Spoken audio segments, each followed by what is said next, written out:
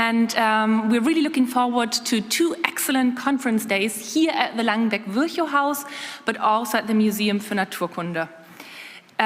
So we are really happy that some of you made it here. We know it's really early. It's before breakfast time, basically. So we hope you all had some coffee and are now loaded with coffee and open to listen to many excellent sessions and presentations over the next few hours. So I would like to guide you through the program and give you some hints as to where to move, how to move, and who to ask if you have lost your way. So as you might have noticed, the Langenbeck-Virchow-Haus looks small from the outside, but it is rather large inside. So in this conference venue, there are plenty of workshop rooms and smaller rooms that are used also by different organizations as their offices. So we tried to make use of as many opportunities to guide you through the building here. If you are lost at any time, please come and approach the people that have on their name tag the conference, or conference team, I think it says, or it says ECSA or MFN. So please come and talk to us if you are lost in the building. So this building here has 4 different rooms that will host sessions. So we have the Audimax here, which is the largest room. Obviously, it fits 500 people. And this room here has microphones on every second place. The microphones can be used by you later on to ask questions and make yourself heard. To do so, please raise your arm, and then people or the chair, the moderator, can take your question. And then you may use the microphone by, and I look at the technical stuff again, by pushing twice. Once. Okay. Switch on and switch off. I think it says it in German. You might try it now, see if it's on red. Yes, there you go. So if it's red, the microphone is working and you can be heard. So only on the down floor here, there are microphones to be used.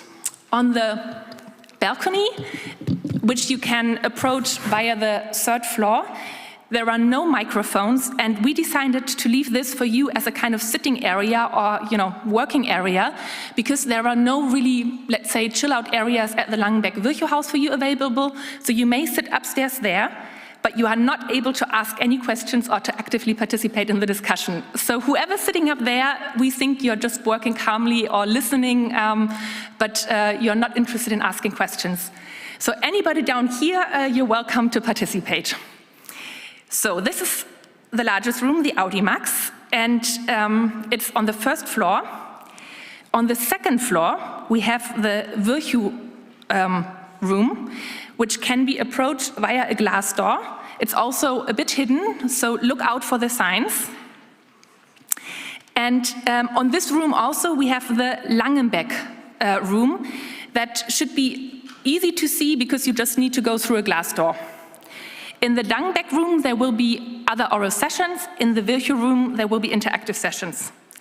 And then we also have another room, the beer room, that actually is beer in German, so I wonder why it's called that name.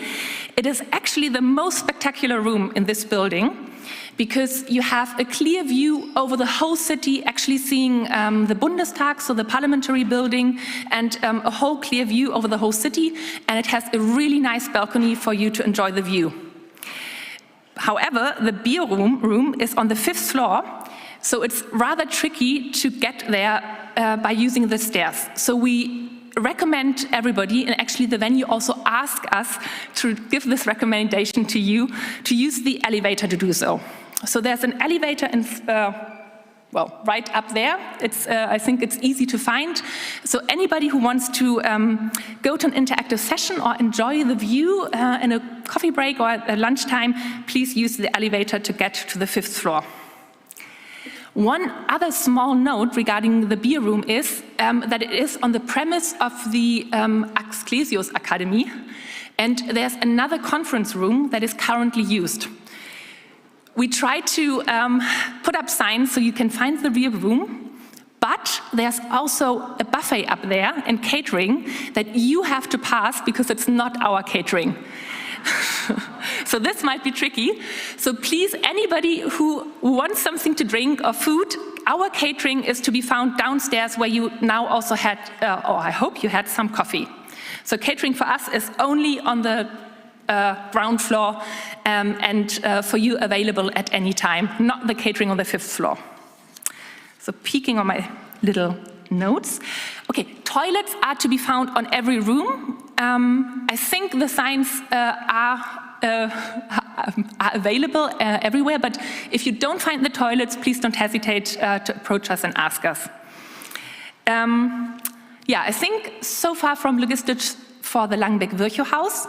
As you might have noticed on the program, but also in the information emails that we wrote out, we have one more room which is to be found at the MFN, so we had the welcome reception yesterday. It's our very nice event room or event hall.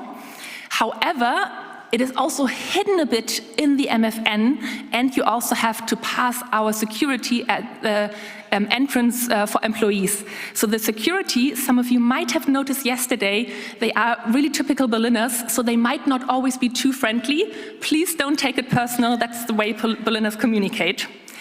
So what we arranged for you is a walk and talk, so there will be always one person from ECSA and one person from the MFN meeting you down at the foyer at the meeting point. It's like a big cloud and it says meeting point, who will take you over to the MFN and guide you through the portal up to the event hall at the MFN.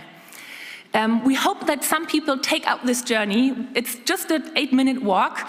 It's really worth it because we also have excellent sessions, and we hope that the people giving their talks at the museum won't be sitting there with just 2 people listening to them. So please also make use of this room. And I think that's most of it for logistics. Apart from that, I hope everybody arrived, had a good journey to Berlin, and also at the registration indicated whether you are all planning to go on the excursions, because the excursions were fully booked. And if there are still free places, we would be really happy to distribute them among the people that are on the waiting list. And the same holds true for the social evening. Whoever has a ticket, you know, a spare ticket to be sold, please come to the registration desk and indicate so.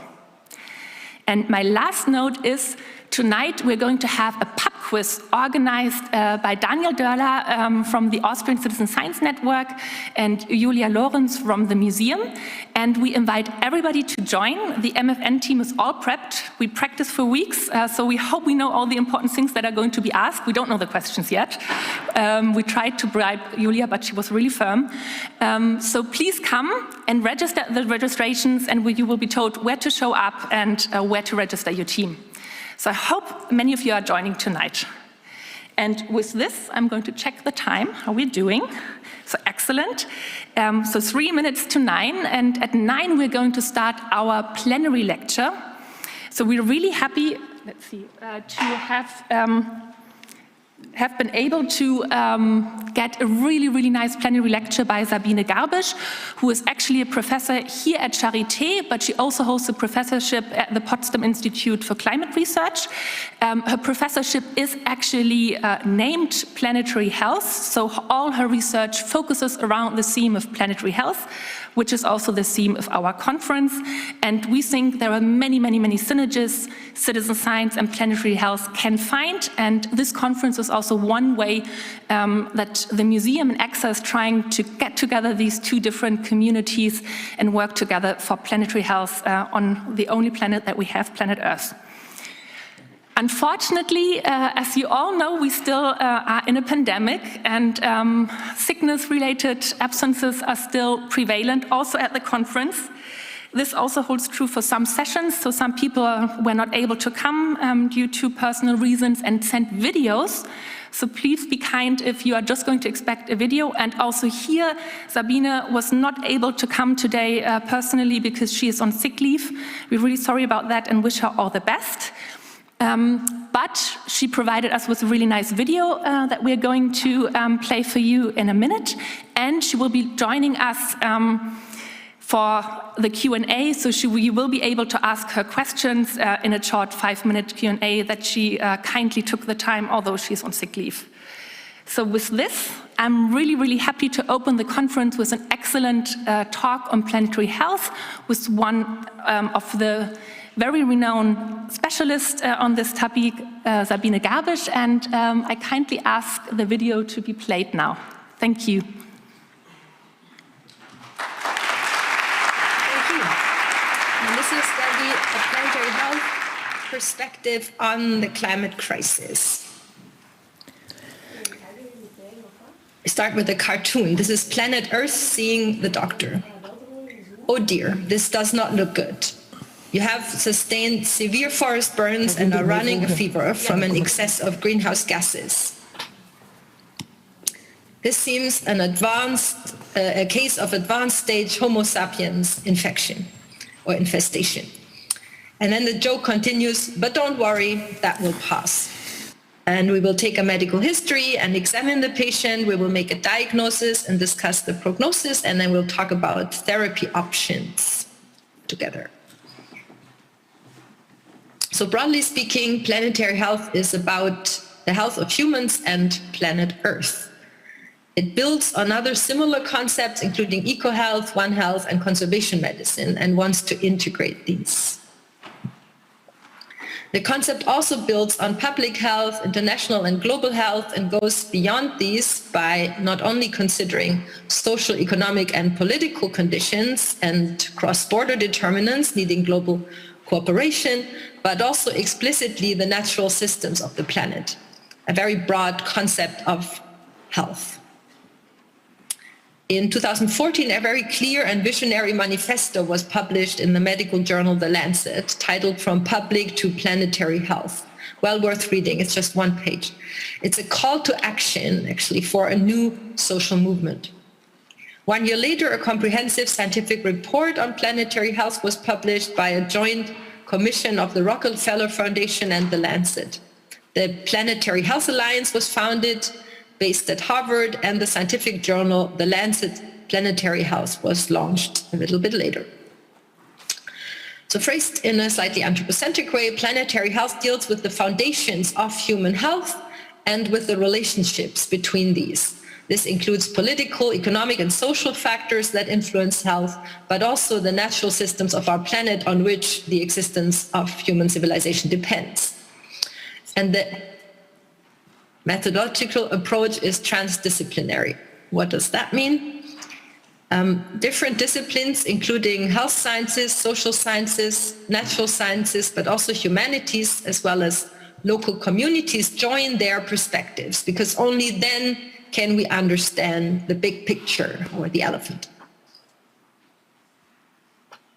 The Lancet Commission identified 3 key challenges of planetary health. Imagination challenge means rethinking the relationship between humans and nature or the planet. So what is progress really, and questions like that. I get some sound from story catchers 2 in now. If you want to mute that, I'm not sure if that makes sense. Then after the imagination challenge, there's the knowledge challenge.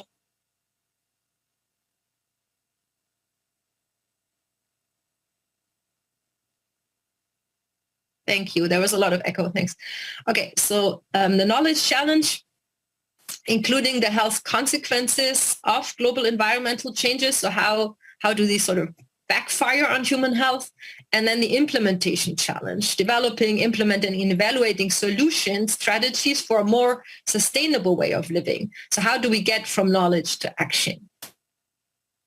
I'll get back to these. Actually, the Gaia theory from the 1970s is also very related to planetary health. It says that the Earth as a whole is like a living organism, a superorganism with self-regulatory features and so-called emerging properties. Like similar to a beehive, which can keep temperature constant within a certain range, although the individual bees as insects cannot regulate their body temperature.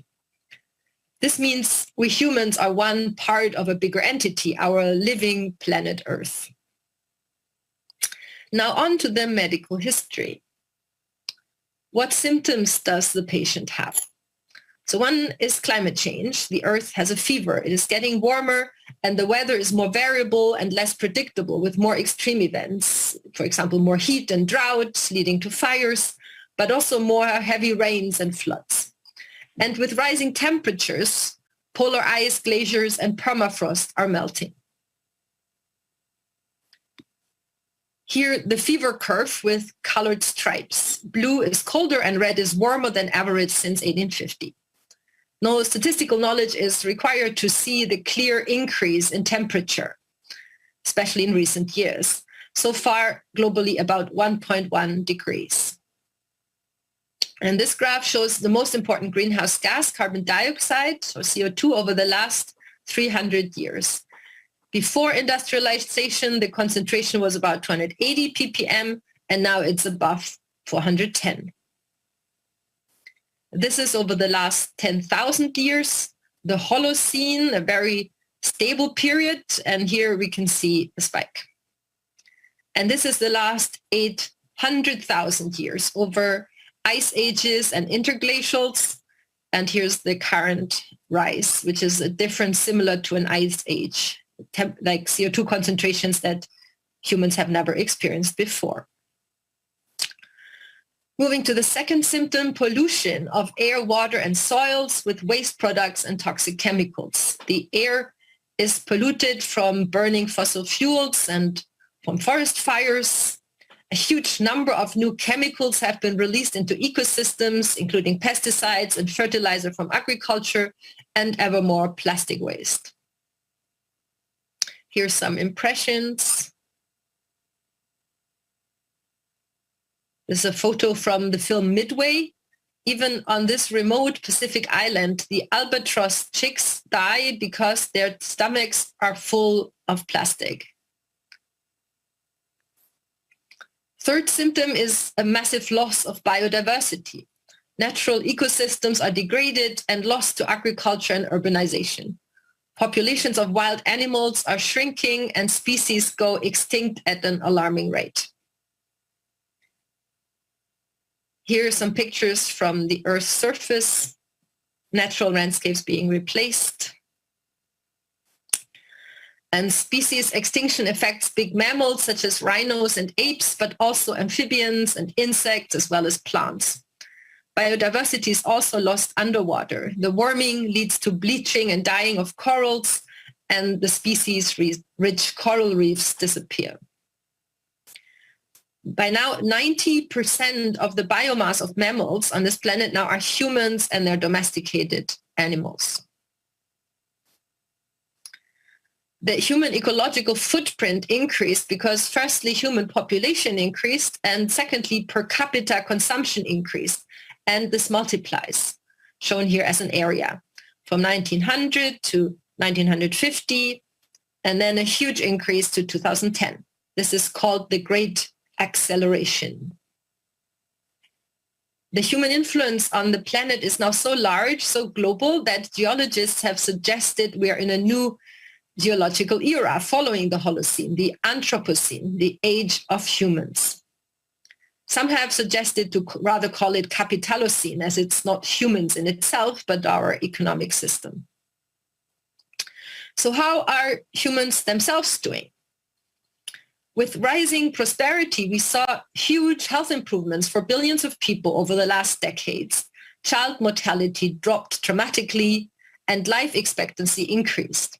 Fertility halved over the last 50 years to 2.5 children per woman globally, which means population growth is slowing down. However, 1 billion people still live in extreme poverty. Over 800 million people do not have enough food. Over 5 million children die every year from diseases that are preventable or curable, such as birth complications, undernutrition, and infections. At the same time, obesity increased tremendously, with now 2 billion people overweight or obese. And as a consequence, chronic diseases like diabetes and cardiovascular diseases are on the rise worldwide. In addition, pandemics are a major threat to human health, including influenza, HIV/AIDS, and now COVID. So now moving to diagnosis and prognosis. The concept of the planetary boundaries can be useful here. Scientists have defined measurable indicators and thresholds for different subsystems of the planet. It's similar to diagnostic parameters in medicine, which show in how far body functions are within the normal range. Of these planetary boundaries, we've already transgressed some, such as biodiversity, and we're close for others. It is important to realize that many things are not linear, not in the body and not in nature. First, the system buffers for a while until reaching a limit when it suddenly changes or collapses. And sometimes, like in a domino, the next system also collapses. For biodiversity and for the climate system, several tipping elements and positive feedback loops exist. One example, the Greenland ice sheet melts as it gets warmer, and then the thinner it gets, the warmer the air around it at the lower altitude, and then it melts even more, and from some point it will melt down completely, which leads to 7-meter sea level rise. Which brings us to the prognosis. What are the likely consequences? So at 1.5 degree of global warming, impacts are severe, but with some effort and a bit of good luck, we may be able to still handle them. At 2 degrees, the chances are already much worse. 3 degrees, 4 degrees and more would just be a nightmare, which is why the global community has agreed in Paris to stay well below 2 degrees of global warming, ideally 1.5 degrees. Now, if all the concrete action commitments of all countries so far would be fulfilled, including the new ones that were made at the recent meeting in Glasgow, where would we end up?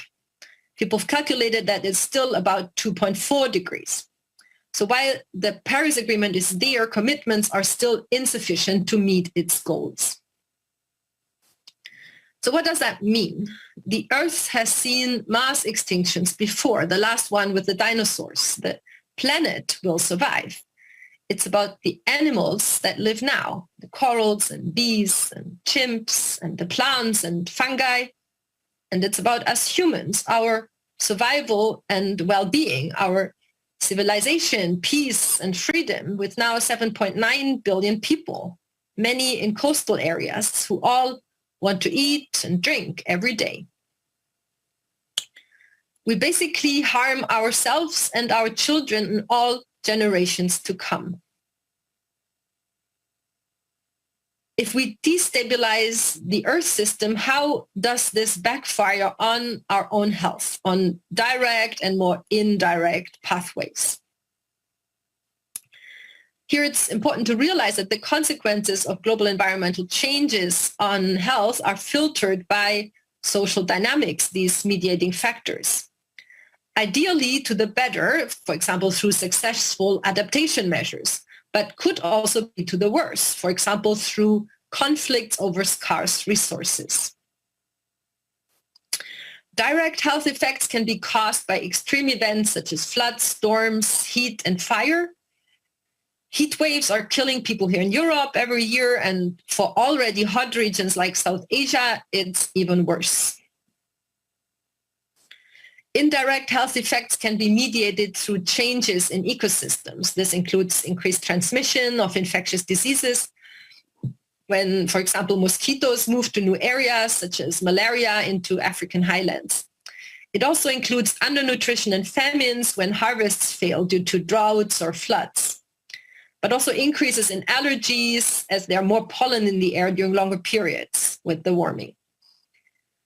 Then the health effects that are mediated by social dynamics are more difficult to quantify, but potentially enormous. This includes increases in poverty, political destabilization, and violent conflicts over scarce resources, migration and displacement because of that, or due to sea level rise, with many negative health impacts, including on mental health. Here you see actually I should now make it 8, there are around 7 billion people globally, 1 billion very poor and 1 billion very rich, and the rest somewhere in the middle. The increase on human well-being and health along this development path has been at the expense of hugely increasing our ecological footprint on the planet. The use of our natural resources is now exhausting the planet's buffer capacities. And with some delay, this is now backfiring via global environmental changes, climate change, biodiversity loss, etc., threatening our own livelihoods and our health.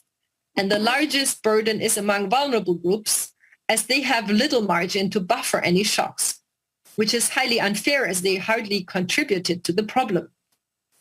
And eventually all will suffer. The floods this summer in Germany and Belgium are a first taste of that fact. So the situation is serious. If we don't act, it is life-threatening, a planetary emergency. How does a good doctor communicate a serious diagnosis?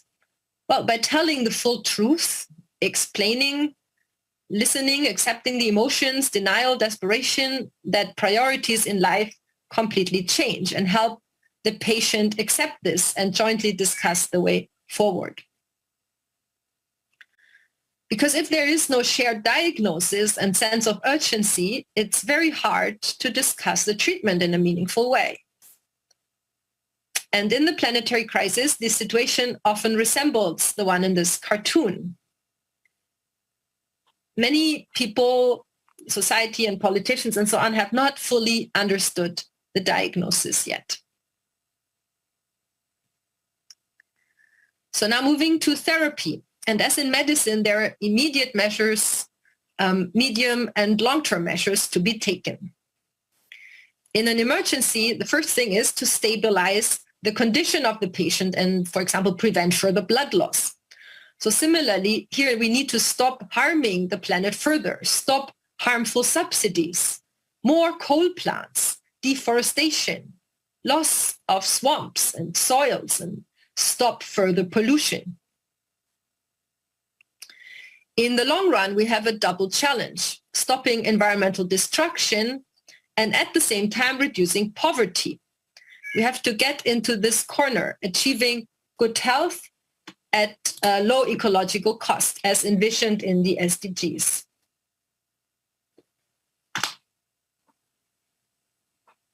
And although I focus on the climate, we need to consider all the planetary systems when we treat the patients.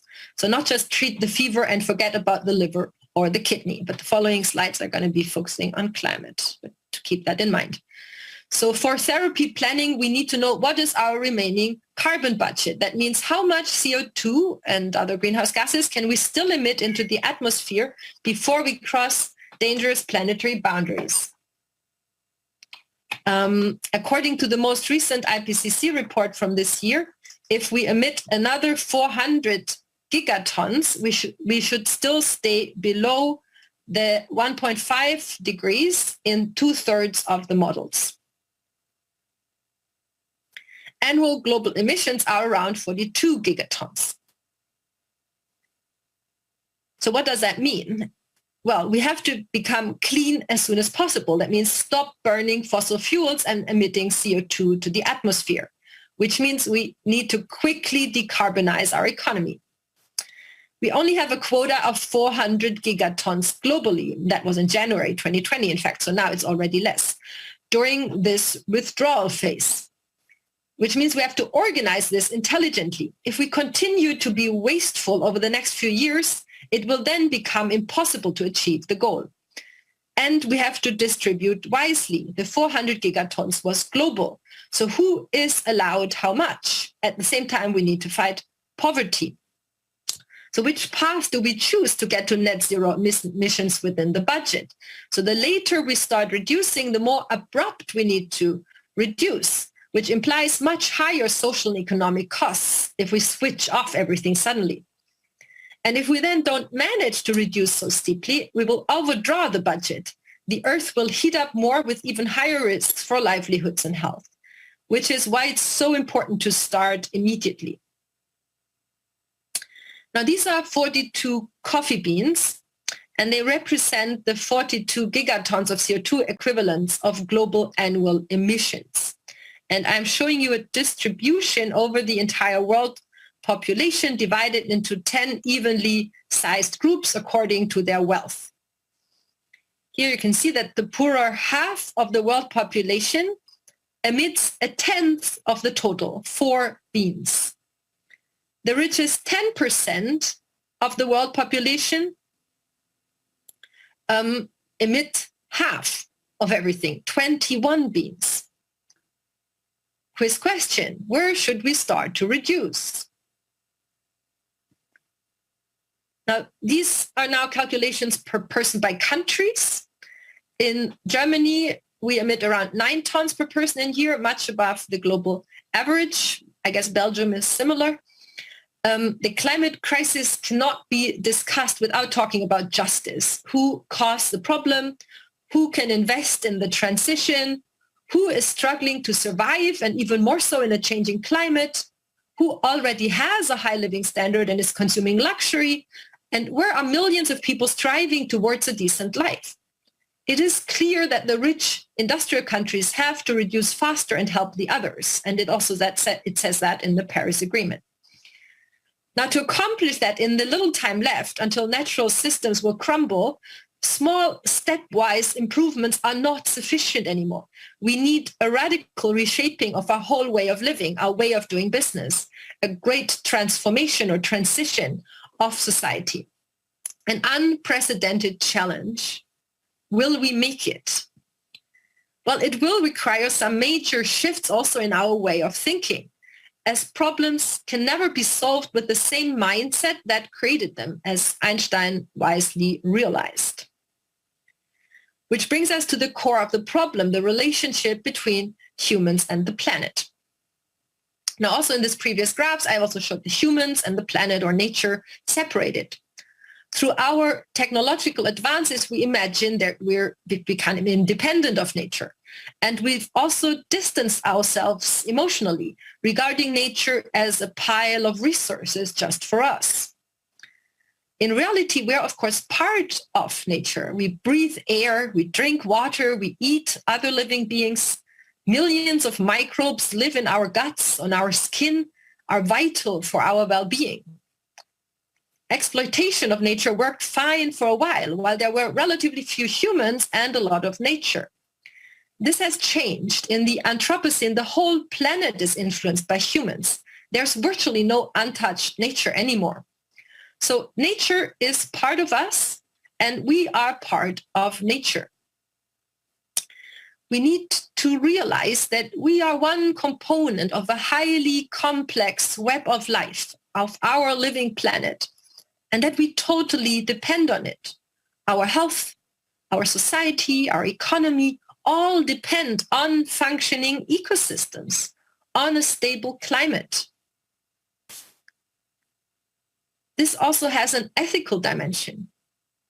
What value do we assign nature?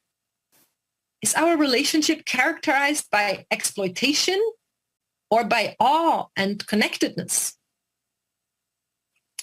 Albert Schweitzer's ethics of reverence for life is one attempt to overcome our restricted ethics that only contain humans.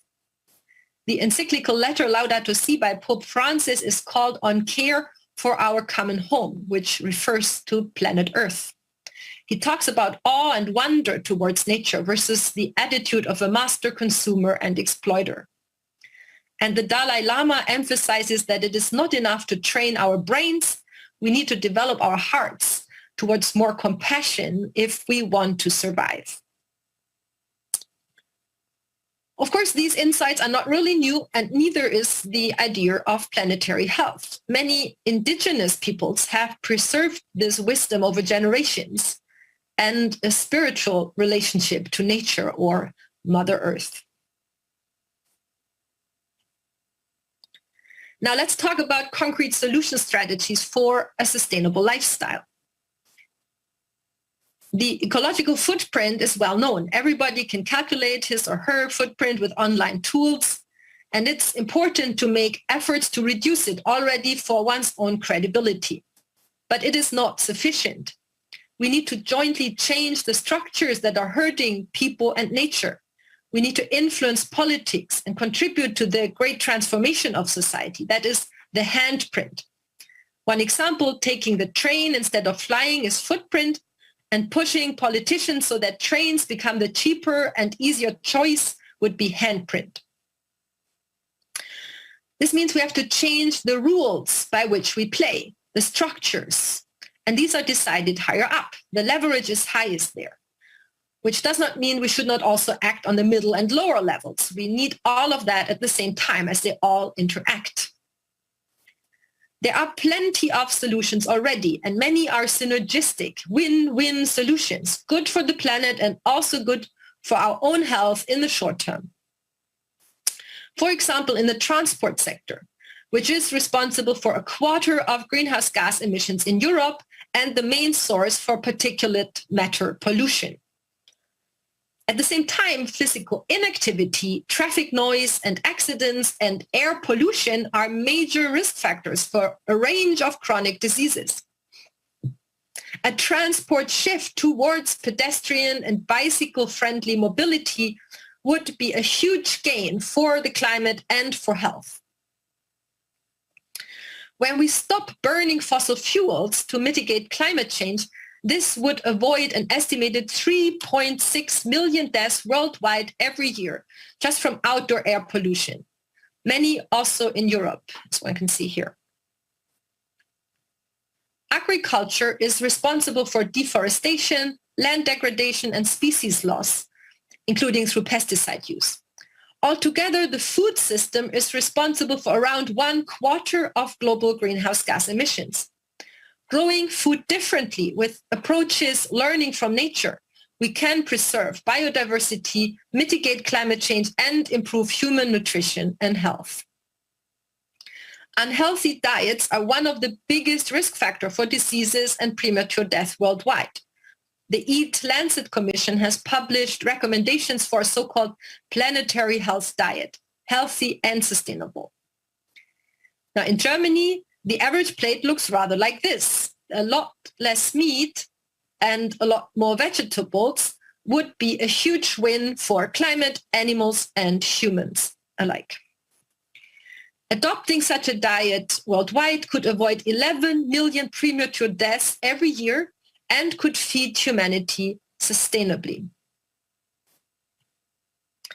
In conclusion, 2 summary statements made by the Lancet Commissions on climate change and health. The first one said, climate change is the biggest global health threat of the 21st century because it destroys living conditions on the planet. Storms and floods, heat and drought, harvest failures and famines, infections, conflicts and migration. It hits poorest people most and first and enhances inequality. And it threatens the survival of our civilization. The second one is tackling climate change could be the greatest global health opportunity of the 21st century. What we need to do for the climate is basically similar stuff that we need to do for our own health anyway. The win-win situation, making cities easy to walk and bike, to have more exercise, reducing air pollution, eating less meat and more vegetables. All these are good for the planet and good for our health. Earlier this year, this UNEP report was published that looks at the 3 crises, climate change, biodiversity loss, and pollution, and their solutions together, and connects them to human health. It demands a new relationship to nature and to each other. UN General Secretary Guterres made very clear in his speech that we are in an emergency and need to act accordingly. Many good solutions exist already, but they're still in a niche, shown here in this graph. These are the pioneers. And sudden events and these mega trends up here can open windows of opportunity, which allows these niche things to become the new mainstream. And such a window of opportunity has been opened with the Fridays for Future movement and other for future movements, and now also with the corona crisis, which is really shaking the mainstream. More and more people are realizing that we are in a planetary emergency. The health professions are also increasingly active for healthy people on a healthy planet. The Health for Future movement in Germany has grown tremendously with groups now in over 60 cities. The fundamental societal change that we need will not happen by itself and come from above. Societal actors need to push for it. There are massive interests against it. It's not just about facts and knowledge, it's about power. We know this sort of from the fight against tobacco industry. The transformation towards sustainable societies is resisted by those who profit from the status quo. As Gandhi wisely said, first they ignore you, then they laugh at you, then they fight you, and then you win. So we need to form alliances and create a positive vision for a better, healthier, sustainable world, which already exists in niches. There is no blueprint for such a transformation. It's an unprecedented challenge. We have to experiment to some degree, be creative, and act into the open, learning while doing and evaluating. And to start to act will unleash a lot of energy. Enthusiasm is important, also having fun. And the first step is to realize that we are in an emergency, that our house is on fire and business as usual as on this golf course is no longer appropriate. Many thanks.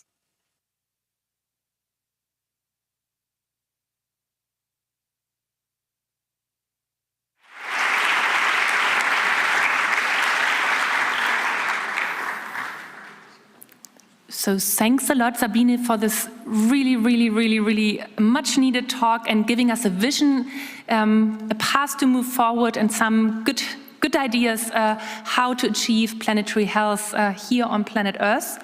And we're really happy to have Sabine with us on Zoom, and she's open to your questions. So I hope that we can see her in a minute on our screen. Is she coming? Not yet, so please prepare your questions. There she is. Hi, Sabine. Nice to have you here with us.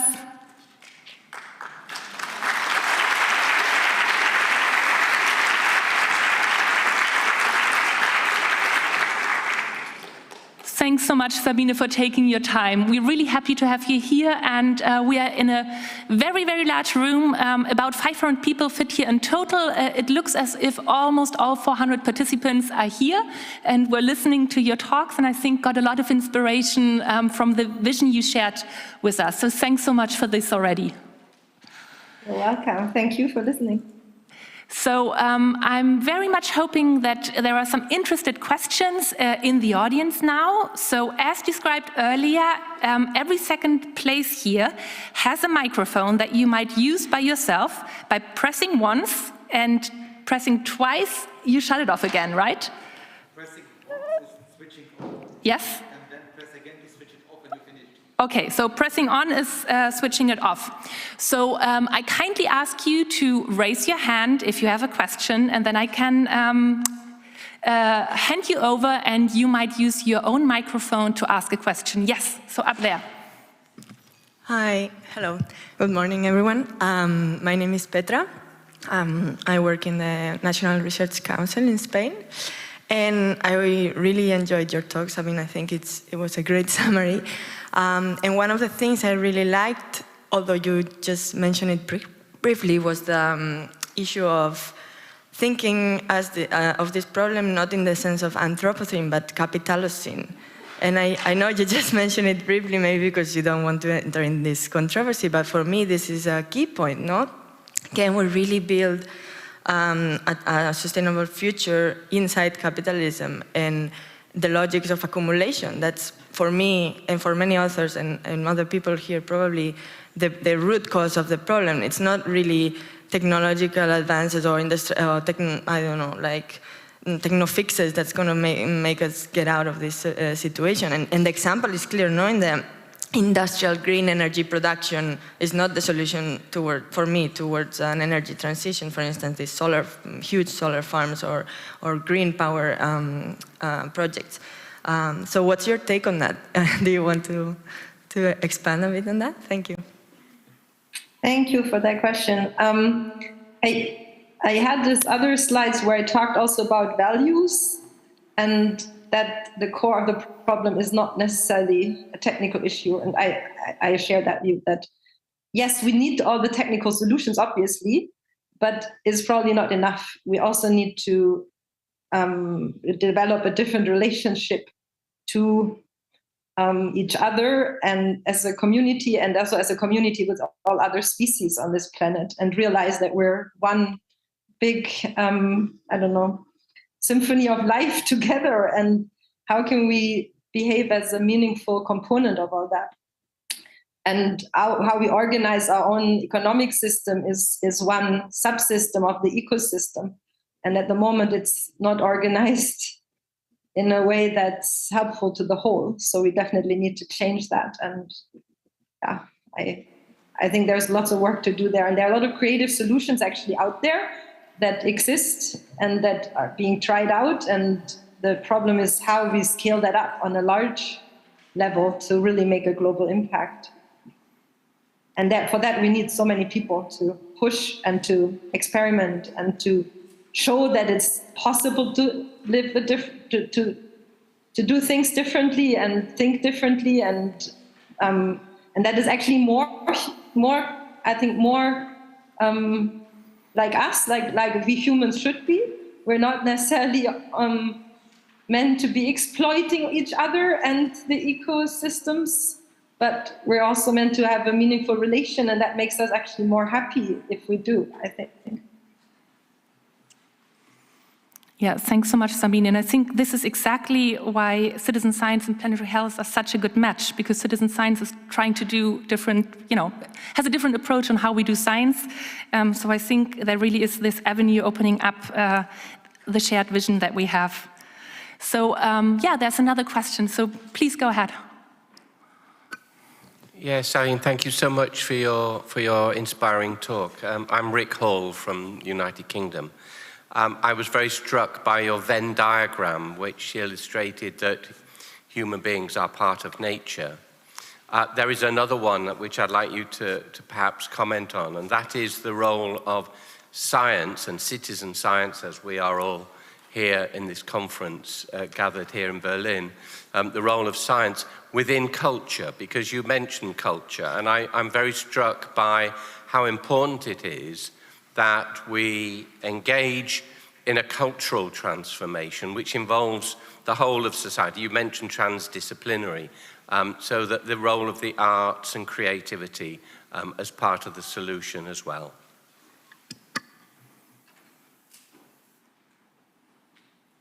I agree. What was the question exactly? Whether I share this view? Yes. Yes, and I do think we need... I apologize, Sabine. It's one of those conference blights, isn't it? That somebody makes a point and then doesn't ask a question. But it's fine. I think it's not like I have the wisdom and others asking questions. I think we all have a lot of wisdom to share, and I think comments are equally welcome as questions. Yeah, so thanks so much, Sabine. So we agreed that you have 5 minutes of question, and we're really happy that you are here with us, despite being not in the conference, but we were able to meet online. Thanks so much for taking your time and making this possible, and for sharing this really, really inspiring video with us. Wishing you all the best, and hoping to meet you soon at some point in present here in Berlin or worldwide, and together fighting for planetary health. Thanks so much, Sabine. Thank you. Bye-bye. Have a good conference.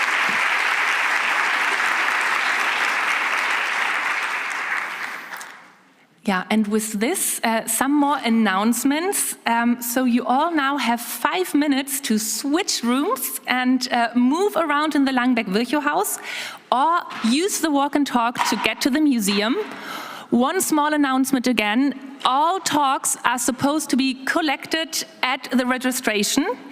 The last chance for all speakers, may I ask for some silence here? Yeah, the last chance for speakers is go to your room support or your chair at your room. You will find all information of room support and chairs down at the poster in the foyer. There are 2 big posters where you can find information on the chairs and the room support of your rooms. Please make sure that your talks and your PDFs or PowerPoint presentations are with your chair and your room support.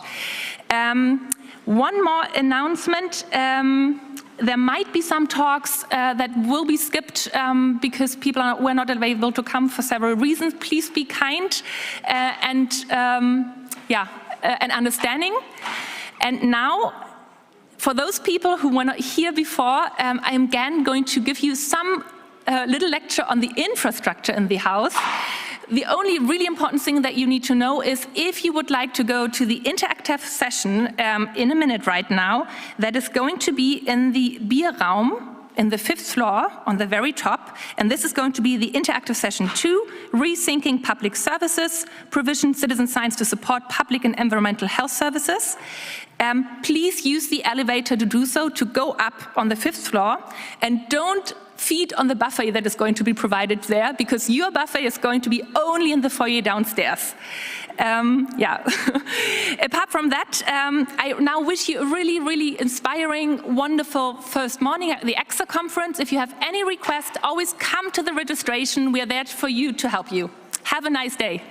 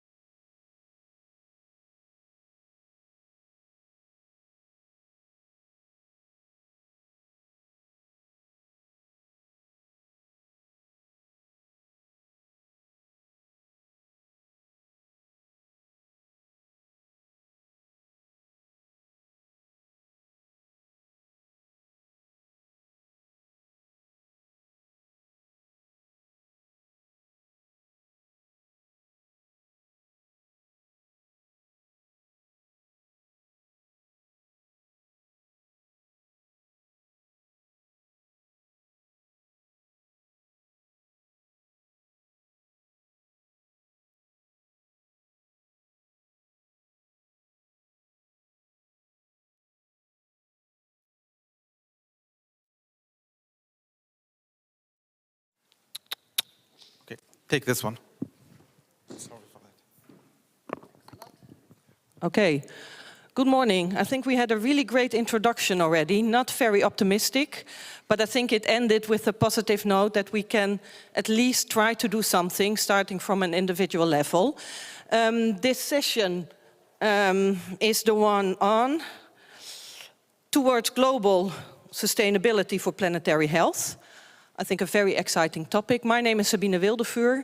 I'm Director of Design Lab of the University of Twente, one of the co-founders of the ECSA workgroup Citizen Science for Health, and also involved in a lot of projects on citizen science for health. And we have 6 presenters today, really different topics as well, but all link, of course, to sustainability. The SDGs are mentioned in several presentations as well. And we have a very strict timing for today. Every presenter has 10 minutes and 5 minutes for Q&A. So we have to cut you off if it's taking too long. So I would like to introduce Martin Brocklehurst. It was like, is it Hurst or Hurst? He is from Camplay Green Consultants, and his title is Empowering Zero-Emission Citizens, and he will take us along in the Aurora project that is designed to illustrate how to empower citizens across the EU to make informed energy decisions. So the 10 minutes will start now. Thank you very much. And my first slide is just an indication of how traumatic climate change really is. If you're caught in one of the big extreme weather events now, it is utterly life-changing. And this was Australia, when they were still talking about building coal-fired power stations in Australia. And I happened to be there when the fires were going, and it's very dramatic. So I'm going to talk to you about Aurora. It's an EU-funded project achieving a new European energy awareness. It's about doing something now. It's not about waiting to be told what to do by governments. It's a £4.6 million program. It's coordinated from Madrid. And the list of partners is shown along the bottom. And they're a mixture of universities, local government, and private sector. So an interesting mix. The objectives of the project are very clear, about upgrading local social communities into energy communities, to turn into citizen science hubs for energy transition.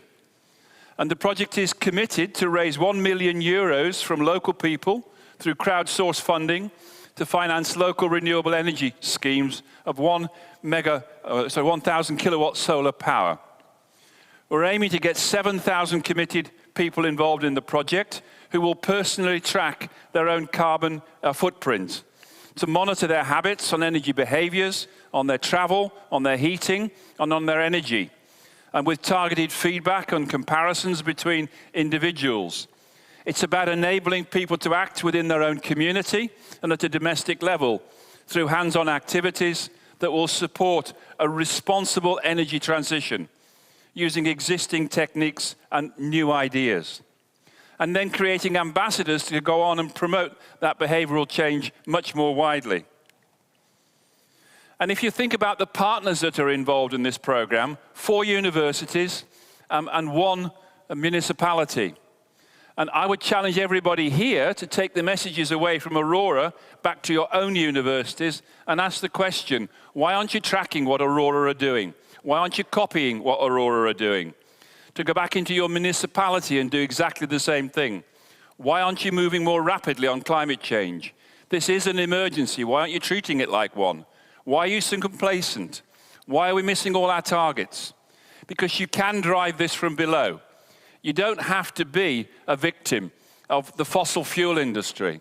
You don't have to be a fossil fool. You can change, and you can change from below. So this program is about mobilizing people and communities, raising awareness, tracking carbon with an app on your phone, putting money into crowdsourced funding for solar photovoltaic community facilities, innovating with new ideas, and then lots of people acting as ambassadors at all sorts of different levels to exploit the results. It's creating public-private local energy communities, and it's a real breakthrough in some countries to do this. This idea of being able to produce your own power and sell it to local people for their own use. So you're no longer reliant on centralized energy generation schemes. And it's not a footprint calculator that we're talking about for our app, it's a personal trainer. This is about you taking responsibilities for your carbon and driving those carbon levels down in line with the Paris Commission targets. It's about giving you a label as to where you are on that journey, as you would do with any electrical appliance. So there is a labeling scheme being developed so that you can compare your performance against others in a very simple way. There's an example of the app starting to be formed. It will become available at the end of this year and will start to go out into use in the communities. The community photovoltaic schemes are already developing in each of the pilot areas, and boy, are there problems in doing it. And the countries involved, Slovenia, Portugal, Spain, the UK and Denmark, all have different barriers, all trying to stop communities doing the very thing we want to do.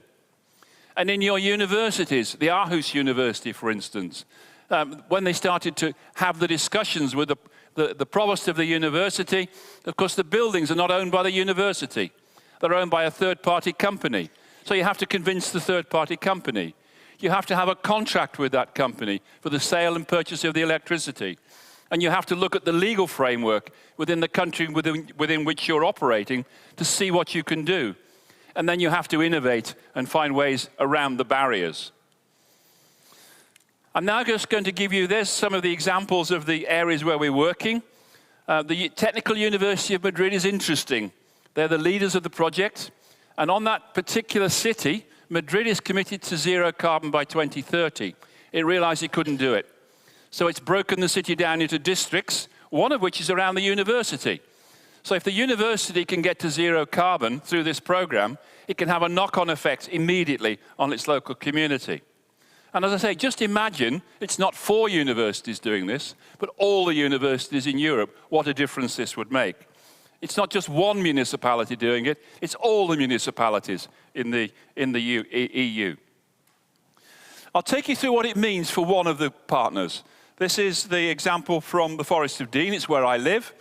And it's a municipality that's now looking to put a community-funded solar voltaic facility on a local school that will then provide energy to the local leisure centre, reducing costs for the leisure centre, reducing costs for the school, reducing carbon. And the way you pay for it is through crowdsourced funding, and the people who put money into the scheme can offset that against their carbon footprint. So there's a loop working here. And then it starts to ask you questions about your community. And this is just a simple example of one community that's then picked up on the Aurora program and said, well, actually, what does this mean for me? What is my community doing in terms of carbon emissions? And this is just all the communities in the Forest of Dean, showing where they sit in terms of their overall carbon emissions. And it's actually linked to socioeconomics. The left-hand side of the screen are the poorest areas, the right-hand side are the richest areas. Direct correlation. The one exception is Hartbury, where there's a university, which complicates the picture. The same community then said, well, where's the carbon coming from in our community, from the decisions that we all take? And this is just a simple breakdown of where those carbon emissions are coming from heating, from transport, from goods, from food. You've got to know where the problem areas are before you can tackle them in your community. And then what about the geographical area in which you're located? That has an effect on your carbon footprint as well. And in this community, agriculture is massive. So if you really want to make a difference, don't plant a tree, go and talk to your farmer. Don't be, if you like, a fool in terms of the way you use your energy to drive carbon down. Find out where you can make the biggest impact and hit that first. That's what really matters. And then we had another look in this particular community at the housing. How good or bad is the housing? And it turns out 70% of the houses have got an energy performance certificate. It's all available publicly online, and you can find out where the worst performers are. Hit the worst performers first. Go and talk to the people, because they can do something about getting their carbon emissions down. You don't have to wait for governments to tell you what to do. And then interestingly, this particular project is part of a bigger whole now for the EU Green Deal cluster. And I think tremendously, for the first time, the Commission are pulling projects together. They're looking to get maximum benefit from working together. So we've gone from the local, now we're looking through all these particular projects, bringing them together to see how we can get maximum impact from them, and amazing things start to happen. You start to find now, we're now talking to the Global Citizen Science Partnership, who are talking to UNEP about putting the information from what we're doing up onto the world, what they call the World Environment Situation Room, allowing our data to cascade straight up to the UN. What an amazing opportunity that comes from working together as a cluster. And just to finish, we need you. We need you to act on climate change. We need you to use less energy and emit less CO2. We need you to save on electricity costs. We need you to start thinking as communities. We need you to participate in this research project. You can actually take part if you live in one of the demo areas, but why wait until the end of the project? Track us on social media. Track us in terms of what we're delivering through the project on our website, and mimic what we're doing in your community, in your university. Thank you very much.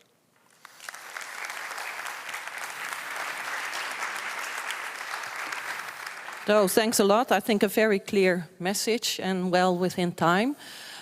Even before time, because my timer didn't stop yet.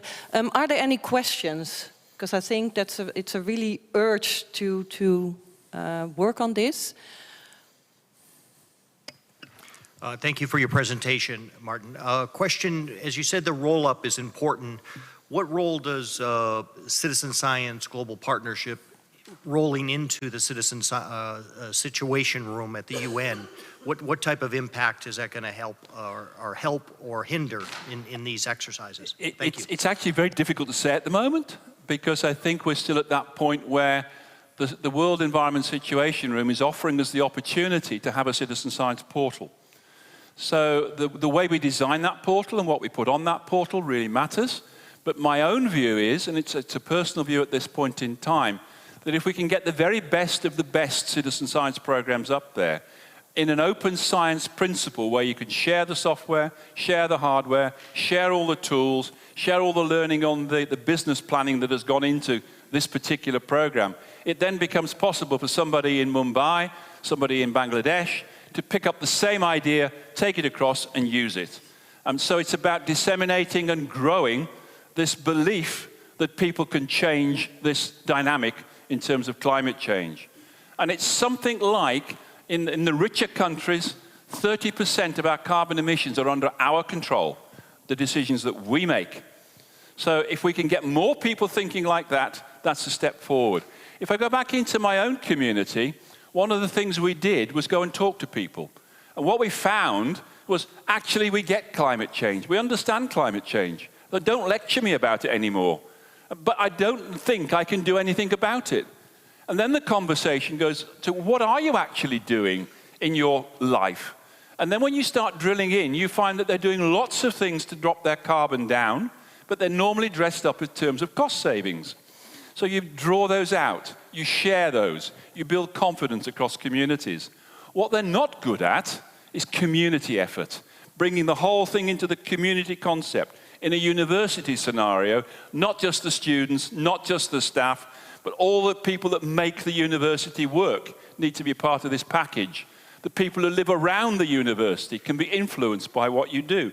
And it's the strength of the community and the number of people you get involved that drives the rate of change, and also drives the politicians to take note.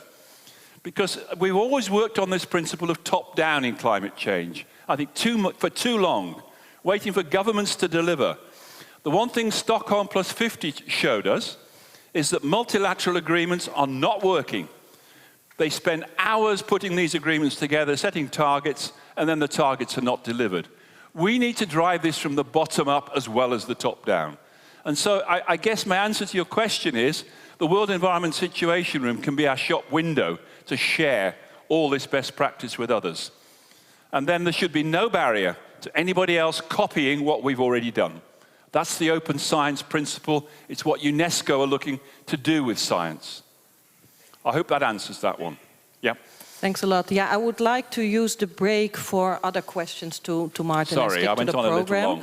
Yeah, no, thanks a lot. And I think there's space enough to, you'll be around, I suppose, the coming days. Yeah, there are brochures outside on the project if you want to see them. And on Friday, there is a poster session where you can come and ask me more questions and get involved.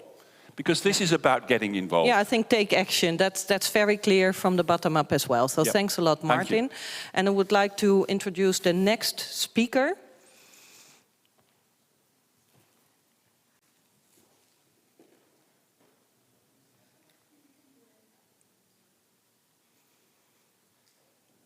Okay, we have Alba de Agosto Camacho, environmental engineer. Roots in Aruba, and you will share the results of a scoping review. Yes. Okay, so the floor is yours. Thank you very much. Thank you so much. So I have this hands-on microphone. I think you can hear me well.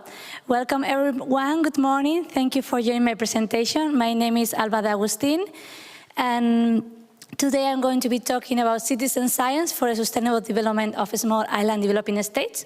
This work I have conducted as part of my PhD in collaboration with a co-author team, and it's part of the SYSTEM program. SYSTEM stands for Sustainable Island Solutions through STEM, and actually results of a collaboration between University of Aruba in the Caribbean and KU Leuven in Belgium. It's a project funded by the European Commission. So first, I will briefly introduce what are small island developing states, for those are not familiarized yet with the concept. So there are actually 38 UN member states and 20 non-UN members. But what you see in the map, there are most of them islands, small, remote, isolated, distributed around the world, and very much impacted by climate change. So you might have seen on the news, for example, the government of Tuvalu already wondering or planning what to do, what the country thinks, or for those following the UN Climate Change Conference in Glasgow, you might have heard the speech of the Prime Minister from Barbados, and if you didn't, I encourage you to do it because she explains very well how people on islands are already, or I include myself because I live on an island as well, how we are already suffering the impact of climate change. So there are several limitations for development, and some of them are lack of data, lack of human resources or limited resources, let's say, and the need for island research for local solutions. So this is actually how citizen science can help small island states with their own development. And in this diagram, I have represented two approaches of citizen science. So on your left side, I think, which is my right side, you see the productivity approach, which actually emphasizes the capacity of developing scientific research through citizen science to mobilize resources even more in this type of context in which human and economic resources are limited. And in that way, also to collect the very much needed data.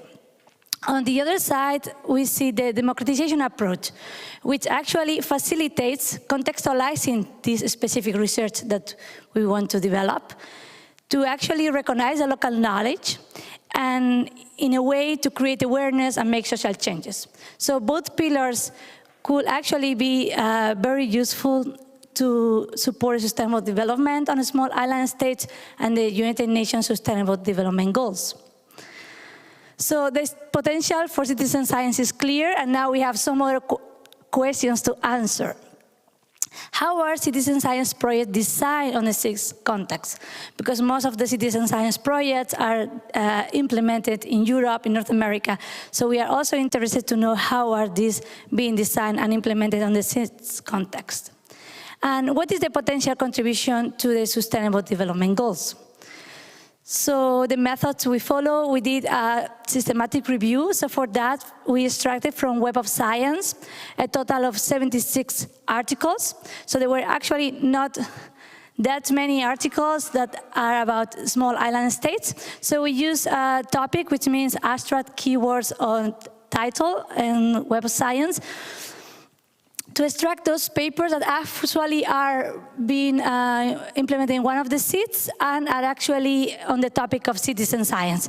We use more terms, not only citizen science, because more terms are being used in different contexts.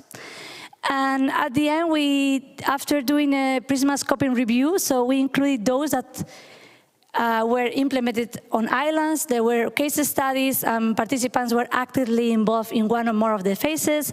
We have 28 to analyze. So how we analyze them? Here you see a diagram we actually elaborated for a publication that is currently under review. And what you see here in the inner circle is the project. So all projects have a goal, have a method, have an outcome. And the other circle, which is darker yellow, is a context. So all projects are embedded in a context. And then we see the 17 SDGs and different arrows that link the different dimensions. So we first look into the context. What is the relation of the authors and co-authors? So what are the patterns in their affiliation? Whether they belong to a Global North institution, Global South, or SEEDS. Then we also look into the link between the Sustainable Development Goals and the goals of the project. We look into the goal of the project and which methods were used. And we look into the goal of the project and what were the outcomes. So I will start showing you the results.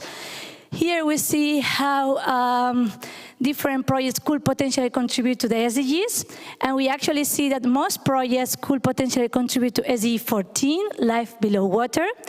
But most of these projects are actually productivity projects, which means the goal was mainly to collect data. And what is also interesting is that there are 3 projects that merge or targeted both democratization and productivity goals. And this is very important also considering that people living on islands are very much linked with the sea, with the ocean. So the well-being, the economy, the culture and history. So designing projects that target more than one goal might seem a more inclusive approach. And for many SDGs, we did not find projects that could be linked to. Okay, when we look into the authors and co-authors team, out of 28 projects, 13, the first author was from the Global North.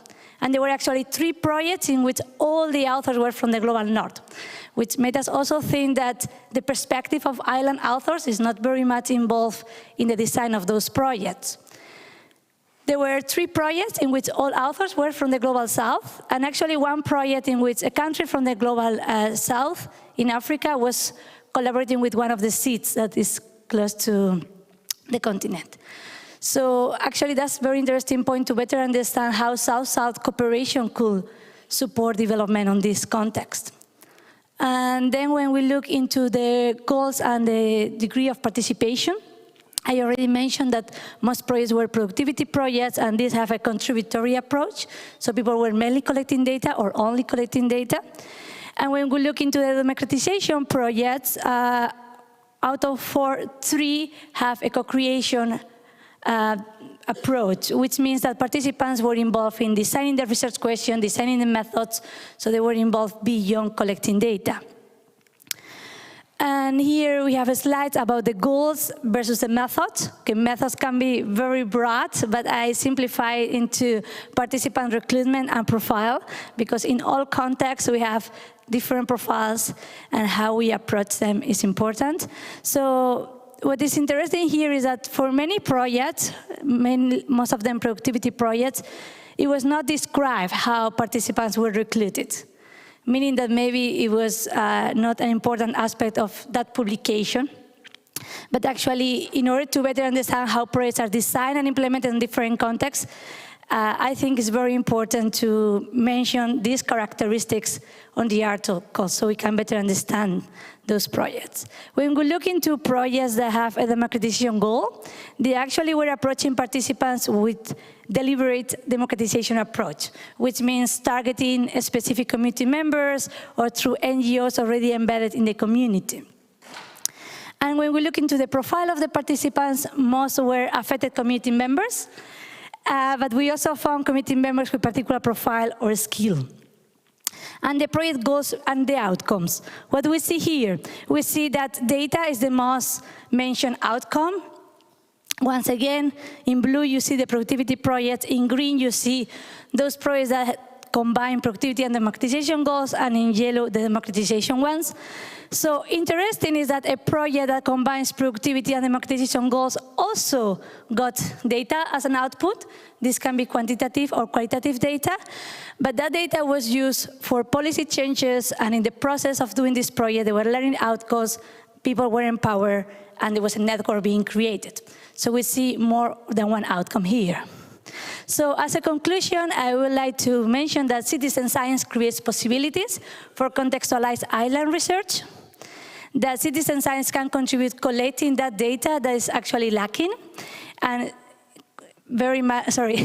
especially considering the limitations of economic and human limitations. And the combination of democratization and productivity goals can actually lead to a more inclusive development. The potential contribution of these case studies that we analyze are mainly for SDG 14, but then also to SDG 3 and SDG 11. And it's also interesting to look into those SDGs for which we did not find any case study to understand if we should also design citizen science projects that target those SDGs that are most in need. So one of the limitations is that we did not look into grey literature, and it might be that in this context, many projects are conducted by NGOs and are being published in grey literature instead of academic articles. So what we are doing for our next steps, we have interviewed NGOs and policymakers working on islands with citizen science and reporting on SDG agendas, and we want to evaluate or analyze if the outcomes of scientific articles also align with the realities that the stakeholders are facing in this field. Thank you very much for your attention. Well, thank you, Alba. I think, yeah, it's really of added value to do this kind of systematic reviews, even though they're not that easy to do. Yeah, any questions? I see one hand raised. Thanks very much for your talk. It's excellent. I was just wondering if you could say a bit about how you classified your projects as either being productivity projects or democratization projects. Okay, yeah, thank you. Very interesting question. So if I understood correctly, it's like, when did I decide if a project was productivity or if a project was democratic? Okay, yeah. So actually, we designed an instrument that will also be published together with the diagram I was presenting in the publication is under review. And the way we look at it is, okay, based on what the authors of the articles, how they phrase their goals. So when you read a case study, and if the author phrases in a way, okay, we wanted to collect data about starfish because they are in danger, and our goal was to actually know how many starfishes were there in that site, then it's purely a productivity project, because the author do not mention how they actually wanted to encourage or they wanted to educate the community. And therefore, we consider that a productivity project. It might be that in the way they are educating people, but if this is not measured, if this is not a tangible outcome or target, we cannot classify it as a project that combines both goals. But we did look into other projects, for example, that they want to involve diving schools, and they want to involve the tourism sector in collecting data about species in danger. So, okay, they are collecting data, so it's productivity, but they also want to see how there can be some environmental and social benefits for that community. So if the schools can be involved, if different businesses can be involved, so then clearly the authors are stating that they have more than one goal. And there were some projects that were purely democratization as well. So the goal was to teach, to share knowledge, to empower. And therefore, we classify them as democratization projects. Thank you. Okay, thank you. I have one quick question. Yes? How do you decide if it contributes to the SDGs, if citizen science contributes? Okay, yeah, very good question as well, because none of the articles actually mention any potential link with the Sustainable Development Goals. So it was also an interesting finding that even though they could contribute, they did not mention it on the article. So what I did actually went through all the SDG targets and see if any of the outcomes that were mentioned in the article could contribute. So if one of the projects was, for example, developing a technology to involve women, so these women could be more empowered, then looking into the SDGs of equity, we see an SDG, in SDG 5, we see about equity, about how technology can empower women and can make a more fair situation for people of this profile. And therefore, we make such a link. Okay, well, we talk afterwards, because I was also interested in how do you decide then what is citizen science, but I think that's a more difficult one to answer. Okay, I'm happy to answer later during the break. Let's do that. Thanks a lot, Alba, for your presentation. And I would like to invite the next speaker on the stage. Okay, thank you. Microphone, thank you. So we have H. It doesn't explain where the H stands for, but H. Ulrich Hoppe, with the title Between Exoplanets and Planetary Health, Viewing Citizen Science Through the SDG Lens. He's from the Rayas Institute, and based on the insight of the CS tracks, you will update us on the relation between citizen science and the SDG. Right. Thank you very much for the introduction. I'm very happy to be here to be able to expose in this community and in this very nice environment.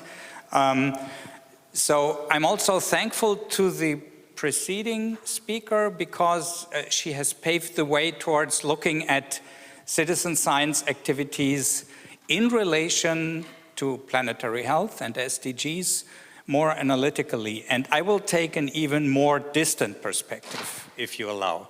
So, and even that already the title says that I'm going to address a certain tension here. I'm going to say more about the origin. Oh, the color is a bit strange here. So this is the overall, topic of this conference. And I think we agree that planetary health is related to SDGs. I thought I might have to say more about that, but I think this has already been paved. So we can look at planetary health in a way as the background, with through the foreground the more operational formulations of sustainable development goals. This has been discussed in the community. This is one recent paper, also originating from this place in part at least. It's about assessing the contribution of citizen science activities to sustainable development goals. So viewing citizen science through the SDG lens is quite popular. On the other hand, if we think of planets, there's also such activities as exoplanet search. That's a genuine part of citizen science research. Some platforms, like Zooniverse, were created with such projects in the original set of, say, in the core of these platforms. And what does an orientation towards SDGs mean for such projects, like in astronomy and astrophysics? Just a question to the audience. Who here in the audience is working in the field of astronomy and astrophysics? Nobody here in this audience. It's not a surprise, because the topic of this session is not really into that direction. So we have this orientation towards SDGs and planetary health, and we should reflect now what this means for the whole landscape of citizen science. Because, as I said, astronomy, astrophysics is a genuine, it has been and is a genuine part of citizen science activities. And we should look at the interactions as a basis, as a premise for further going policy discussions. How do we decide? How do we handle this possible tension? I will not enter this policy discussion in first place. I would rather take a data-driven approach to give you some background on the interactions that we find in, say, the manifestations of citizen science, particularly in the online world, on online platforms. This comes from a project called CS-Track that started December 2019, a European project. The specificity of this project is the combination of computational analytics techniques with other more standard social science techniques to analyze citizen science. So to look at citizen science a bit, let us say, from the outside also.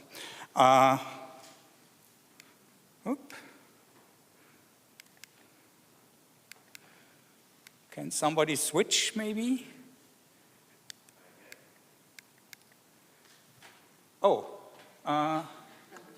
So I'll try again. Yeah, now it comes.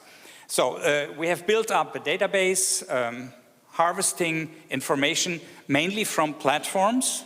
I mean, online citizen science activities are usually organized in platforms. We have started to harvest information from the platform, which is a bias. I mean, there are activities that are not originally on the platforms. Oh, that was the wrong one. So, and if you want to learn more about this project, there is on Saturday a half day where you get detailed information in several threads, also with hands-on possibilities about what we are doing in this project. So in our approach to analyzing citizen science activities, we have been looking at 3 levels: micro, meso, macro. The micro level would mean we look into projects in depth, in detail, like the talk pages, the forum pages. We analyze these interactions using discourse analysis techniques, network analysis techniques. Here, we have done that, for instance, with the chimpanzee project on Zooniverse. The meso level, the middle level, is for collections of projects where we can apply certain techniques overall over the whole collection and just extract, for instance, here, relations to research areas for a whole bundle of projects that are more or less homogeneously described. And then the macro level would be that we open up towards, in a way, not only the projects that we have in the database, but also, for instance, harvesting from the blogosphere, the Twitter blogosphere, and looking at interactions of citizen science activities in this open space. I will concentrate here on the meso-level approach, so where we practically, and this goes a bit into the technicalities of what we are doing, we are mainly departing from project descriptions that we have in the database, and we can compare, using a method called ESA, such project descriptions with reference pages, the Wikipedia pages that correspond to certain topics, so that we can see in how far these project descriptions resonate with these topics. There are also other things like named entity recognition, etc. But the main thing is this. So you have, for instance, the Wikipedia page on biodiversity, and you have a project description, and then you can say, using this technique called ESA, you can say there's a certain similarity in this project description with the general topic of biodiversity. This is an example where we have done that for a collection of 218 projects from the Zooniverse platform. This is also the sample that I'm going to use here in the background.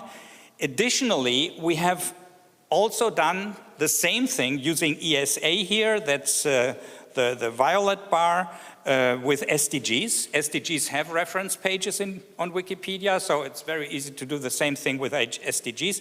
For this SDG-related analysis, we also have manual coding, and we have also used 2 other coding techniques, encoder, that comes from a specific field that we are related to, and OSDG is a suggestion that comes from the SDG world as such. So now, once you have these associations of projects to topics, be it research areas or be it SDGs, you can calculate the similarity between topics viewed through the manifestations in the projects. It's practically the calculation of an overlap. Think of an overlap, as you see here.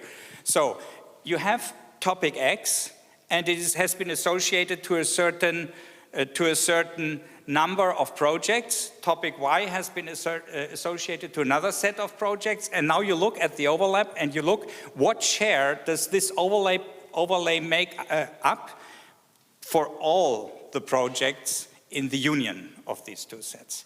That's what we call the Jacquard index, and you can now calculate these associations between research areas and SDGs. And I have extracted some more specific and probably, hopefully, interesting interactions here. Not surprisingly, environmental science and ecology projects associated with this label resonate to the highest degree with SDGs, 16.1%. So the average overlap is 16.1% with over all the SDGs. You see now astronomy and astrophysics is at 3.9%. Interestingly, ornithology is even lower. And we also see that if you look at the second column, that the resonance in this sense with the SDG 4, quality education, is typically higher with the exception of ornithology. So that's something special about these bird watching projects that we still have to explore further how it came about, but it is what we found. So, observations. There's no surprise regarding the research areas, usual suspects that show high resonance with SDGs. Resonance with quality education, or as it is spelled out in more detail, ensure inclusive and equitable quality education and promote lifelong learning opportunities for all, is usually even higher. This is also true for astronomy and astrophysics at an overall very low level, and that there are even areas with lower level of resonance to SDGs. Caveats, we found that the values appear to be somewhat biased by overall number of projects that fall into that area, although the formula that you have seen is clearly just relative. But this is something that we have to bear in mind. And if we talk about education, why that? Often people say, oh, yeah, by involving people in science, any type of science, we are promoting education, and this should... I'm moving closer and closer, sorry, because we really have to cut off, so maybe the last sentence, words. Yeah, last sentence. And this education may be specifically true, but it's often not education for all, and we have to be clear about that. Thank you for your attention. Thank you for your message. Thanks a lot. Very interesting, and also this morning we heard about transdisciplinarity. I think to have astrophysics here is wonderful as well. Are there any questions from the audience? Could we again switch?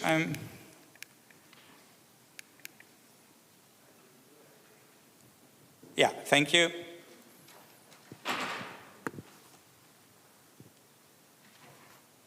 No. Yeah, I see one question here in the front.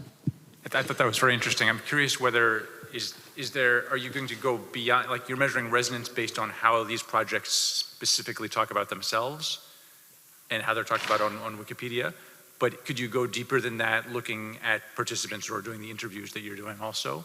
Is there a way to measure resonance that may not be explicitly stated, but where there's actually overlap in terms of... In the project we are doing such things, and you will be able to see that on Saturday.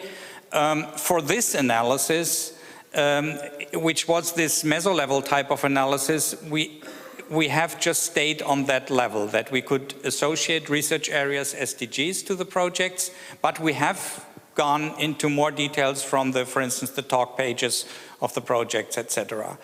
Yeah. Thanks. Okay, thanks a lot. Thanks a lot for your contribution and your presentation. And I would like to ask the next speaker, coming down already, Athanasia Orvanu, The title is The Role of Sustainable Waste Management in the Carbon Footprint of Pilot Cities, presenting the CO2 calculator of Compare. So I'm really looking forward to the dashboard that you have been developing. Thank you. Hello, everyone. My name is Athanasia Orfanou, and I'm a PhD candidate in the University of the Aegean. And today I'm going to present to you the role of sustainable waste management in the carbon footprint of pilot cities, and I will present to you the CO2 calculator of Compare. To begin with, I want to say a few words about the Compare project. Compare project is a 3-year project funded by the European Union's Horizon 2020, and it's designed to help citizens monitor, understand, and change their environmental impact.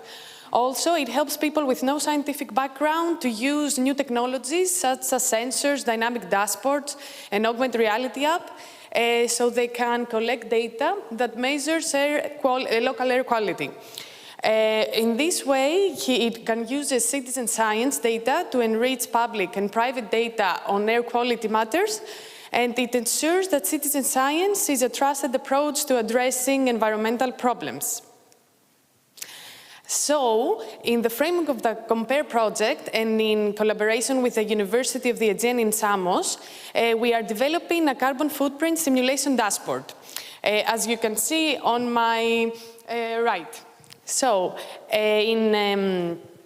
the carbon footprint simulation dashboard is designed to help citizens understand how their daily actions affect CO2 levels, and also to compare how future CO2 emissions can be modified when daily habits are changing, such as driving or cycling or washing during day or night. This would lead citizens to a more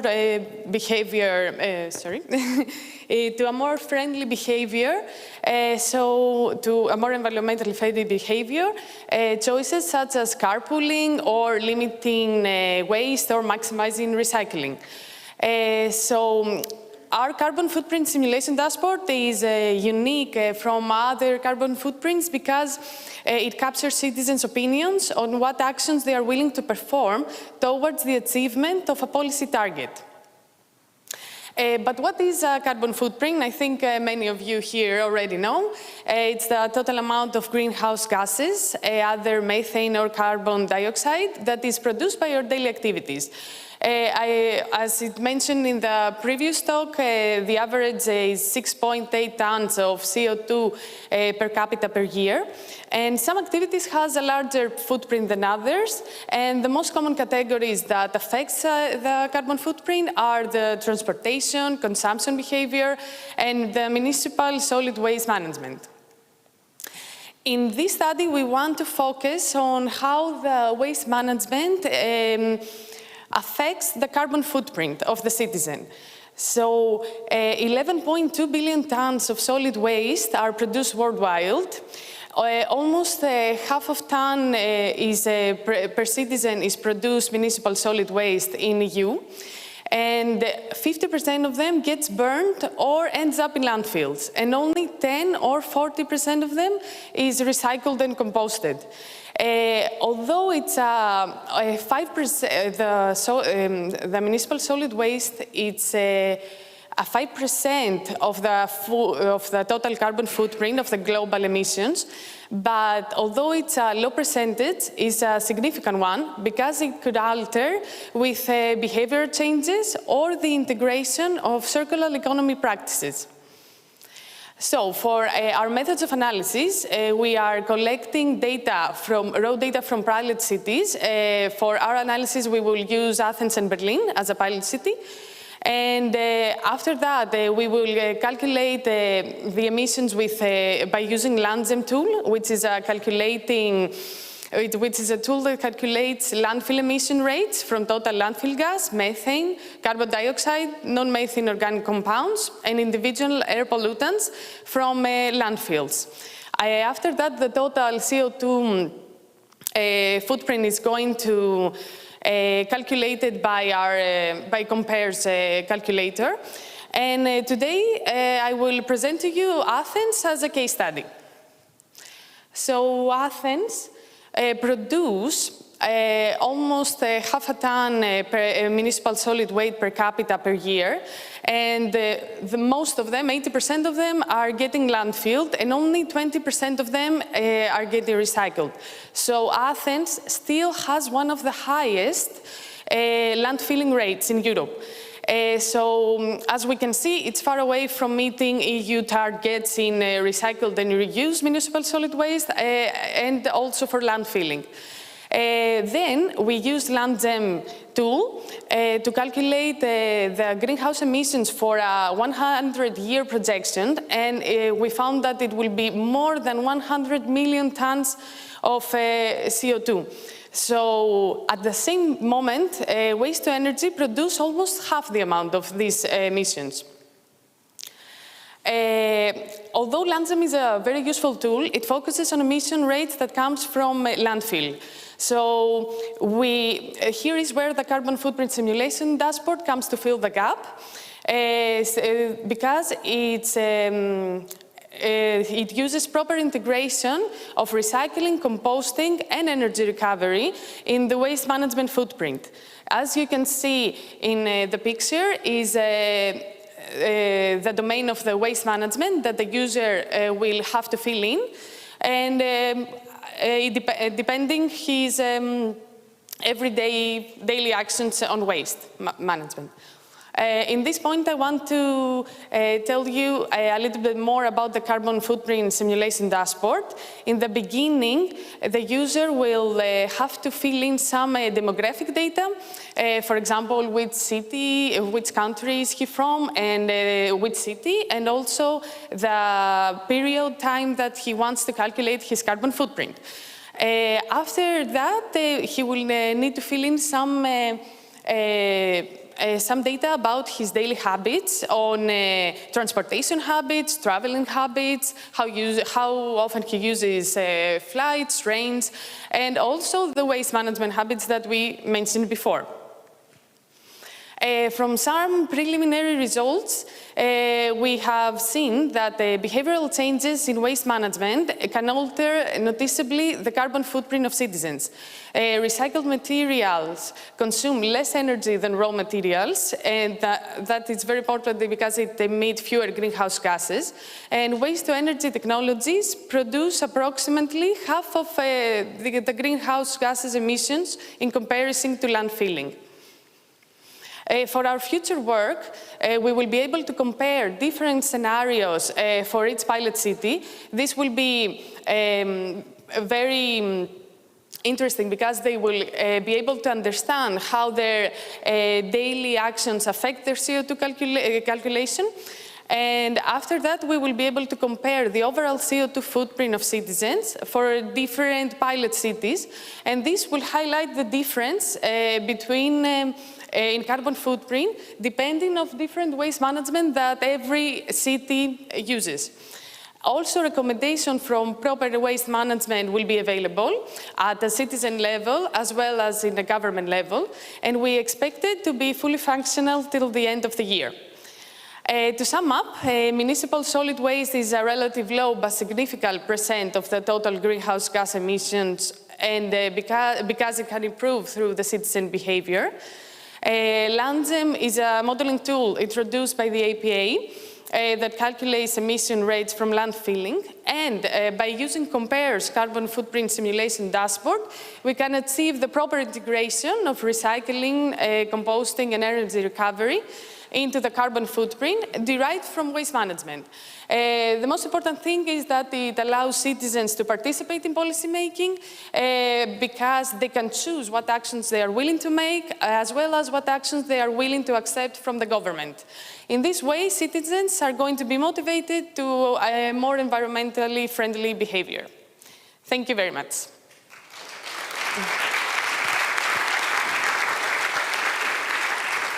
Thanks a lot, Athanasia. A good overview of this dashboard. I have one question. Yeah. How did citizens respond to the dashboard? Did you already check it with them? We have checked with the citizens in each pilot city. We have 5 pilot cities, Athens, Berlin, Sofia, Plovdiv, and Flanders. And we have many comments, and because it's still on development, we are trying to get feedback still. And adapt it accordingly. Yes, okay. Obviously. Great. Okay, thanks. Any questions from the audience? I have one here in front. Yeah. I mean, taking the same question one step further, and as a computer scientist, I would like to ask, have you thought of involving citizens in the tool development also? First of all, could be a participatory approach, but maybe even there are people engaged in coding clubs, etc., that could help in tool development. Have you thought of such things? That it's very interesting, and I will discuss it with the IT department of the university in Samos. That it's yes, because participatory is the first option. Yes. But we want to be open, and we want citizen science to participate as much as they can. Yes. Okay, thanks. Yeah, and good suggestions. Any other? I think I saw a hand in the. No. Okay, here. Sorry, in the front. Yeah. Just very short question. Thank you very much for your presentation. How can you describe how you kind of approach citizens to use a dashboard and really to be in your pilots? Maybe you can. We have done many workshops in each pilot city. And in this workshop, we have presented the tools. It's not only the carbon footprint dashboard, but also the sensors that they will use also to measure local air data. So we have many workshops is the main thing, so they can participate. Okay, thanks. Thanks. You were very well in time. If there is another question, then yeah, okay. Hi, Anna Vendavides from Natural History Museum in London. So talking about those workshops, what strategies in particular do you think that stimulate citizens, encouragement to just use the dashboard? In the workshops, because it's more of the group of the pilot cities, they are gathered there, and the people from the pilot cities are organizing the workshops. But we have some Mentimeter questions, for example, when we introduced the carbon footprint calculator, and they can select which things that they like and which things that they dislike, what other domains that they want to add in the carbon footprint, for example. And also, if they use the sensors, if they find something difficult to understand or to implement, so in this way. Okay, and maybe there's a bit more time after the break to discuss this as well. Thanks a lot. Thank you very much. Yeah, and I would like to ask Claire Burnell. Yeah, because we haven't met yet. From the Museum National d'Histoire Naturelle, with the title of the presentation, Tracing Citizen Science-Based Biodiversity Indicators, Uses, Influences and Contributions to Environmental Public Policy. And your study is focusing on the actual use of these indicators by policymakers, if I'm correct. Is it working? Yes, it is. Thank you. Hello, everyone. Thank you for being here today. My name is Claire Burnell, and I would like to present the results from a sociological study that I conducted about the use of citizen science-based biodiversity indicators for environmental policy. So briefly, my case study is constituted by a citizen science program, a contributory citizen science program, which is called Vigie Nature. And it has been managed for the last 20 years by the National Natural History Museum in Paris. And now it is made up of about 15 biodiversity observatories. Some of them are targeted at the general public, but others are only for naturalists or for professionals. And in my study, I focused specifically on one observatory, which is the bird observatory, and it's called the Stock. And what is special about this observatory is that thanks to the massive amount of data that's been collected in the last 20 years, the scientists at Viginature have been able to produce a biodiversity indicator from it, which is also called the stock. And you can see it right here represented by a curve. And what we can see from this indicator is that we have lost about 24% of common specialist birds in the last 30 years. And I also included that number for bats. It drops to minus 50% for bats in France in the last about 30 years. So that's that for context. And then the interesting thing with this bird observatory is that there have been several instances in the past 20 years where this indicator has been massively relayed through the French media, and hundreds of articles were written about it. So you have an example here. In 2018, after the press release, there were over 400 articles written on this matter, and that really brought biodiversity to the center of attention in France. And the other interesting thing about this indicator is that there is a demand for it from the French administration, because the administration says that it is necessary for policy making, because the administration has an obligation to rely on objective data. And that's because regulations and policies are based on objective data. And also, this indicator has a theoretically pretty clear path ahead of it when it comes to its role within policymaking, because it's appraised and published on an official website by a government agency which is called the National Observatory of Biodiversity. However, the whole reason why I even started this study in the first place is because the scientists at Viginature had absolutely no idea what their indicators became after they were published on that platform. And so my question at the beginning of the study was, then to what extent are they actually really used to guide or to inform policymaking? And the goal of my study was to try and trace the trajectory of these indicators and to try and assess their exact role in environmental policy, if they had any. And so to this aim, what I did was I conducted about 30 semi-structured interviews with different types of individuals. First, of course, I talked with the scientists at Viginature who produced the indicators. Then I went to see the French Office for Biodiversity, who appraises and publishes the indicators. And of course, I went to the Ministry of Ecology, and I focused specifically on two departments which I thought would be most likely to use the indicators because of their missions. And that's the DEB, which works on water resources and biodiversity, and the SDES, which is a service that works on statistics and data, which includes biodiversity data. And I also interviewed two environmental associations to see how they use the indicators and if that could potentially, in the long run, have an impact on public policy. And I completed that fieldwork with an online survey targeted at the local administration services to see if the use of indicators was the same on the national and local scale. And this is when I tell you that this fieldwork was very, very challenging. It gave me a really hard time because very early on in the interviews, I realized that no one was really going to be able to give me any solid information on the use of the indicators. Every single person I talked to seemed to not really know what they were used for. And so I was getting very weak signals of their uses. And it seemed that that trajectory that I was talking about was not actually clear at all. It was very blurry and very confusing for everyone. And the main element that kept coming back in the interviews was that the people thought the indicators were too large and they were too general because they are on a national scale and they concern common species.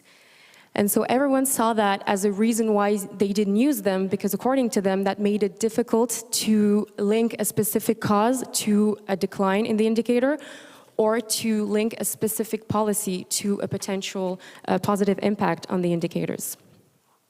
And so the only clear use that I could actually detect was in the annual performance report that the Ministry of Ecology sends to the Ministry of Budget.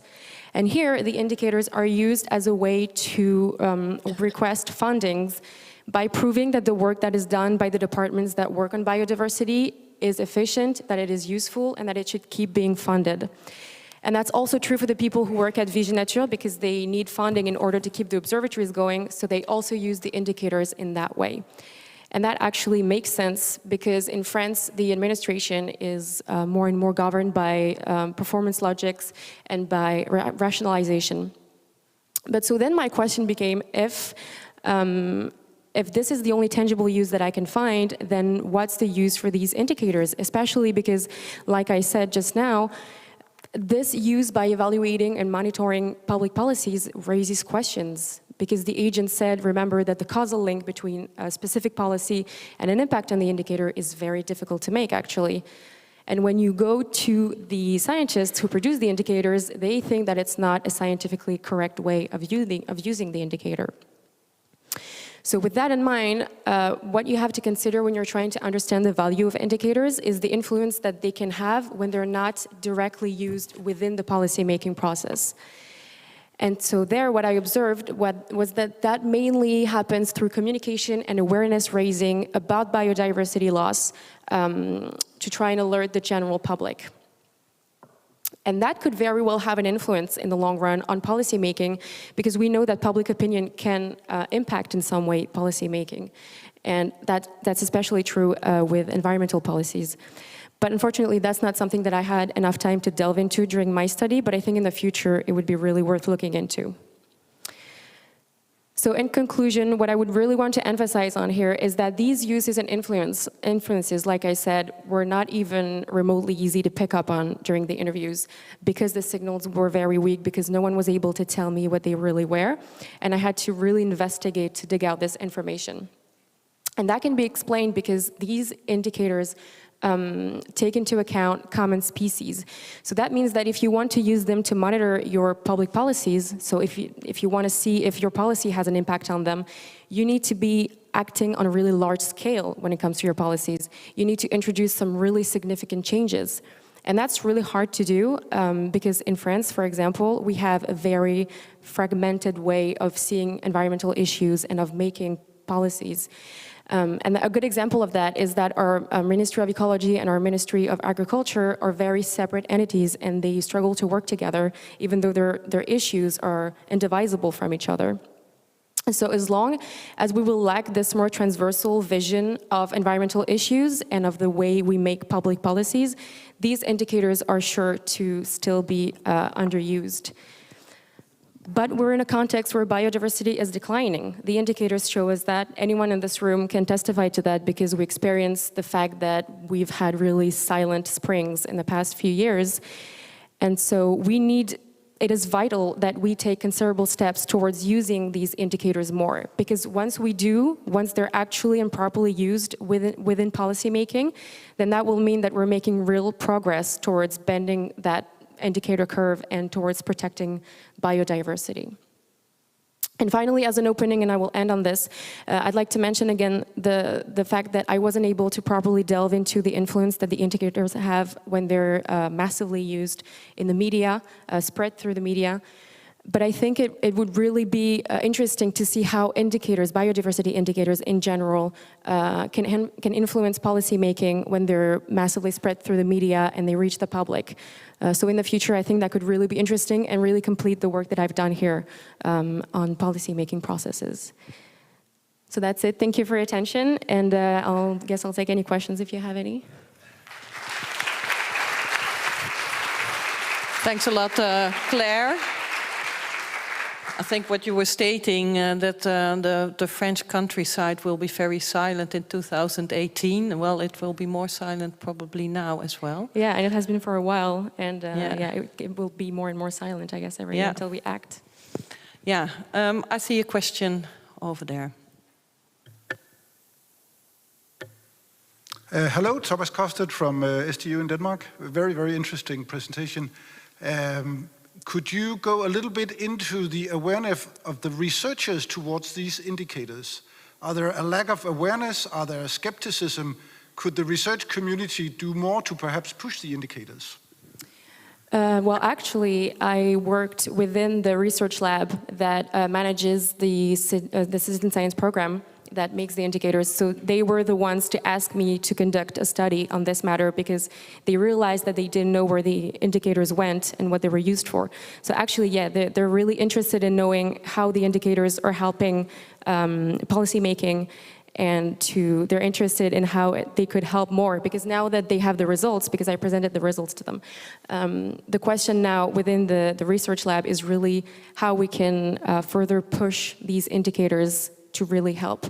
And that's something that I also saw when I interviewed the environmental associations, because they were saying that a way to make these indicators useful is to push them and to basically leave no choice to the government but to use these indicators, because like I said, if they use these indicators properly, then if they want them to go back up, they need to act on a really large scale. So I think both the researchers, the scientists, and the environmental associations in the interviews told me the same thing, that if we push these indicators, then we can hold the government accountable for what they do and how they act to protect biodiversity. Okay, we have one question there, one question over there, and I don't know if we have time for a question over here, but...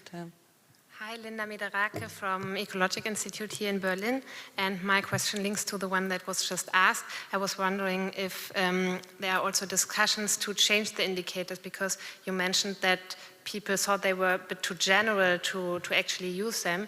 So are there discussions to maybe have more specific indicators that are more easy to then, lead to direct impacts maybe? Yes, that's a very good question. And I mentioned very briefly in the presentation, and I couldn't go into detail into it, but I said that I looked also at a local level what was going on and how they used the indicators. And there we saw that they used the indicators way more at a local scale when they were very specific indicators that concern either a specific territory or a specific species. The problem was that, and so that's the indicators are very useful and they work because it's easy to make them go back up and so to check if your policies are useful. But the problem is that you're only acting on a very local scale. And so what we're thinking is, and that was said earlier in another presentation, but it needs to also come from the top. It needs to come from the bottom, but it also needs to come from the top. Otherwise, change will not happen, right? And so pushing bigger indicators, even though the government tells us that they're too general, they're too large, that's what bothers them, because it's difficult to make them go back up. And that's why actually they're maybe not perfect, but they're good tools, because if we push them, then we hold the government accountable. And we say, well, they're here and you need to make them go back up, so act more and act on a larger scale. So yeah. Okay, thanks. There's another one over there. If you keep it short and answer short, we have also another question. Okay. Okay. Hi, Poppy Lakeman-Fraser from Imperial College and Natural England in the UK, and it was very much linked to that question actually. Really fascinating talk, and thank you. And interestingly, in the early days of citizen science, I heard the question, what has policy got to do with it? So it's really fascinating to hear your take on that today. And interesting to hear that from the Paris perspective, there is this challenge between disconnect between the indicators and that data journey to the end point of policies. So I'm interested, is there willing from above for that process to be more streamlined and for the data to be collected to effectively roll into policies? And have you identified ways in which that could be done? Really interesting questions. I think there is, because everyone I talked to was saying that these indicators, especially because they come from citizen science data, all the people I met, the agents from the Ministry of Ecology, were saying that they were great tools and they should be used more, but the problem was that they weren't, they were too large or they were too general, like I was saying. So I think they are still, from what I understand and from the people I met, I think they're still divided between, yes, we want these indicators to be used more, but also the problem is, if we want to use them, we need to act on a larger scale, like I was saying, and that requires means and budgets that these people don't necessarily have. So I think they're really divided between we want to act, but also we don't have the necessary means to do it. And also, as long as the administration will keep working the way it's working, which is very fragmented, the people in the Ministry of Ecology can't do much, I guess, if they don't work hand in hand with the Ministry of Agriculture, for example. Because for pesticides, it's not only the Ministry of Ecology that can act on pesticides. So I think for that to work, a good way would be to have a more global way of doing policies in general, and to understand that all of this is systemic, and that we need to, if we act on pesticides, then several ministries are going to be involved and they need to work together. Okay, thanks. As a chair, I would not consider this as a short question and a short answer. Sorry. So I'm sorry we parked the last question. So maybe but anyone can break. come and talk to me. So my name is Claire Bernal. So again, if we see each other in the next few days, we can talk. There's yeah, no thanks a lot, Claire. Thank you. And I would like, last but not least, introduce the last speaker. Okay. Stephanie Chow, and she has the shortest title of us all. Mapping sand mining, and I think we heard a lot already mentioning the name UNEP, the United Nations Environment Programme.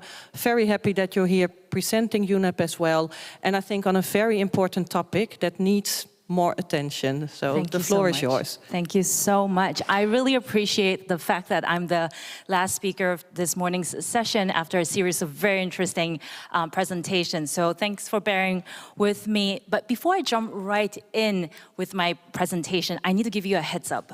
So with two things. One, I'm about to present to you the biggest sustainability challenge that you probably haven't heard of till now. And secondly, I am not here to present a citizen science project, but instead I'm here to present the opportunity to co-create with me, with us, this project as we tackle the issue. And the issue here is sand, and more specifically, the extraction of sand. So when we think about sand, you think about a beach. Perhaps you got to spend a week or two over the summer, sunny, nice beaches. But when we think about sand extraction, this is something that you're more likely to see. This is a sand quarry where a massive amount of sand is extracted from the quarry, can be extracted from rivers, or you have laborers in certain regions of the world with a shovel, they load up a truck, and overnight a beach might disappear. So the question would be, why does this matter? So maybe this is a great opportunity for me to introduce myself. Well, my name is Stephanie, and the organization that I represent, we are a GRID center in Geneva at the United Nations Environment Programme. So GRID, the Global Resource Information Database, where our main role is to transform data, mainly geospatial data, into information and knowledge so that we could inform and support decision-making for environmental issues. Now, why does this matter? It matters because sand is the foundation on which our modern civilization is built. Think about the building we're sitting in right now, the roads you took to come to this conference, the airport you flew out of and from to get to Berlin. Land reclamation, as we look at rapid urbanization and the need to accommodate a growing urban population, this is the map of Singapore, and it shows here how Singapore has grew over 23% from 1973 to 2018. Singapore is not an exception. A lot of places are actually dredging sand and needing sand for coastal protection, for land reclamation, like I said, especially in the light of sea level rise and climate change. So think about all the mega cities around the world. Think about all the infrastructure we need, the dams, the tunnels, the roads, think about how they lie in low-lying areas along the coast. So we are extracting a lot of sand, and in fact, the construction industry makes up for the biggest demand of sand. Because as it turns out, concrete is 25%, about 25% sand and 50% gravel. So together, aggregates, sand, gravels, and crushed rock, we dig up about 50 billion tons of sand. So to give you a context, since we're in Berlin, if we were to compact all the material and build a wall, we will have a wall 27 meter thick and at a height of 27 meters that can go around the globe, around the equator every year. That's a lot of information, and I haven't even got onto why you should care and what am I doing here at a Citizen Science Conference. So you should care because sand in generally aggregates, is the most mined solid material from Earth. And if we're digging up so much stuff from Earth, there must be environmental and social consequences. So this is a picture from Cambodia where a family disappeared overnight because their home and was washed away due to erosion. So we're looking at land erosion, we're looking at contamination of fresh drinking water, loss of livelihoods. But we also have to think about the people that extract those sand. So as much as in many parts of Europe, it's a very regulated industry. In many parts of the world, we depend on artisanal small-scale miners to actually get those sand, and they work in very dangerous environment and circumstances, and people have lost their lives in the process of mining sand. And I've talked about how sand relates to us, people, but let's not forget that sand plays a very important role in the environment. So we're looking at ecosystem services such as providing breeding grounds for the fish, water filtration, coastal resilience, and you see some solar panels, you see some wind turbine there because they are also very key to renewables. And last thing is, a lot of the infrastructure that we need, especially in light of population increase, has not been built. Now, I've given you the lowdown of the issue, so now I'm going to go into what do we need to do and how can citizen science help, and specifically what you can do to help us.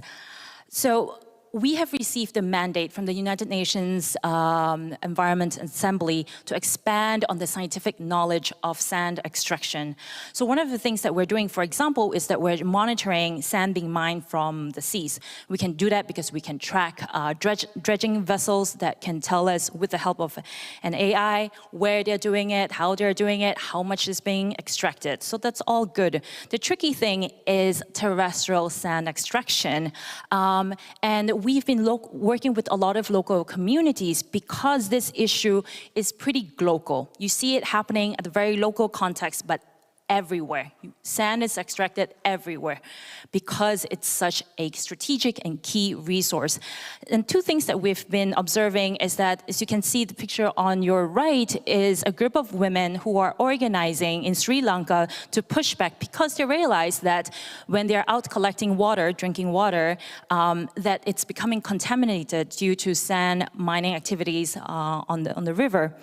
And another thing is that we've seen many NGOs are giving out or actually organizing some sorts of citizen science projects by giving out, let's say, this GPS device to geolocate where the sand extraction is happening. So it's slowly happening, but we need more information. We need to know where we are extracting sand and how much. And it's hard to keep track. In Europe, the industry works pretty hand in hand with the government. They report, they produce statistics, but in many regions of the world, not so much.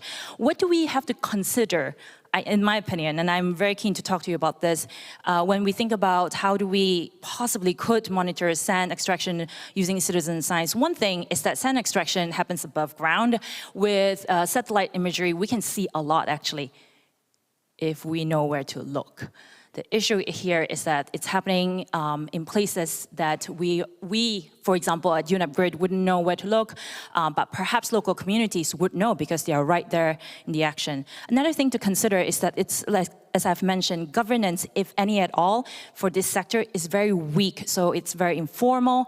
We have people whose livelihoods is also dependent on the sand extraction itself. So perhaps that's a potential area of conflict. That's why I am here. And I'm asking you to help us. This is a QR code. It will take you to a short Google form where I've provided some links if you're interested. But more importantly, I want to know if you have any ideas, if there are any important questions that we need to be asking as we design this citizen science project, or if you have any examples that you think, hey, you need to talk to these people who are actually doing really cool things out there. So that's why I'm here. And if you see me today, please grab me and say, I need to talk to you about this great idea. I'm here the whole day, and it would be my pleasure to talk to you. And with that, I thank you. Thank you very much. Thanks a lot. I think your plea is quite clear, to help us. The QR code didn't work when I tried to take a picture of it, so that's something to... Okay. And I think, of course, you are here at the right moment in time and the right place, because there are so many people trying to look at how can we use citizen science in topics like this. So from my personal point of view at the University of Twente, we really like to start the discussion as well, since we have a lot of expertise in the fields that you were mentioning. So that's one, but we can do it afterwards. We have in Switzerland, since you're based in Switzerland, there is a citizen science group in Switzerland as well, based in Zurich. So I don't know if you're in contact already. So I think there are a lot of connections which can help you a bit further. But looking at the audience and also knowing that coffee is waiting for us and the break is waiting for us, are there urgent questions? Or not urgent questions, also possible? Because we have time. Yeah, we have one over there. I'll just quickly, hi, I'm Lucy Robinson from the Natural History Museum in London. Hi, Lucy. I'm just going to suggest some colleagues that you might like to talk to at UCL, University College London.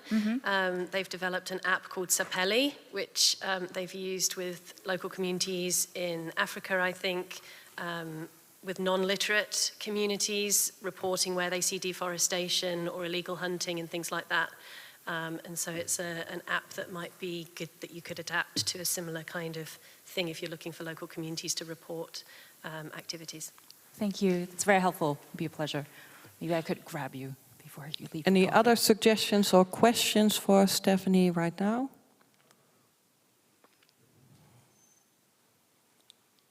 No, I think then let's use this time to have the break and for people to talk to you. Fantastic. So thanks a lot. Thank you, everyone. Thank you. Thanks a lot for all the speakers who were here and contributed. This was the first oral session, so there's still a lot to come. We have 2 days ahead of us. A bit of self-promotion. We are involved in the project Incentive, in which we're building 4 citizen science hubs throughout Europe. So we are presenting, and there's also on TopFit Citizen Lab that is specifically on citizen science for health. Researchers are presenting as well. So I would like you to invite us to come and visit our researchers. Okay, have a good break, and thanks.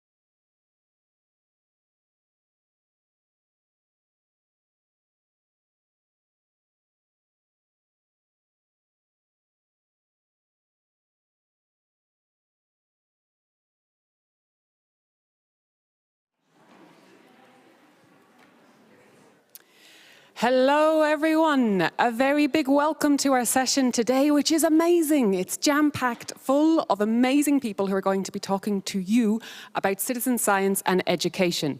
I am a punctual timekeeper. I really like to keep on top of things.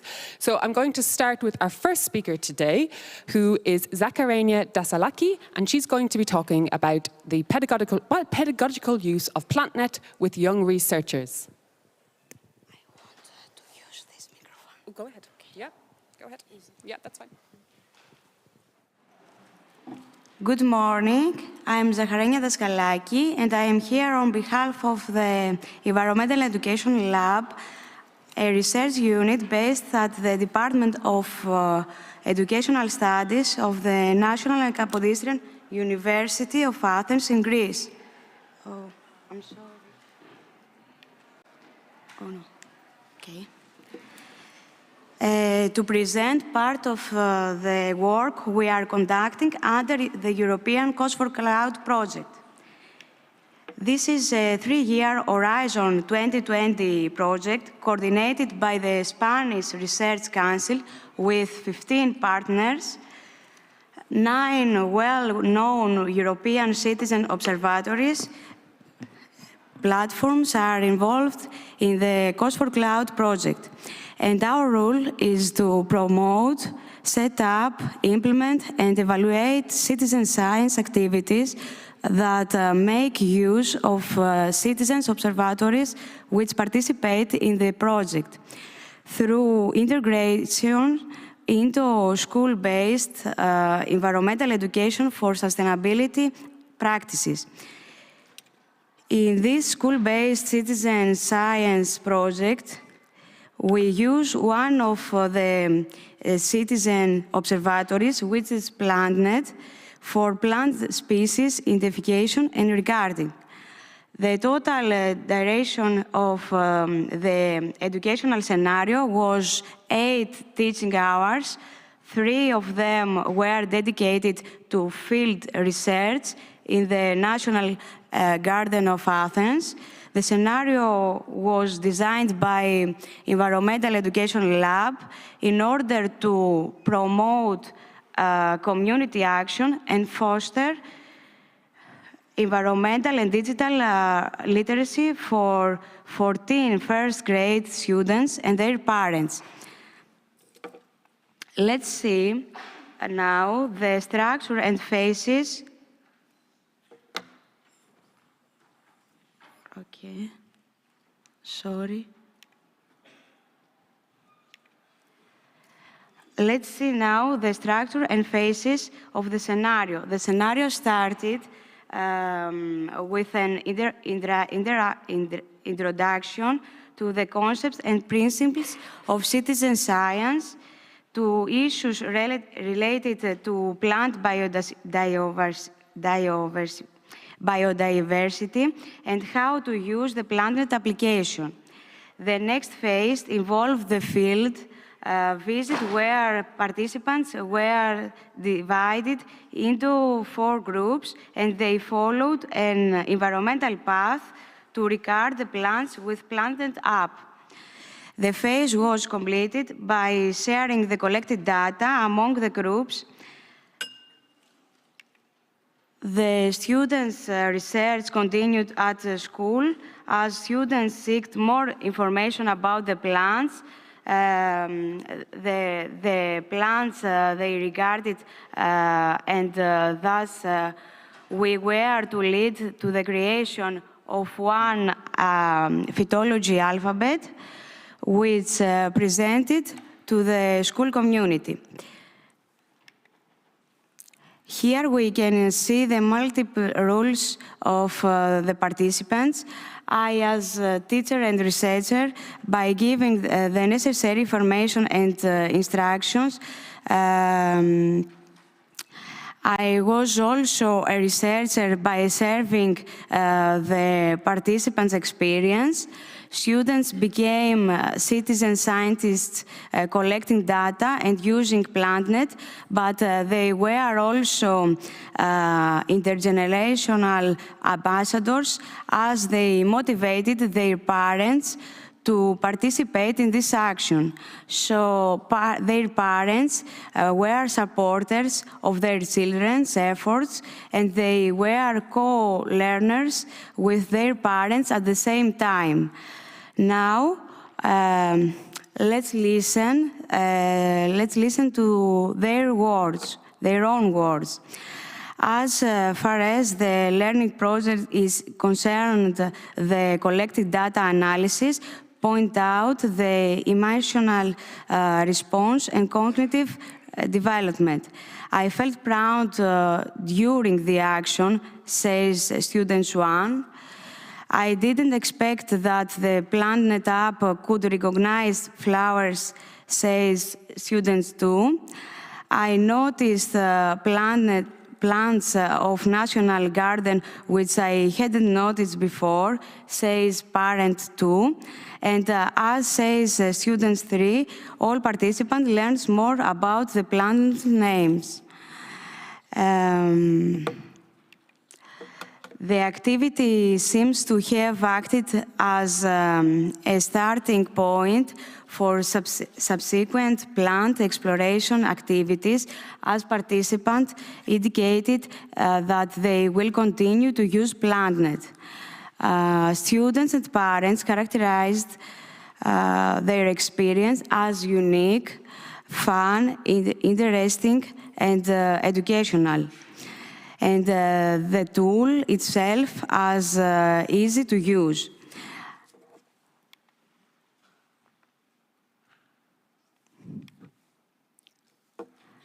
The difficulties they encountered were related to the Latin names of the plants in the app and the weather conditions, as it was an outdoor action. The interaction between the participants was intense, and this is proved by their words. They worked as a team by taking rules, working together, and having a common vision, a common goal. This is a case study, shows the potential of the synergies between environmental education for sustainability and citizen science. And I thank you for your attention.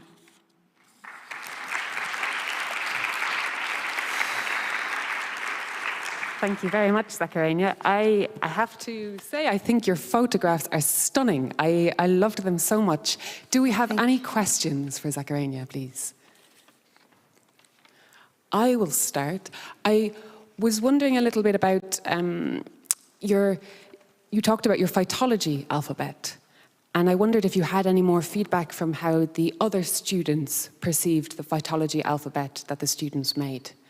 You know, that maybe the students who are not involved in the PlantNet process. Yes,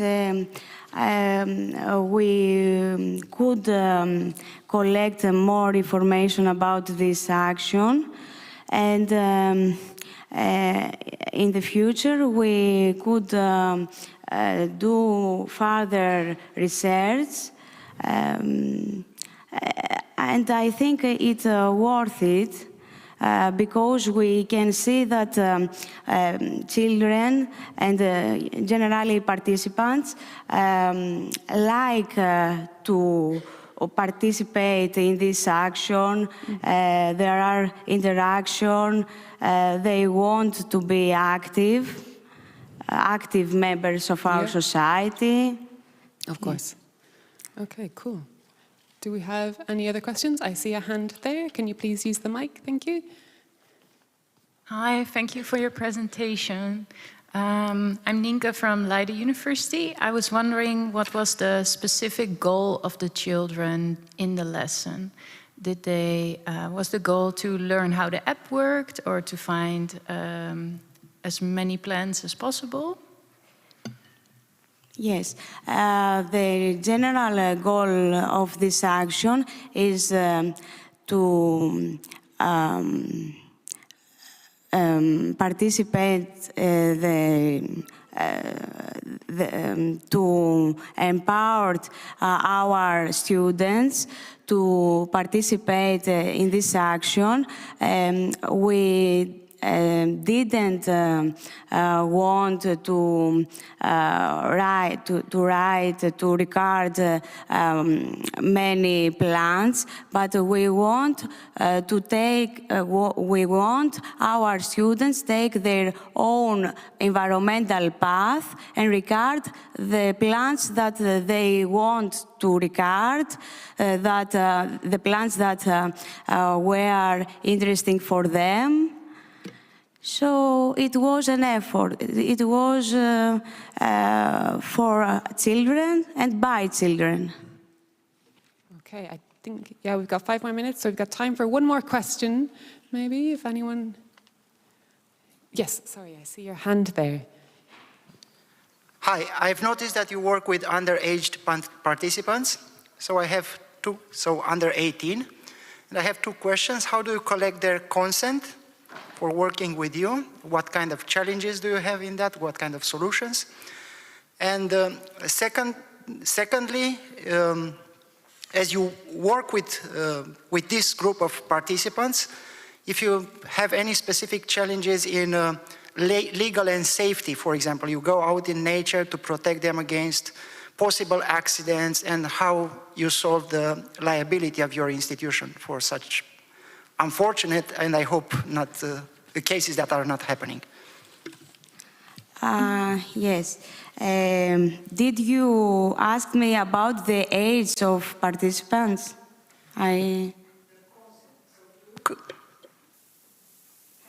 So yeah, the parents give you permission to work with the students. And yes. Did you have any problems getting that permission? No. Yes. Yes.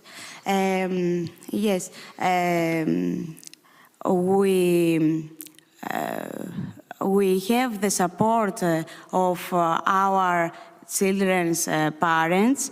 They support all the process. They were co-learners. They were there to support children's their children's efforts, and they want to see, to watch their children's interaction with their friends. But you don't formally collect their consent, like a written consent that the parents agree in the name of their children to participate in your project? Yes, we did. I'm in charge of this research. Yes, we did. We have written consent forms signed by the parents, and of course by the school administrators and the deputy of the school. And moreover, the parents were together with the children, with the students in the actual action. They were there also to guarantee their safety outside the school premises. So everything was a participative action with the parents as well. Yes? I think that I didn't say something important. Children and parents helped us for data collections because children and parents participated with their views.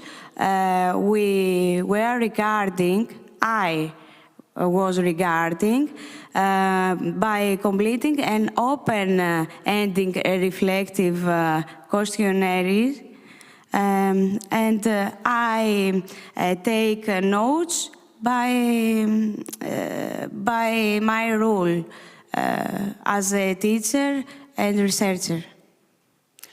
Heidi, I see your hand. I think we're very close on time, so if it's a quick question, please use the mic. Press the button. Hello. I actually just wanted to, the question I was going to ask was about the parents, because I was so impressed that you were working with the parents as well as the children together, and that you had interviews with the parents, not just the children. So I wondered if the fact that you involved the parents seemed to make a difference in sort of your success of your project. Yes, it was a chance to communicate more and more between children and parents, and I think that they enjoy their day because they had many things to do in this day, but they cancelled and they try to be here to support them. And I think that the photos were helped to understand it. For sure. I'm unfortunately going to have to wrap up, but I think your point on getting the parents involved is really important and is one we should all be thinking and talking about more. Thank you very much, Zakarenia, for your talk. Thank you. Our next speaker is going to be Dusan Misevic, and he's going to be talking about science literacy in evolution. Would you like this mic? Yes, I would. Perfect.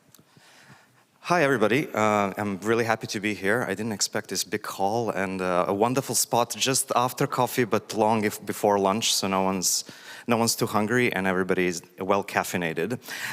So this is going to be a bit different because I'm not going to tell you about a specific citizen science project. So we're not collecting anything, we're not tagging anything. It's more of a meta study, it's more of a opinion piece, if you will, that we put together that I wanted to share with you. And what's really important is to point out, I'm presenting this, but it's been a work of many, many people. The main actors are listed here, and two of them are actually also at this conference. So Tanya Jenkins and Claire Narway are also here. They're giving talks about their own work. Find them in the program, go check them out. They're doing great things. Also, disclaimer, or acknowledgement, I should say, this has been done in the context of a cost action called EuroCitizen, which is building on scientific literacy in evolution. So you can check out what's happening in that cost action, and you can still join. We're still going for a few more months. I'm Dusan Misevic, Dula Misevic. I'm from a funny little place in Paris called the Learning Planet Institute. We do a lot of things, but learning and collective intelligence is sort of the primary focus. Anyway, what I'm going to tell you about today is about promoting scientific literacy in evolution through citizen science. So if we go into it, the problem that we saw, or sort of the opportunity, if you will, is that evolution is generally poorly understood. So this is impairing our ability to solve societal problems. So when you look at a plenary talk this morning and you think about how we deal with climate change, how we deal with biodiversity, you kind of need evolution in there. And maybe I'm biased, I'm an evolutionary biologist, so everything only makes sense in the light of evolution and all those quotes that you've heard before. But I do really believe that, and I do really think that if we want to talk about biodiversity loss, if we want to talk about GMOs and what does that do to the environment, doing that outside of the context of evolution doesn't really make sense. So on one hand, we have the need of knowledge of evolution in the societal discourse. On the other hand, we have citizen science. So we believe that citizen science is a very good context in which we can talk about this. However, when we sort of looked around us, we saw that there are very few citizen science projects that actually deal directly, explicitly with evolution. So we're going to do a little test. If you have ever ran or participated in running a citizen science project, can you raise your hand? Okay, wonderful. Now, keep them up, keep them up. So if your project had to do with ecology or environment, continue keeping your hand up, otherwise drop your hand. So, okay, so now we have all the ecology environment projects. Now, if your project referenced evolution somewhere in the description, keep holding your hand. All right, yes, my demonstration worked. So out of all the hands, there was, I believe, 4 of them that stayed up. You can put them down now, thank you. So we did a similar type of metric using SkyStarter. You all know it as a meta platform for citizen science projects. And we kind of got the same, roughly the same ratio. There's a lot of projects. A lot of them are in ecology and evolution, actually. We love collecting photographs, classifying bees, nature, it's great. But very few of them relate to the subject of evolution directly, even though, all the biodiversity ones actually do, but they just maybe don't say it. And then, what's not on the slide, but very few of them talk about the learning opportunities. So I think we found sort of one or two that do it explicitly. So what we wanted to do is to figure out a way how to bridge this gap or take advantage of this opportunity. Before going into that, evolution is not easy to deal with, and those of you who are evolutionary biologists know it very well. So there are a lot of barriers to learning evolution, and if you're constructing a citizen science project, you're going to have to deal with that. So I can quickly go through sort of the main ones we identified. So there's a lot of misconceptions about evolution out there. These kind of graphics that we love and that are very cute but are not actually true. We also saw too many movies about mutants. That's not how it really works. We also have a lot of communication problems, and it starts with this sort of theory of evolution, and evolution is just a theory, which you've all heard. There's a different one that I like, which is really simple. In evolution, one of the key concepts is fitness. How do you translate fitness without imagining someone going to the gym? And when I gave my first talk in Serbia, I'm Serbian originally, but I studied elsewhere, I had to look up the word, and it turned out they're using adaptive value, which is really weird and not quite the same, it feels. So there is a communication between scientists, but also between the public and the scientist.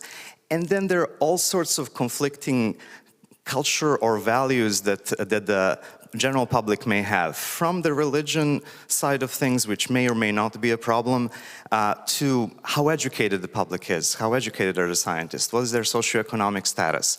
All this may affect how they perceive evolution and how are they going to learn about it. And in turn, it's going to affect how the citizen science project that's trying to teach them this needs to be constructed. So, okay, we want to teach them about evolution. What do we actually want to teach them about? And so this is where we had help from a number of great colleagues who are education scientists. So this is now a little bit outside of my expertise, but I learned a lot in the process. So there are sort of three types of knowledge that I intuitively probably would have come up on my own. So you can think about content knowledge, and this is fairly obvious. So you want them to know about natural selection, you want them to know about sort of key concepts in evolution. Cool, that's easy, that's obvious. Then you have something that we call procedural knowledge, which is really, how do you collect the data? How do you analyze that data? How do you actually do the research in evolution, and how do we gain this knowledge in evolution? There's a lot of procedures, so if you will, this is what you learn in a practical course, for example, as you're a student. Then there is also an epistemic knowledge, and this is a bit more subtle. So it's more about understanding the nature of science in general and the nature of scientific process. And in this case, the nature of how do we study evolution. So those three, I think, are reasonably obvious. The last one that I think is also important that we added is about knowledge application. So even when you know all this, being able to apply these concepts on sort of real-world examples is important. So how do you go from I know how natural selection works to I understand something about COVID news that I'm reading every day? So we believe that all four are important, and we believe that all four can be taught through citizen science projects. And so I'm going to go through a couple of examples of learning opportunities for evolution that could rise up in citizen science projects, and also briefly mention sort of some considerations, what may work, what may not work. One way of approaching it is you can have a co-design. You can have a co-design process. You can involve participants in developing your research questions. You can involve them in data collection, analysis, and nature of science type discussions. You can do it through communication, which can be unidirectional, bidirectional. It's kind of sort of teaching. It can be a dialogue.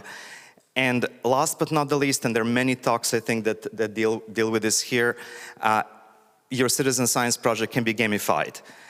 In all cases, there are things to worry about and things to be mindful. I like the gamification example because I really like this approach, but it's very easy to oversimplify. It's very easy to have a game that's simple to play, simple to understand, but then we end up with some weird tree of life that just showed up or some kind of a shortcut that doesn't really work. So, we're getting towards the end. This would be kind of the conclusion slide. And the idea of our work, which got published in a paper, which I'll tell you about in a minute, is to kind of provide a compendium for people who may be citizen scientists but want to include evolution, or who may be evolutionary biologists who want to include citizen science. So it should apply to many. And these are the steps that we believe are important. You should clearly define what are the learning goals and what are the opportunities to address them. Then you need to design these things, and we know this is not trivial. Go find a buddy. Go find someone who is an education scientist, or if you are an education scientist, go find an evolutionary biologist. They'll be probably happy to work with you and work on such a project. And last but not the least, which I am not talking a lot in this presentation, but that's really crucial, and our learning science colleagues that worked on this project were very interested about, let's say, is you need to assess the learning outcomes. It's great to say, oh, I'm going to teach you about evolution, and by doing this evolution citizen science project, you actually learned something. What did you learn? Did this actually work? Or did it just make us feel better and it was fun for everybody? So, to help people do this, because no one has time, no one has funding typically for these type of things. Thank you. I'll finish in 1 minute. We have some concrete guidelines in the paper that got published, so really trying to match people with resources. So examples of measurements and instruments that you can use, tons of references. This is the paper. It was done between 3 different cost actions besides Eurocitizen. We started in Berlin a little bit more than 2 years ago. And there's a QR code for the paper. And thank you very much for your attention.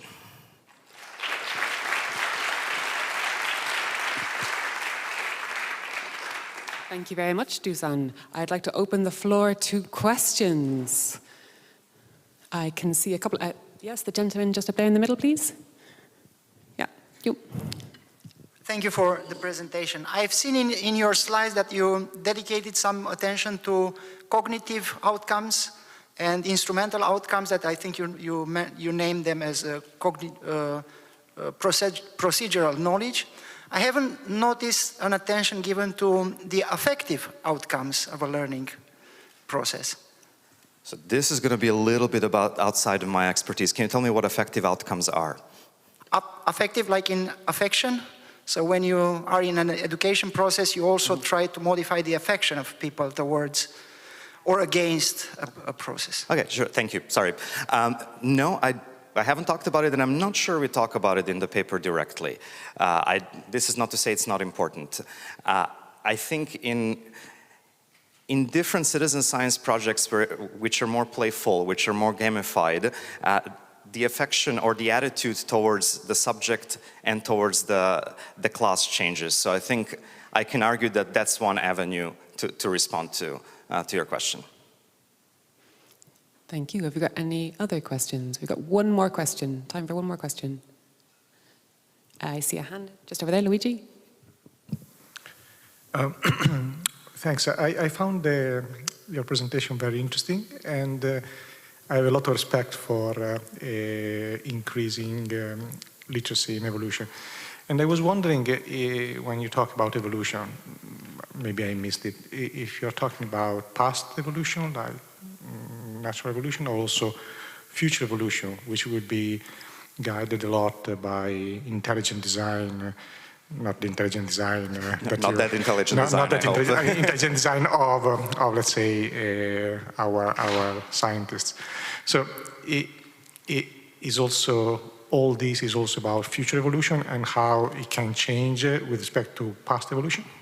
It's a very good point. Thank you for the question. I think we generally talked about evolution as a whole and didn't make a distinction between understanding the past versus dealing with the present, let's say COVID, versus predicting the future and talking about evolution of future diseases. But I think I might suggest that you continue this conversation yes, afterwards, just because we're trying to keep to time. Thank you very much for a wonderful presentation. Please join me in thanking Dusan. Just leave it there. Our next speaker is Heidi Ballard, who is going to be talking about mini scientists in environmental science. Thank you very much. This is on. I will do this. Can you make it be like this? Is that good? Just because I'm going to be clawing at the podium. So thank you very much for having me. So far, I'm very excited about this compilation of talks because I think we're all quite related. And so far, I'm going to be talking about young people, children and young people all the way to the age of 18. And this is a sort of a culminating talk for a culminating paper for a large project we had across multiple natural history museums to look at informal learning. So this is the research on informal, learning settings, science learning settings by young people participating in community, what we call community and citizen science. So, just as a brief context, this is the center. I come from the Center for Community and Citizen Science in California at UC Davis in the School of Education. And we have a whole bunch of folks now that are all working towards these big outcomes using research-based excellence to help design and evaluate and study community and citizen science.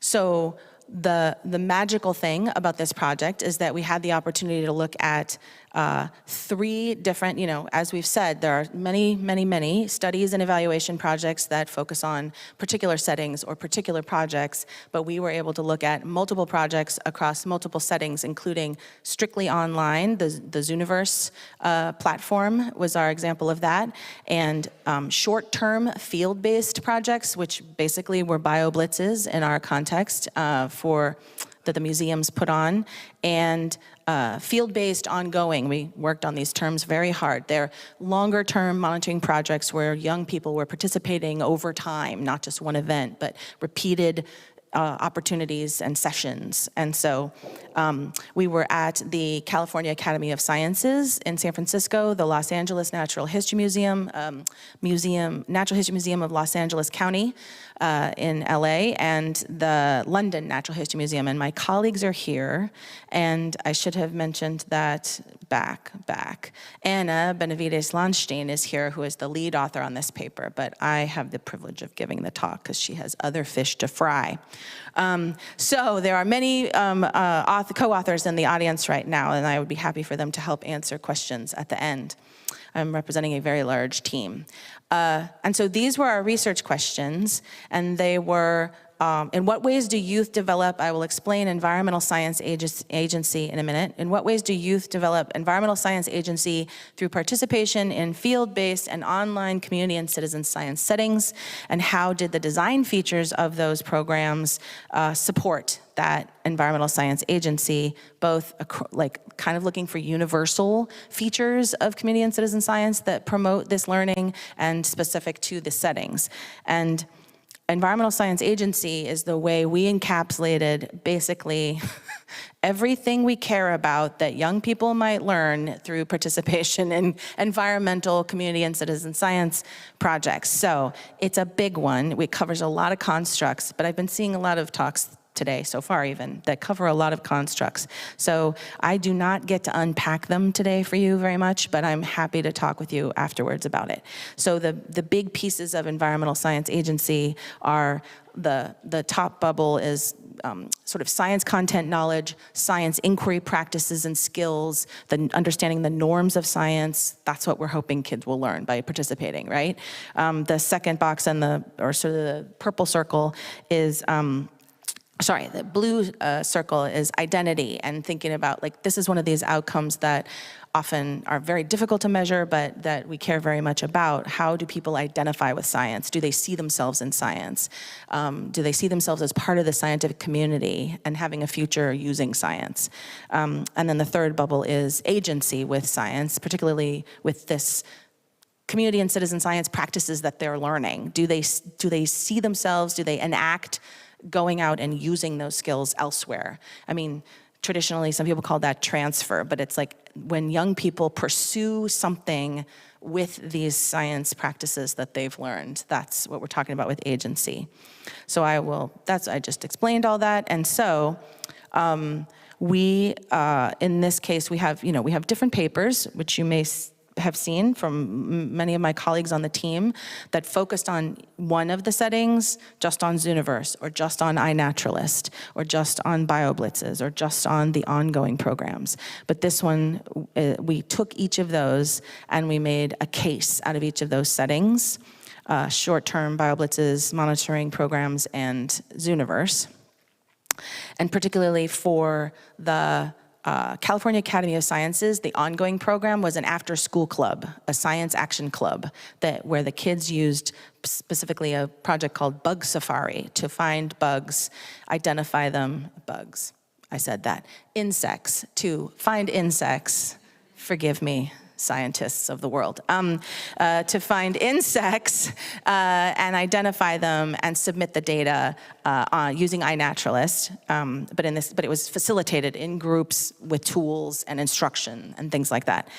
Big seaweed search at the Natural History Museum in London was it was opportunistic citizen science across the UK on the coasts looking at seaweed and being able to identify classic types of seaweed, and the research that the Natural History Museum scientist was doing on climate change and ocean acidification, that, using the seaweed as an indicator. And so in this case, it was a Girl Guides group that was implementing and doing that in a facilitated way over several visits. The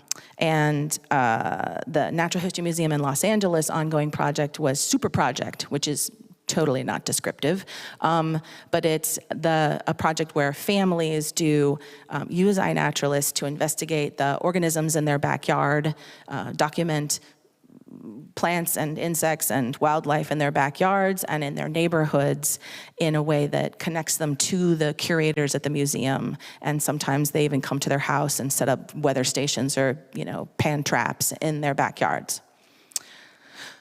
So just quickly, our methods were, this is super intensive. I'm going as fast as I can without being completely incoherent. But the first, let's see, yes. So the first, the data was a little different. We tried to use, as much aligned, consistent data across all the programs and settings as we could. But we were able to do, the BioBlitzes were super short. They were like only a couple of hours sometimes, so we couldn't do interviews. So for field-based ongoing programs, those projects I just described, we got to do post-interviews as well as pre- and post-surveys and observations of the kids participating in the program every time, like for 3 to 5 sessions. And so that was like our super deluxe data set. And we selected kids for this part of the study that had all that data. So we had lots of kids that we had attrition, didn't have all the things, but for this study, we focused on sort of case study kids that had all that data. For the BioBlitzes, we had just the observation of the event and the pre-post surveys. And for the online settings, we had, again, the super deluxe pre- and post surveys, interviews after they'd participated in the program for a year, and log files in that case to look at their participation in the programs. So that's a summary of those focal youth. FY is focal youth that we had as these magical kids that had all of those data for each of those cases. So we had a total of 32 kids that we were looking at with this in-depth data.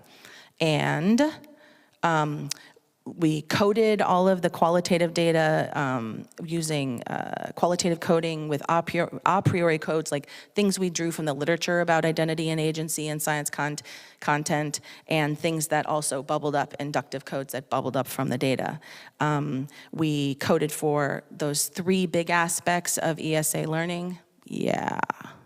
Yellow card. And how they participated specifically, and the setting features that were present, particularly those facilitators. Sometimes it was parents, like that's why I highlighted the parent thing. Sometimes parents were right there. Sometimes the kids were by themselves in an after-school club wandering around with their facilitators there. So basically the upshot, not going to give you all the big details, but the upshot is, of course, not all focal youth engaged in all types of science practices, but many of them participated in most of those science practices of observing and documenting and recording. Not all developed all components of ESA, but we found some key design features of citizen science in general and in particular settings that I want to tell you about. Sadly, exactly the opposite of our first talk, I do not have photos of children participating in these awesome programs.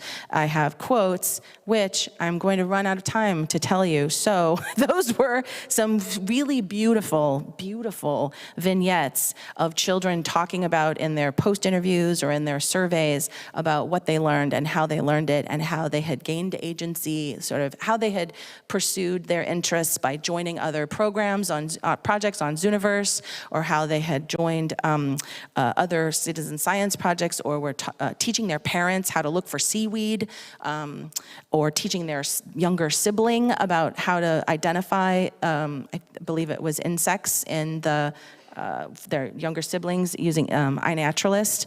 So much evidence, so much evidence. But I'm gonna jump to the point about how our findings lead us to think about these sort of maybe these universal features of community and citizen science projects, bounded the way that we've talked about them, for design, to promote that sense of kids pursuing their own interests, using the science skills that they've gained, which is what we want in a lot of that's the point in a lot of these programs.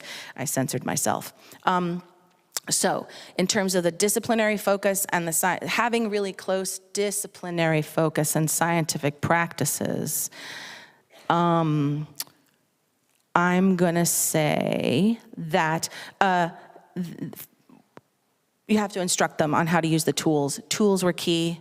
Scientific tools made all the difference. The more that kids can touch and hang on to and become expert at and teach others about the tools that they're using for the scientific investigation, the better.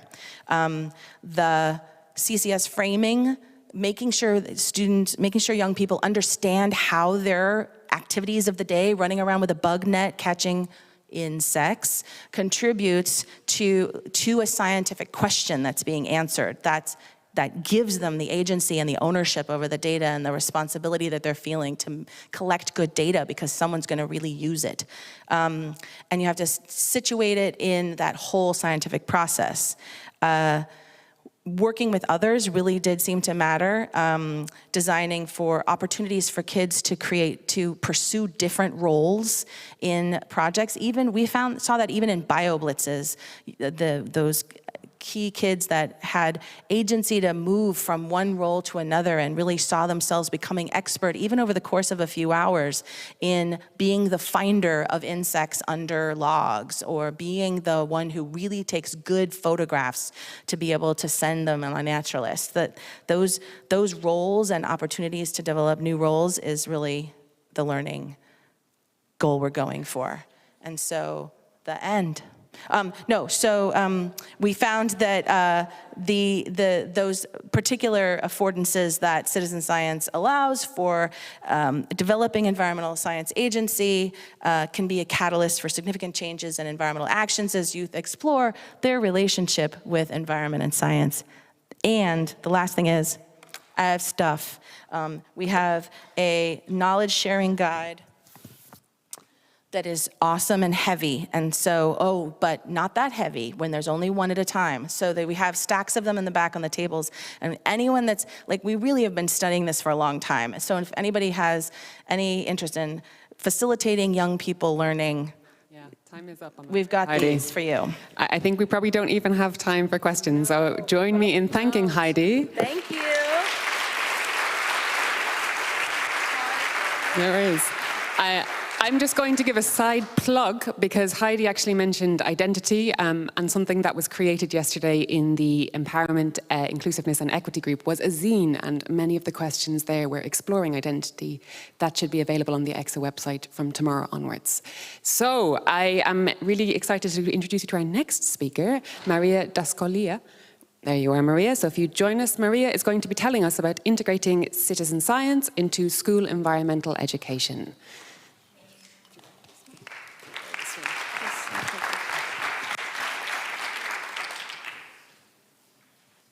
Hi, I'm Maria Dascolia.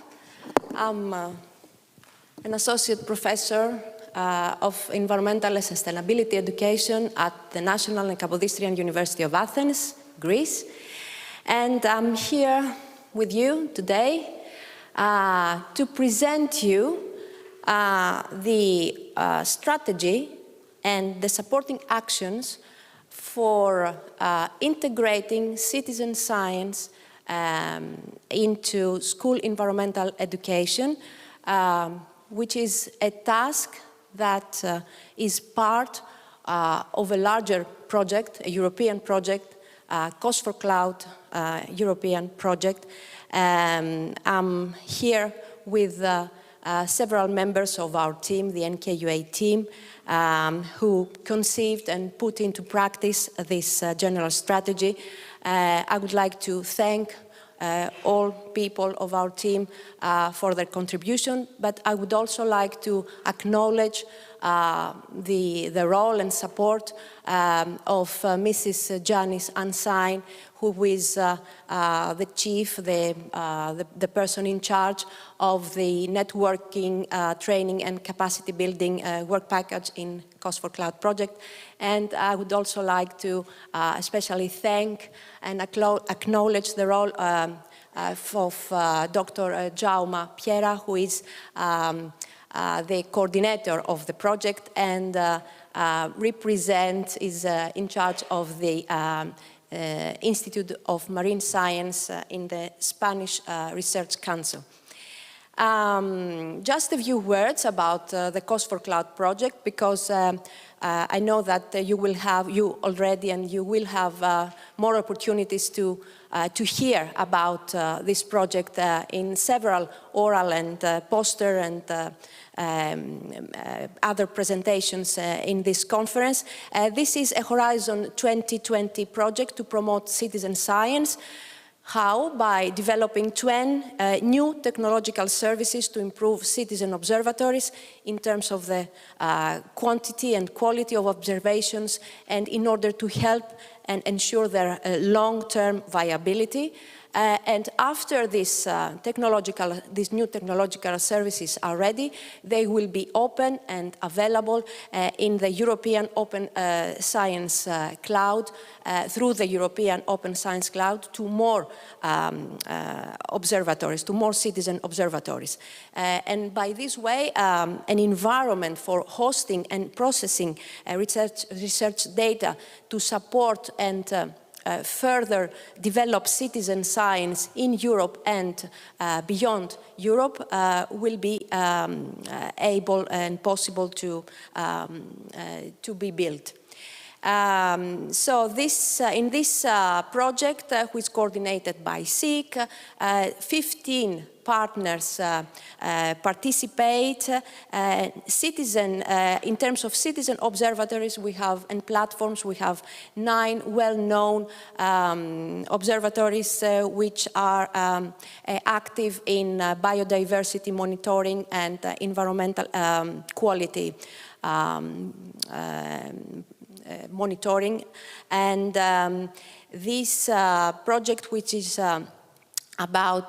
it's almost about to finish, because we are already through our third year of implementation, is still doing a lot of innovative things. Among the partners is also the NKUA, and especially in particular Environmental Education Lab, in which I'm honored to lead for the last 15 years, which is a research center based at the Department of Educational Studies, and which is active in research and development on school environmental education and lifelong environmental learning, which aims and tries to operate as a hub for interdisciplinary collaborations among and with different actors and across multiple sectors, and which supports synergies for the advancement of knowledge and the development of innovative practice, that will lead to fostering and promoting education and learning for environmental citizenship and sustainability. So what's the NKUA contribution to Cost for Cloud project? Our role, I would say, is well beyond promoting and testing the project goals and the project new services to another target audience, which is the educational communities. Our contribution is to integrate, to actually propose and to implement a methodology for integrating citizen science, making use of the project's technologies and new services into school environmental educational standard practices. And to this end, a general design model, or else a strategy, was conceived and put into practice during this 3 years old. This strategy comprises several interconnected actions and is based and draws on a series of tenets, I would say, on a series of ideas and principles. First, that citizen science and environmental education are very much compatible to each other and very much congruent and contributing to each other. They share a lot of common points and ideas, although their potential arising from their integration remains largely unexplored. But as we argue, if we invest on this potential through coordinated action, research, development, implementation in schools, then we are optimistic that a lot of opportunities, a lot of learning opportunities for environmental and scientific literacy, citizen empowerment, and local sustainability will come out. So our strategy for integrating citizen science and the project's technologies into school environmental education was developed and applied first in a Greek educational context, because this is the context that we know best, since we are from Greece, but with a view to apply, to get the knowledge and the insights from our application, and to invest this into new and other national contexts, educational contexts, and it comprises several categories of actions, including teacher training, the development of training resources, the establishment of an educational network, the co-creation of educational scenarios for school use, and the implementation and evaluation of a number of case studies in both primary and secondary schools in Greece. All these actions were designed to be interrelated and mutually contributing to each other, and they were based and aimed to promote co-design and co-creation, the empowerment of practitioners, teachers and learners, and the evaluation of their processes and outcomes as an integral part of their of a quality quality procedures in this project. For example, within this strategy, an online training course was designed, set up, organized, and run by the University of Athens, a 100-hour online training course which lasted 6 months, and where 23 Greek environmental educators and educational stakeholders were invited to take part after careful selection for their motivation and for their experience in doing such innovative practices in their schools.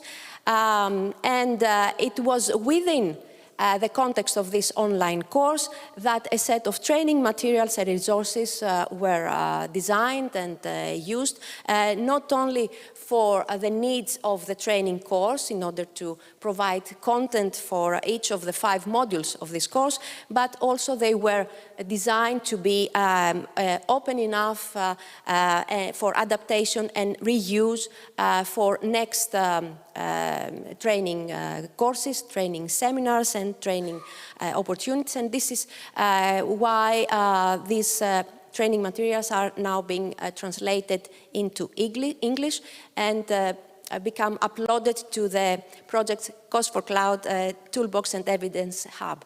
6 educational scenarios, the first educational scenarios were also co-designed by the participants of this online course. The participants acted as educational designers and they worked together to pedagogically design and produce plans of how to implement citizen science projects and activities within their environmental education practice. An educational network was established after the community of learning and practice that was first initiated within the online course grew and expanded also through our consequent efforts into a nationwide thematic educational network, and we're about to launch the network's website during the next few days. And of course, all these actions, all these various categories of actions were meant to support and enable the implementation and evaluation of school citizen science projects and activities. And despite the really adversary, let's say, conditions during the last 2 years in schools with all this COVID-19 situation, I would say that we are satisfied that we have designed, coordinated and evaluated 5 case studies during the first phase and 18 new case studies during the second phase. And we are in the course of evaluating all the rich material, the rich evidence that we gathered through these case studies. The findings so far indicate that there is a lot of learning potential within these projects that integrate citizen science with environmental education. And I would like to thank you for your attention. And I'm open to questions. Thank you, Maria. Thank you. I think we have time for one very quick question. Do we have any hands? I see gentleman just here, please. Yep, use the mic, thank you. Hello, my name is Ricardo, work in a non-profit bioc.org. Thank you for your presentation, very interesting. I was wondering, because we find often teachers very busy and not really willing to spend much time to implement citizen science and so on. And we've been thinking about a possibility like it's done with artists to bring to schools artists that, this is already being done to help children in creativity and artistic production and so on.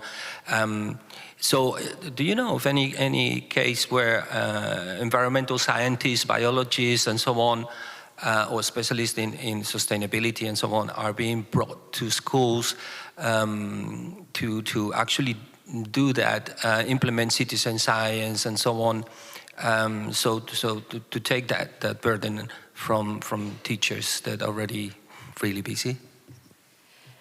From what I know, there are a lot of cases that citizen scientists or scientists, environmental scientists, are invited to come to school and either talk or present their researches or knowledge coming out from their researches. And in this way, there is a kind of enrichment of the whole educational process in schools. But we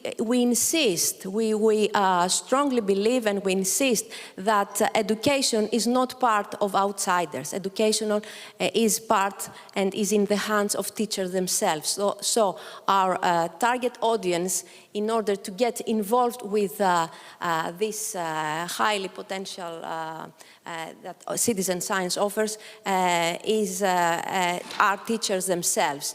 And we are lucky enough that in Greece we have a very active and very motivated educational community comprised of environmental teachers as environmental educators, and who are very open and very keen in getting to know new and innovative practices and to bring these practices into their school with their children, with their students. So I hope that our example, the Greek example, can give a lot of new insights to other educational systems too. Thank you very much for the question. Thank you, Maria, for your great talk. Please, thank you. Everyone can join me and thank you, Maria, again.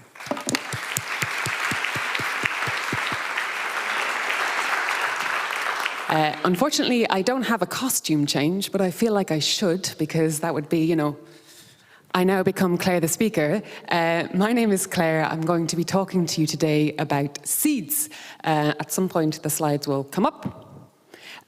But in the meantime, I should say, I have the tendency to get very excited about seeds, and I talk very fast. So if you feel like it's a problem, just stick up your hand and do this, and I will try to slow down. So seeds is something that I think is really, really exciting, because we are doing co-creation events for adolescents in these Makeathon events and stakeholders to develop interventions. And just like many people before us, this is a huge team effort. I tried to get everyone's names on the slide, but we have like 20 people, so it would just be basically a slide of text. But I'm very grateful. We have lots of partners based all over the place, and it's really, really exciting and interesting to work with them. There we go, next slide. So what is seeds? I think I always forget to define this, so I wanted to make sure I do this. I always say it's science by teenagers for teenagers. And this is something it's really, really fun, because basically we're empowering teenagers to live healthy lifestyles. This is particularly a problem in areas where you have low-income families, for example, because they have less options, the family budget is more restricted, junk food is more available. And so the teenage scientists, we wanted to get them involved in actually creating new experiments to try and address these problems, and also having relevant stakeholders on board. So the experiments that we have run ran for 6 months in schools in Spain, the Netherlands, Greece, and the UK. And I would like to also highlight that there are also control schools involved, because we don't talk about the control schools a lot, because basically their job is to do nothing for 6 months. But they do a great job of doing nothing, and we're very grateful to them for their work. So I just need to kind of give you the context of what a Makeathon is, because I mean, how many people have heard of a Makeathon? Oh yeah, maybe, okay. We've got maybe 20 people in the room. But I want to bring you with me on this. So a Makeathon is something that's really interesting, because makers, and they can be all sorts of people from different backgrounds, collaborate and they reflect on and tackle a single challenge together. And it's usually in a short amount of time. They have free rein to improvise and basically interpret the theme in their own way. I've adapted this definition, as I've said here.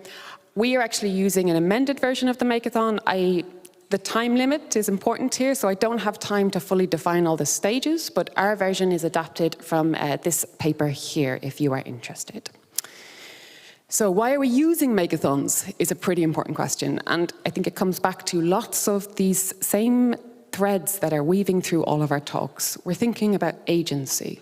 We want to directly empower the teenagers, because it's a problem where actually a lot of people design health interventions and they say to the students, you must do this, you must do that. And then, oh, surprise, it doesn't work. It seems like we're kind of, we as maybe researchers, as policymakers are failing because we're not listening to what our teenagers need.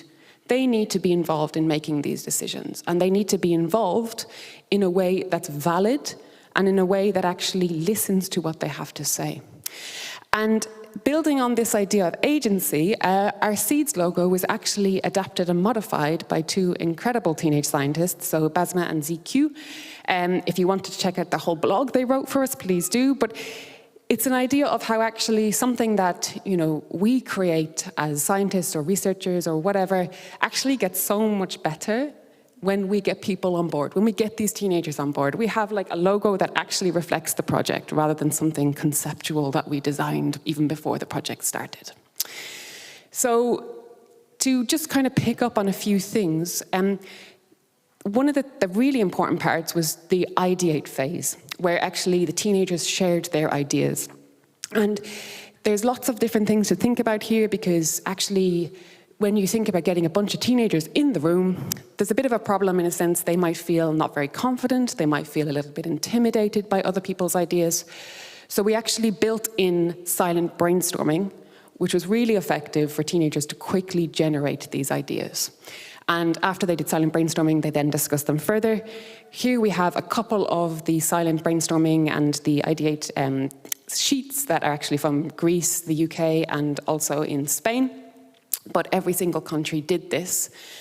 And these were their experiences, their ideas, their thoughts. This was what they wanted to explore further as a possible intervention. And actually, thinking about the Makeathons and also the SEEDS project generally, there were a couple of challenges that I think, I've already heard a lot about this already, but I wanted to push on a little bit further.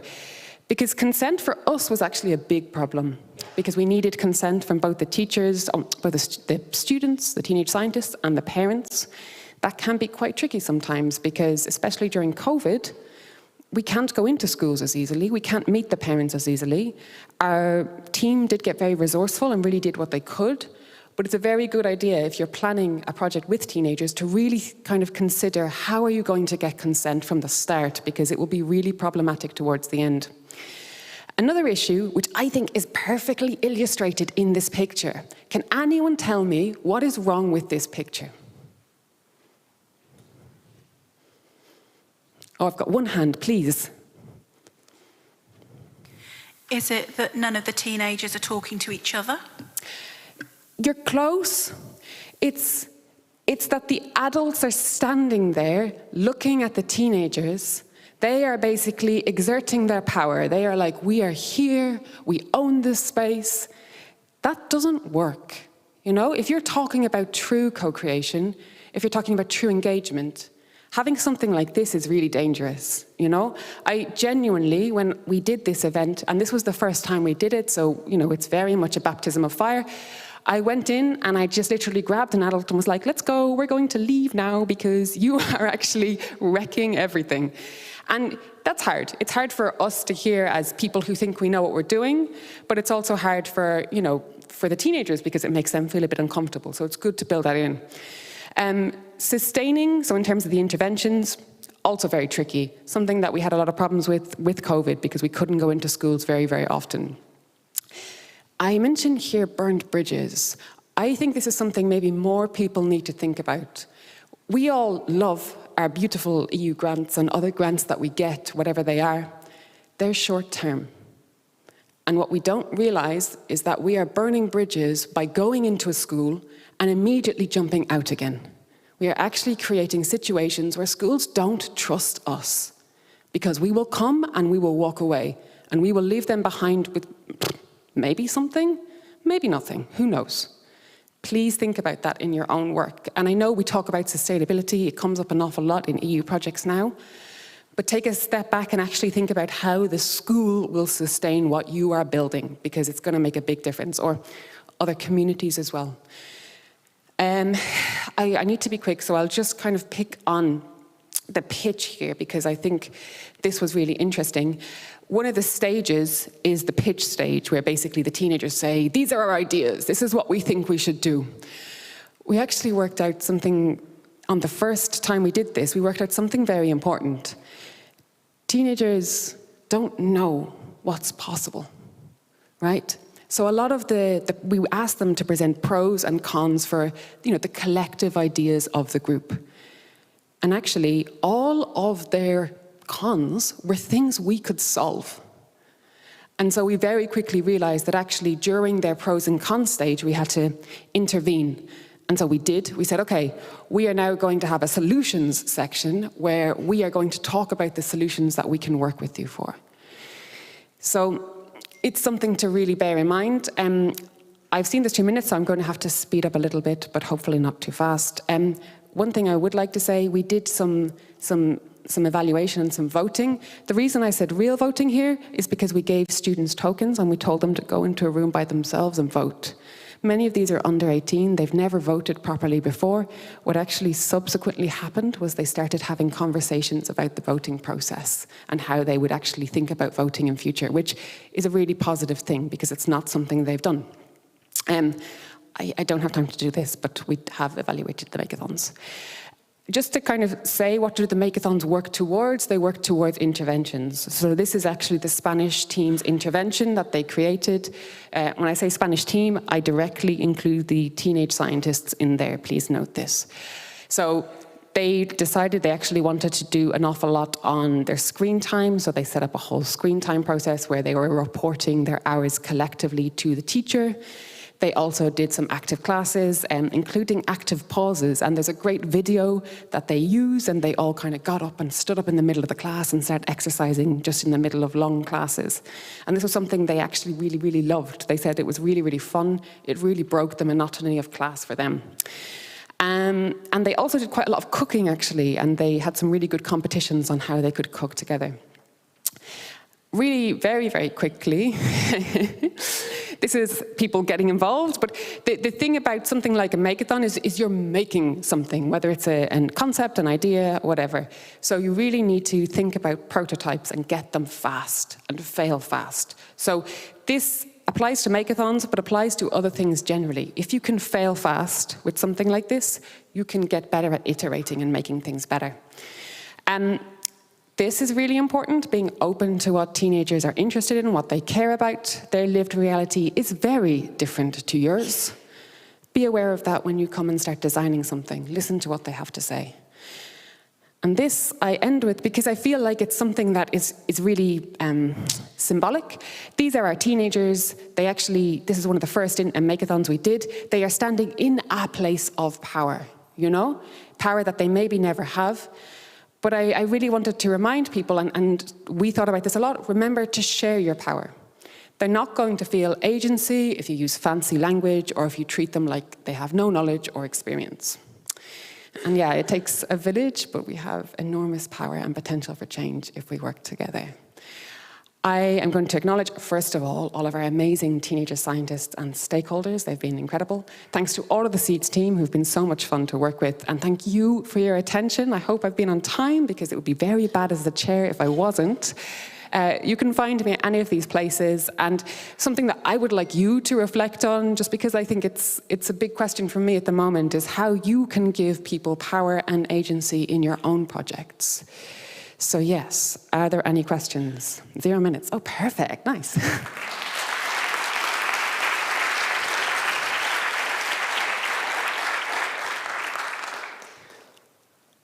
I can't really ask myself a question, so go ahead, please. Hello, thank you so much for a wonderful presentation. It's a beautiful story. I really like when you said that kids are talking about the voting process. It's really exciting. So my question is in terms, wait, I was a little bit nervous. Yeah, take your time.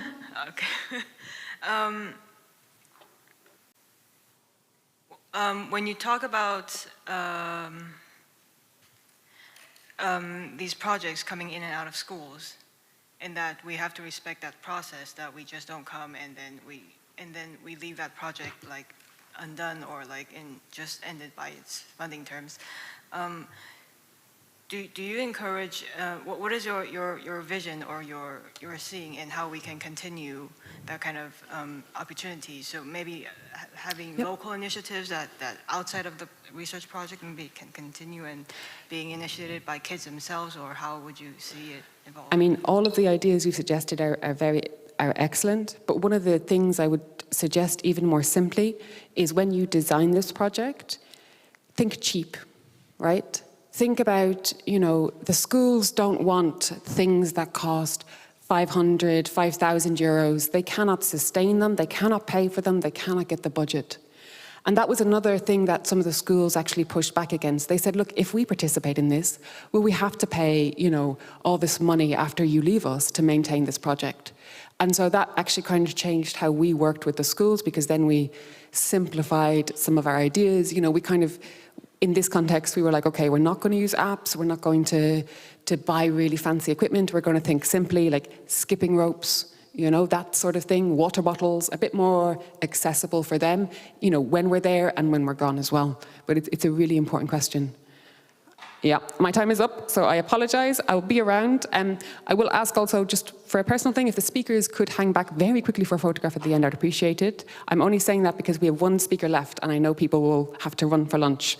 So, we have one speaker left, and Camille Labibes is going to talk to us about Erasmus Maris, which is citizen science for secondary schools. Would you prefer this?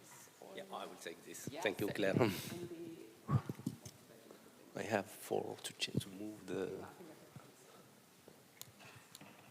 There you go. Yeah, thank you. My glasses. Yes. I'm Kamel Labibes. I'm chairman of a non-profit sailing association, and I'm also the coordinator of a project called Raise CS. And this project is co-financed by the Erasmus Plus program.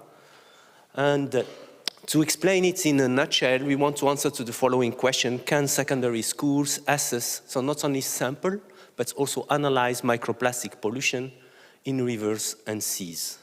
And this project is part of a larger initiative that is called Erasmus Maris. And what you see on the left-hand side of the slide here are the different partner projects.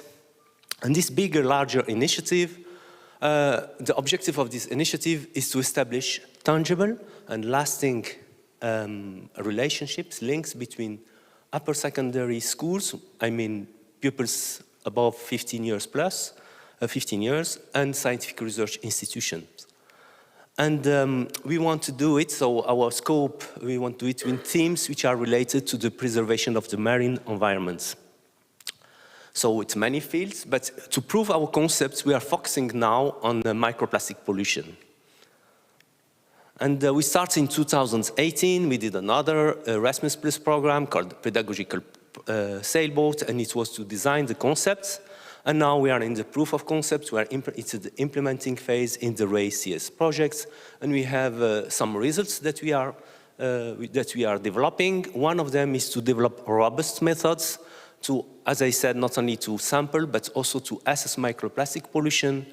And these methods, we want them that can be implemented in secondary schools. And what I mean here is that the scientists are taking their methods to assess microplastic pollution, and they're simplifying these methods so that the teachers and their pupils can use we were speaking about the financements of a citizen science project, so that they can use the common laboratory equipment to assess microplastic pollution. And then we have to address an issue, which is the reliability of the results when we have a simplified methods. And for that, we work in collaboration with the European Commission Joint Research Center in Gale, in Belgium. And they are providing us what we call reference materials. And they are giving us also support to validate these methods according to international standards.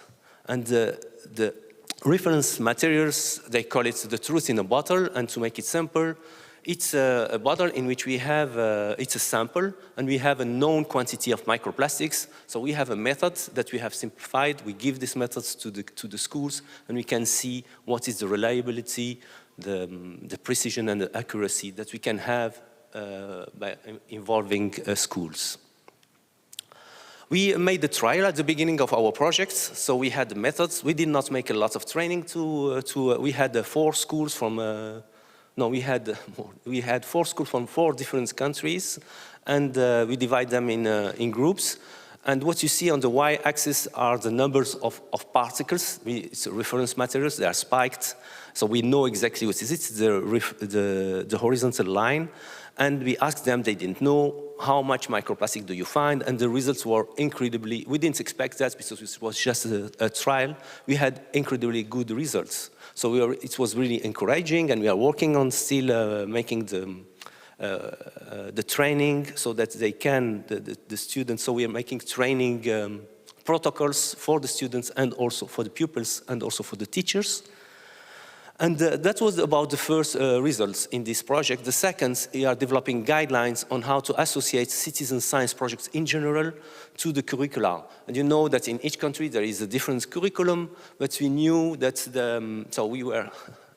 we knew that all the schools are implementing what they call the key competences for lifelong learning and associating them to the curricula. The key competence for lifelong learning is science competence, citizenship.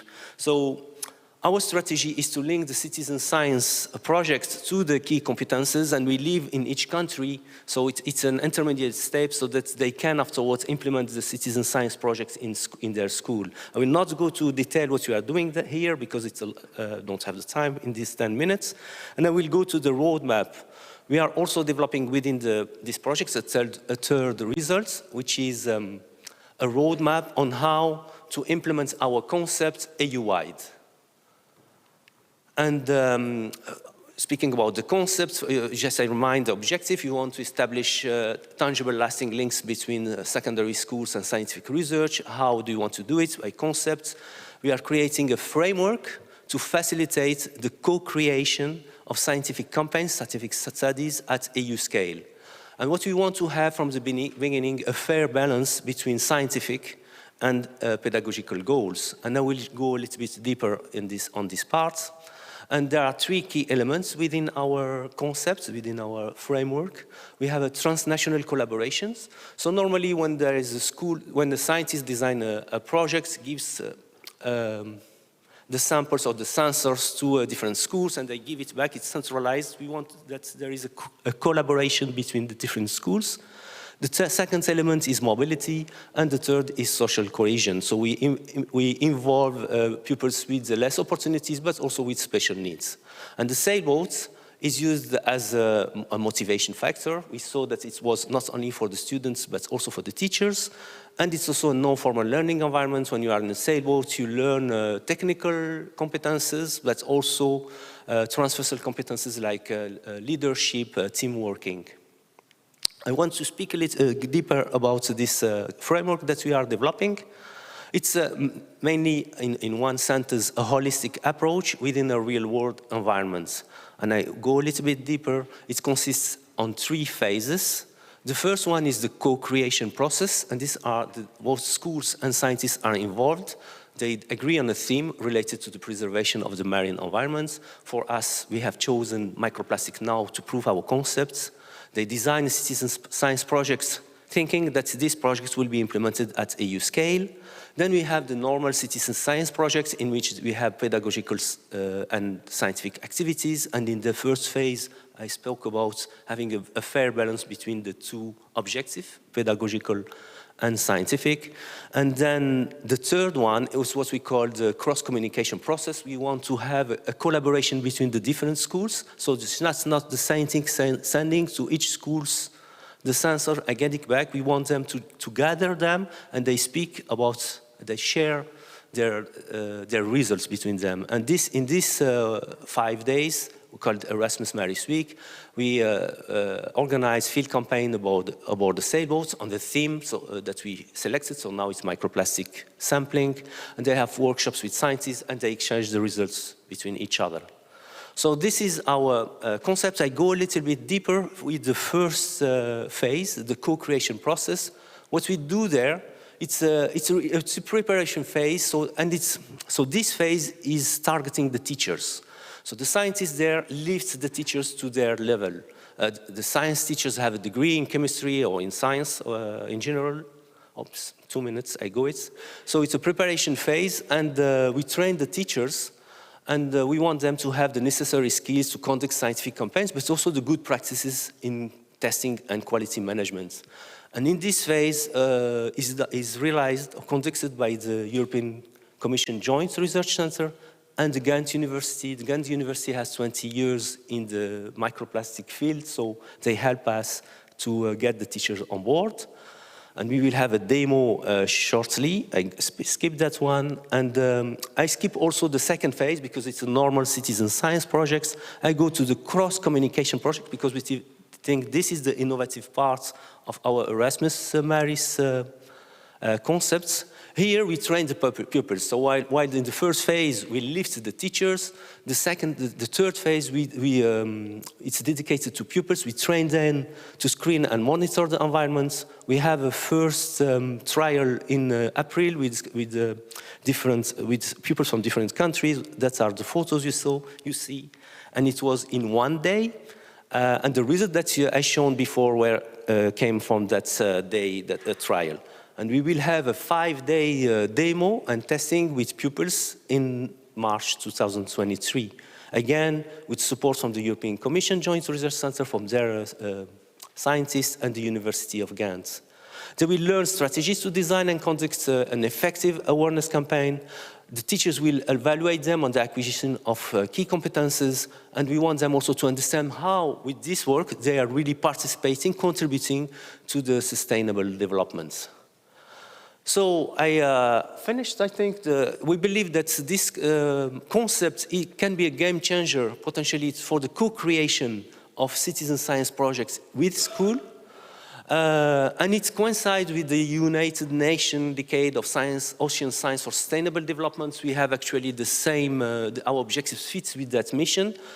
And we are also, our objective is to call the European institutions to investigate the possibility of creating a new type of Erasmus in Europe, or to extend the scope of the existing Erasmus Plus to the preservation of the oceans and its seas.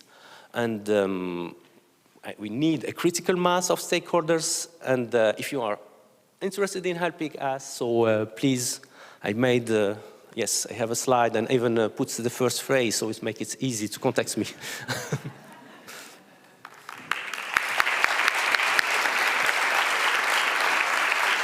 Thank you very much. Do we have any questions for Camille? Yes, please. Hi, thanks for your presentation.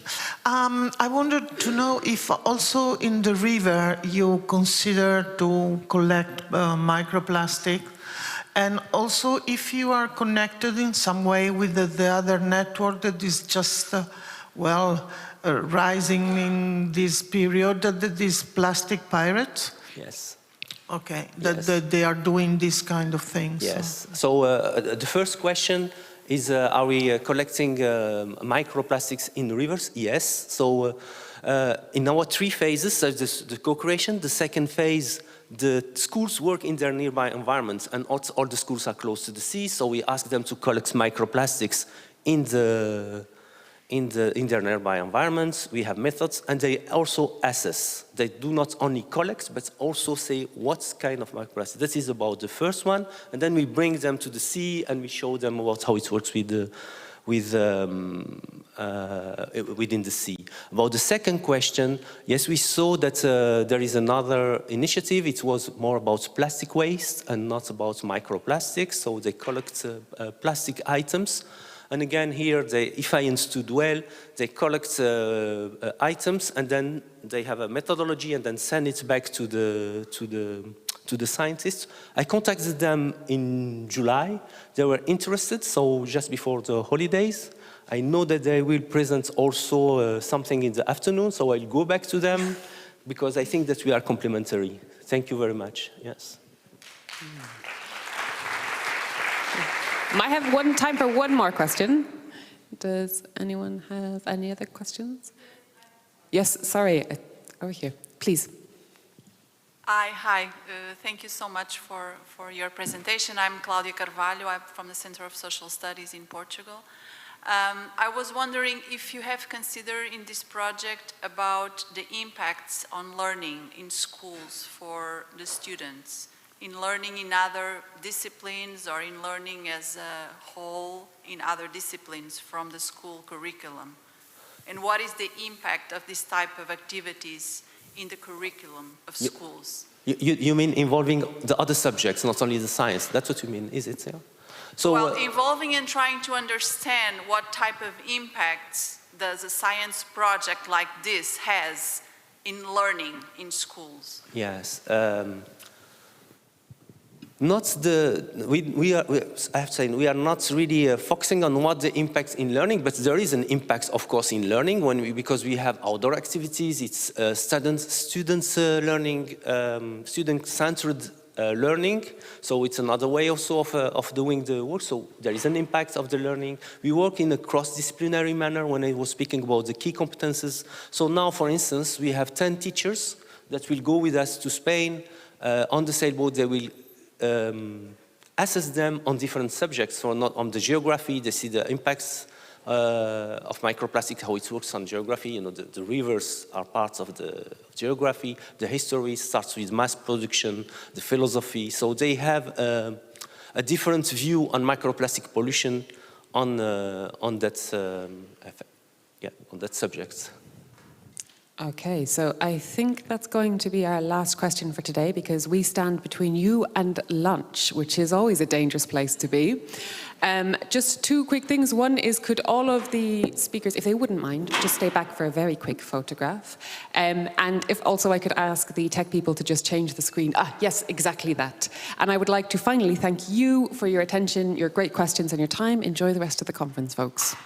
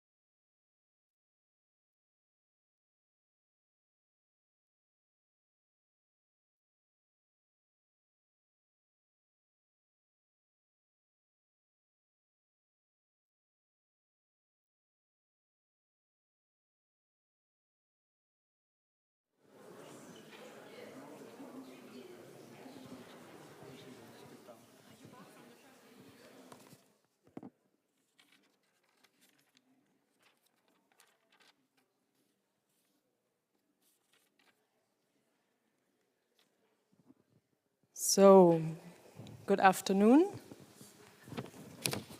I hope you had all a very nice lunch break, grabbed some food, some drinks, and you are now energized for the afternoon session.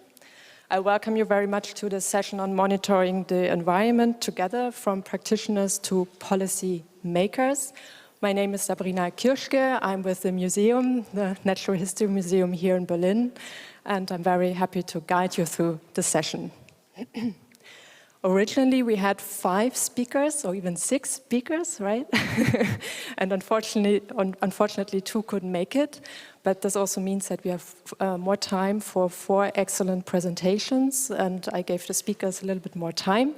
So we have up to 15 minutes presentation, so we can really learn something about the work, and then we have about 5 minutes discussion.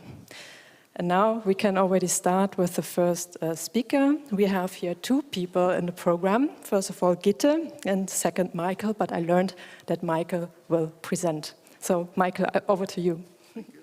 You can take the other one. Or you can also take this one. Yeah. So, yes, thank you very much for inviting me to speak here. Gitte Krag is sitting here, the other. That is, yeah. So I'm going to talking about mobilizing local communities and expedition cruises in the Arctic. And just a few words of how I got to that. We were working in Greenland for a long time with local fishers and hunters, and having them observing and noting down and trying to communicate the way they see the trends for natural resources in the places they live. Then we had a case study in Svalbard. There's no such thing as local hunters and fishers in communities like that. But there's a lot of tourists coming on expedition cruises. And we had no prior experience with working with expedition cruises or anything, but we tried to find out who potentially might know something about it and called for a workshop. So, yeah, that's a general thing there. In the Arctic, you have huge remote areas with very few people, and especially few researchers that can go and follow the trends of the natural resources and the living resources there. And of course, it's very challenging. No researchers in the winter time, and they can get nowhere. It's totally expensive and impossible. But they are the ones that are providing the data that we take decisions based on. So, but expedition cruises can play a role because they are getting, at least in the summer period, everywhere. And so that was our starting point. So it's back in March 2019 that we invited these people to come to Svalbard and, yeah, presenting what they already had done and talking about what we could do to use these expedition cruises for more getting, yeah, citizen science that could inform decisions on environmental management.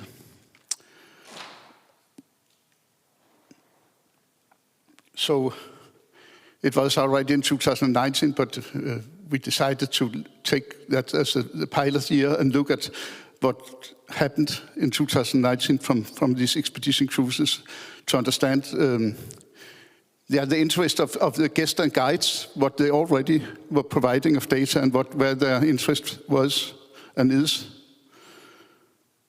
And so what we found is already some players that are like working along the same lines here, that the Polar Citizen Science Collective, that is especially present in the Antarctic region, but also working in the Arctic, that focused on some few citizen science projects. And one of them is Happy Whale, and there's some of the people working in one are also working in the other.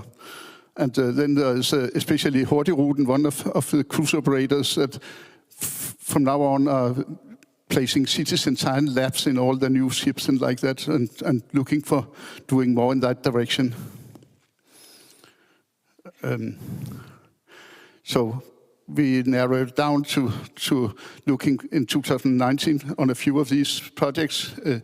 You might know them all because they're quite large international projects. eBird, Happy Whale, Sekedisk, and Cloud Observations. And can you see anything there? Yeah, that's just eBird, some of my own records from Svalbard recently. So when you are out, you have your phone and you start your trip and you will enter your observations of birds. And when you have finished your trip, you press on stop. So it has recorded the birds you have seen and the route you have been walking. And what you get back is a nice website where you can go and see your own records and following how many trips you have made and what birds you have seen. And you can also go and get information on all the single species. And so if you are interested in birds, you will really get value for the effort you have done. So I took this one to show you just what citizen science can do. If you take the bottom right, it is the distribution map of the king eider. I found it on Wikipedia, and then I looked up, and it's many places it looks like that. And there's no record from Svalbard. And I imagine that scientists making distribution maps years ago, they had to go to so many sources to try to understand where the bird was distributed, and they had to, make mistakes like that. But if you take eBird and you ask for the distribution map there, you will get lots of records of king eider from Svalbard. Two other examples, quick, birds that are important in Svalbard or have some more global importance. And again, lots of citizen science records. So this is a happy whale. The happy whale, it's again, you take photographs of the tail fins of it's not only that, but mostly of humpback whale. And they have markings on the tail, and artificial intelligence can quickly tell you if the tail have been photographed before, where the whale have been and all this. And what the observer get back is a lot of information about the whales he have photographed himself. And it's all documented by photographs, so no reason to doubt the observations. And here was 21 encounters in 2019 from the Svalbard region. And this is about like doing much else than just following what was happening, not pushing for people to do something. The cloud observations here, there are not so much observations from the Arctic. It's about when the satellite goes over and you know when it's there, you can take photographs of the clouds and you can note things about the clouds. And that is like a ground truthing, so people in NASA, they know when the satellite took those photographs, and people, they noted down this and took these photographs from down. Then they better understand the information they get from remote sensing. The Sekedisk here, very few observations from the Arctic here. And that is, you have a disk of 30 centimeters in diameter that you enter down, lower it into the water until you cannot see it anymore, and that gives an idea about how much phytoplankton it is. So it's about like global issues and things that not really can be used for much by those people participating here. But of course it's interesting to be part of a big program like that. It's not really used much by these expedition cruises, even it's one of those that they are recommended to use. So some figures here is just to show you that these use citizen science programs like iNaturalist, eBird, and the Norwegian one on arts observationer. It's really large, huge numbers of data. And of course, if you go to the Global Biodiversity Information Facility and see where the records come from, by far the most of their records are from citizen science, and it's especially many birds. And still, when you go to large life forms, there will be a lot of citizen science records. And then the more obscure things, you will see that there are not so many from citizen science.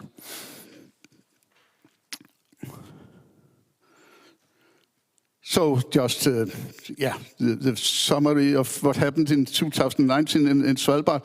We worked, in fact, in both Disco Bay and Svalbard, but we have focused much on Svalbard because in Disco Bay we have also the local people engaged in all this, and it's much easier to say this is Svalbard and this is what happened.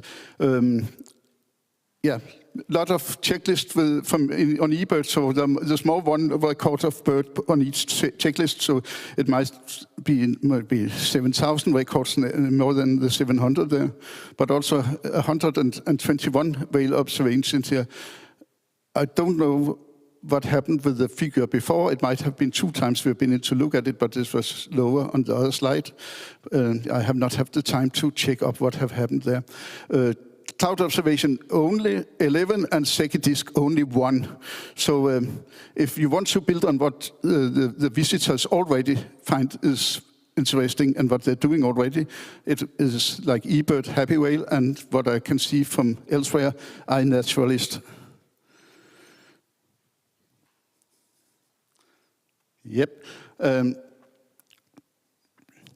So this is what we talk about today also. It's how do these things, data that are collected, how do they end at policymakers and decision makers?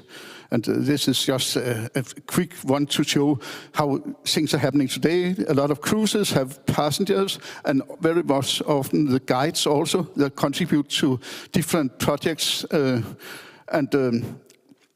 It's like one way they send their contributions to these different. Now I have Eunice, and I have the Sysselmanden, that is like the governor of Svalbard, also on there. They should maybe be a little more to the right. That's like not the citizen science programs. It's more like the university. Eunice could be like in the same level, but the Sysselmand is actually there.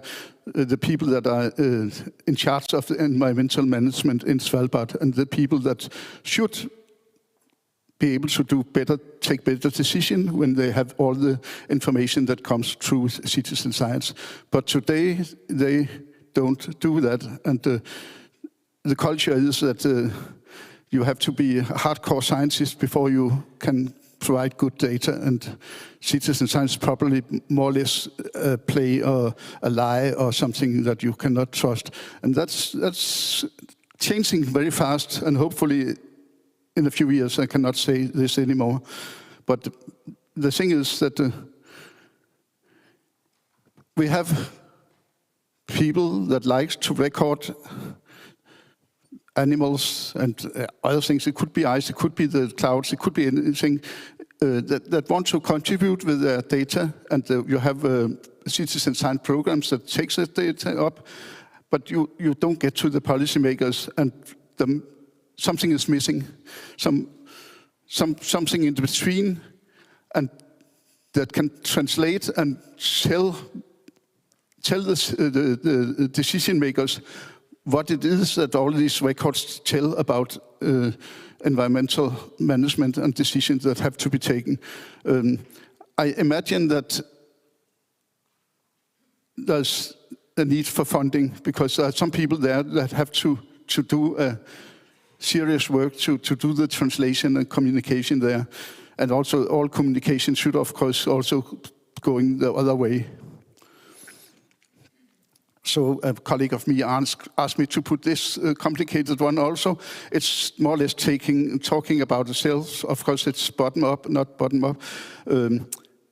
I took it to please her, but I think it's a little hard for you just to sit and try to understand it in this short time we have now. So that was my talk for today. Thank you for listening. Questions? Yeah. I also have one. Yeah. So thank you very much for this excellent presentation. Are there questions for Michael or Gitta? Yes, we have one here. Please turn on your mic.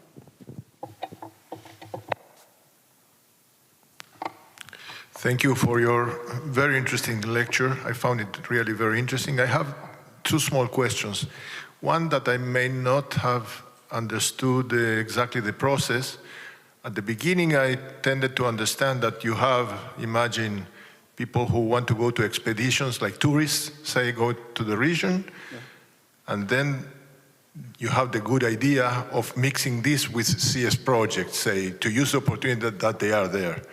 Is this the right order of things that I understood, say, or there are projects first and people who are then either volunteering or inviting or something like this? This is one question. And the other is that one or two slides before the end you mentioned policymakers. What would you expect from them? What's an example of policy in this case? Thank you. Yeah, the first thing we did here, like we always do, we start to understand what is already existing and looking at the motivation of people. So this was already existing. All what I have talked about is not something I have pushed for. It's like where we are today. Now we know that the visitors and their guides going on these expeditions, we have looked further into that. They're very high educated. The other tourists with lower education, they go on conventional cruise ships where they have entertainment in the evening and don't go ashore. These are smaller boats with 400 to 500 people, an average of 250 people, that goes to shore and look for cultural remains and biodiversity. They look especially for mammals or birds. And they pay a lot of money, and often they are quite up in the age. They have retired and have money and want to have some good years in the end, and they go to Svalbard to see whales, mammals, looking at cultural remains, like where did the balloon start when it wanted to find the North Pole and all these things. So now we know that that's what we are the starting point, and we know that there's a lot of data. So when they are taking decisions on environmental management, they're getting a lot of similar data through the researchers. But the researchers are few, and they are not coming so often, and so it's like an extra contribution. It's just having a broader basis for taking decisions than you have today that this makes possible. And your second question was, remind me? Yeah, so that covered both of them, yeah. Yeah, well, it could be against the tourists. Today, the tourists, they are a threat to some of these wildlife, and because the tourism all over the world, but also in the Arctic, is exploding now. And of course, the tourists, they also are conscious that they are doing some harm. So they would like to cooperate, say, we are providing information, basic information on what is happening, and then there can be reasonable rules. We all have a dialogue about how the rules and regulations should be, not mainly ships coming at the same places all the time, or when cultural remains are breaking down because of something have to be done. So it's like a self-monitoring of the tourists, providing information for the governor to take decisions on how to regulate the tourism. It's one part of it. Of course, it's broader than that. You get a lot of information about the status and distribution of wildlife. Yeah.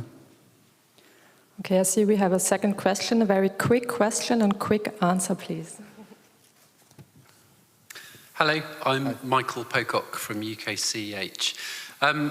So I wondered, when thinking about environmental monitoring up in the Arctic, I suspect that remote sensing is probably really important. So did you take the existing remote sense data into account when considering what data you would be collecting? And how do you communicate, if I'm allowed the cheeky second question, how do you communicate that spatial bias? Because I imagine many of your maps are maps of where the cruise ships go, not where the birds are, for instance. Yeah, the remote sensing, if you look at this cloud observations, there are no real interest among cruise ships passengers to do that. So I imagine that it can still be done, but with another approach. It could be that you make school programs of school children in the Arctic. They are involved in this kind of monitoring. And like the other one with the Seki disk, I'm sure that sailboats where people that are going for longer periods, will find this was interesting to be part of that project. But the tourists that comes for 1 or 2 weeks to Svalbard, I think they don't really, it does not really appeal to them. It appeals to them to record animals, plants, more or less what they really do in a large scale. So it's not using expedition cruises if you want to cover the other things. And the other question you had? Maybe there may not be time. Yeah. I think we have to move the second question to the break. Thank you so much again for your presentation and also for asking questions and for responding.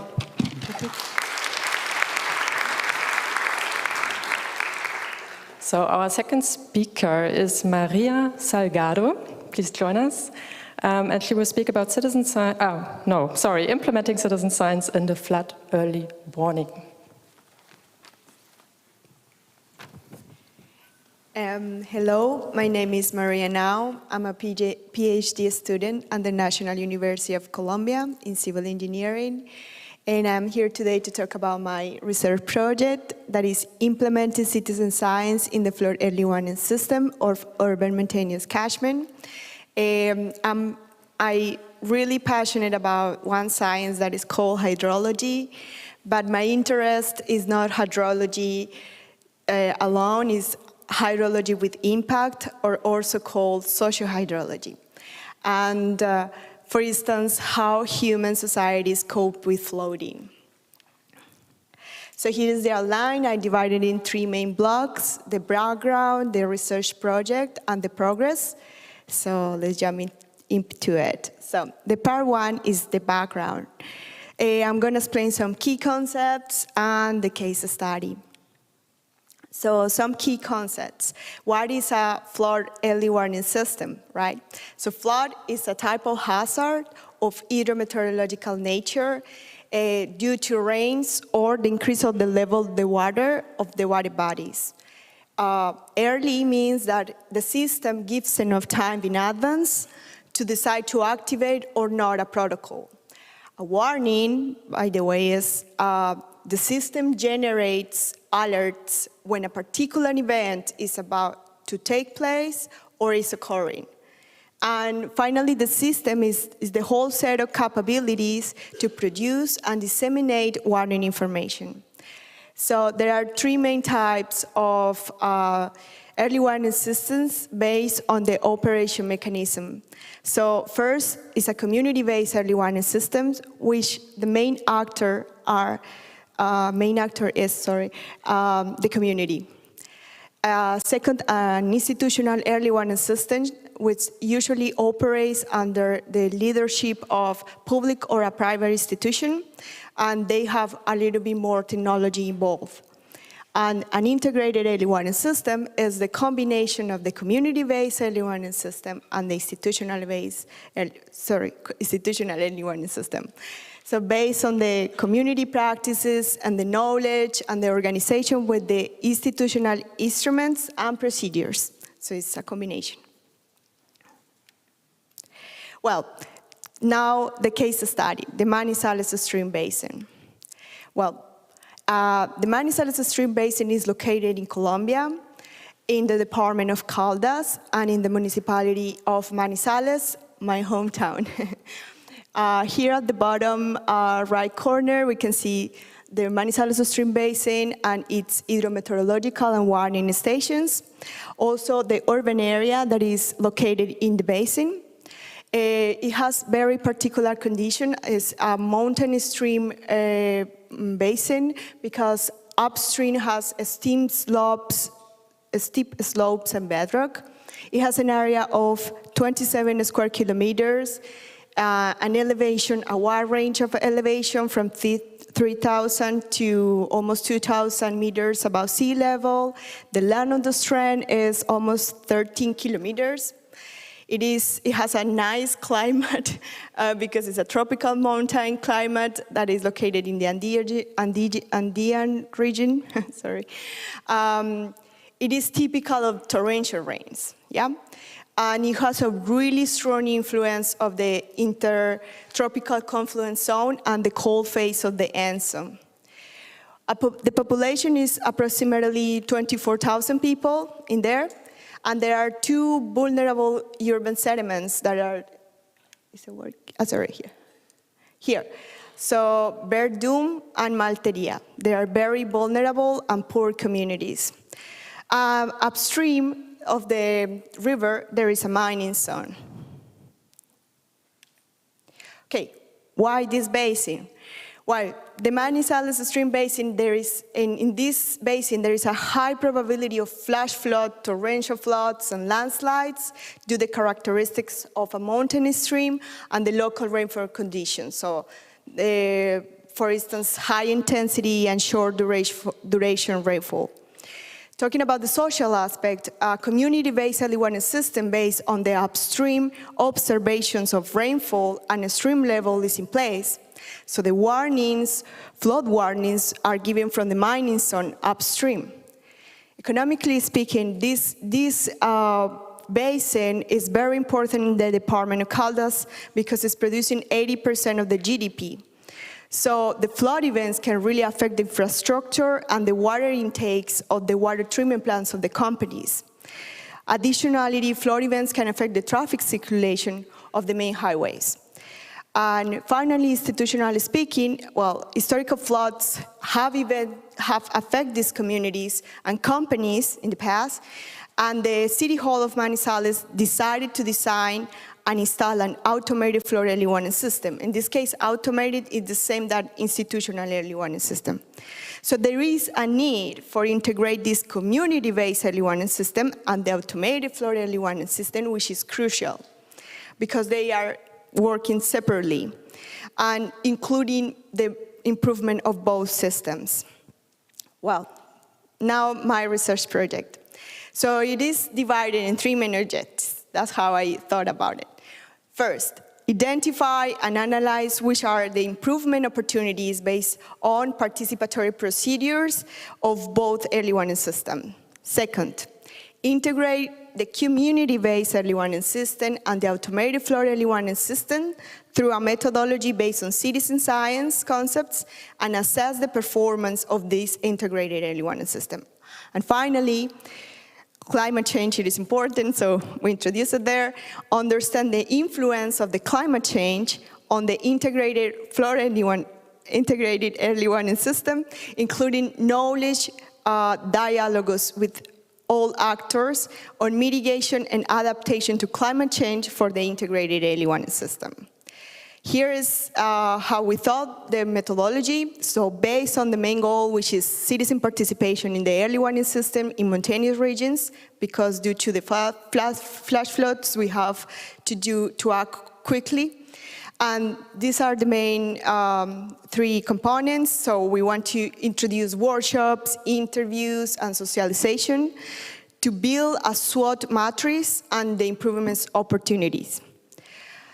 Second, we want to do participatory and proactive strategies to integrate the community-based early warning system and the automated flood early warning systems based on citizen science. So, for instance, participatory monitoring or participatory validation of very technical aspects of the automated flood early warning system. So there's a lot of room for improvement in this aspect. And lastly, the socialization to actors of the influence of climate change on the integrated early warning system for floods, including these knowledge discussions and dialogues with all the actors about mitigation and adaptation of this integrated early warning system for floods. Well, the progress so far.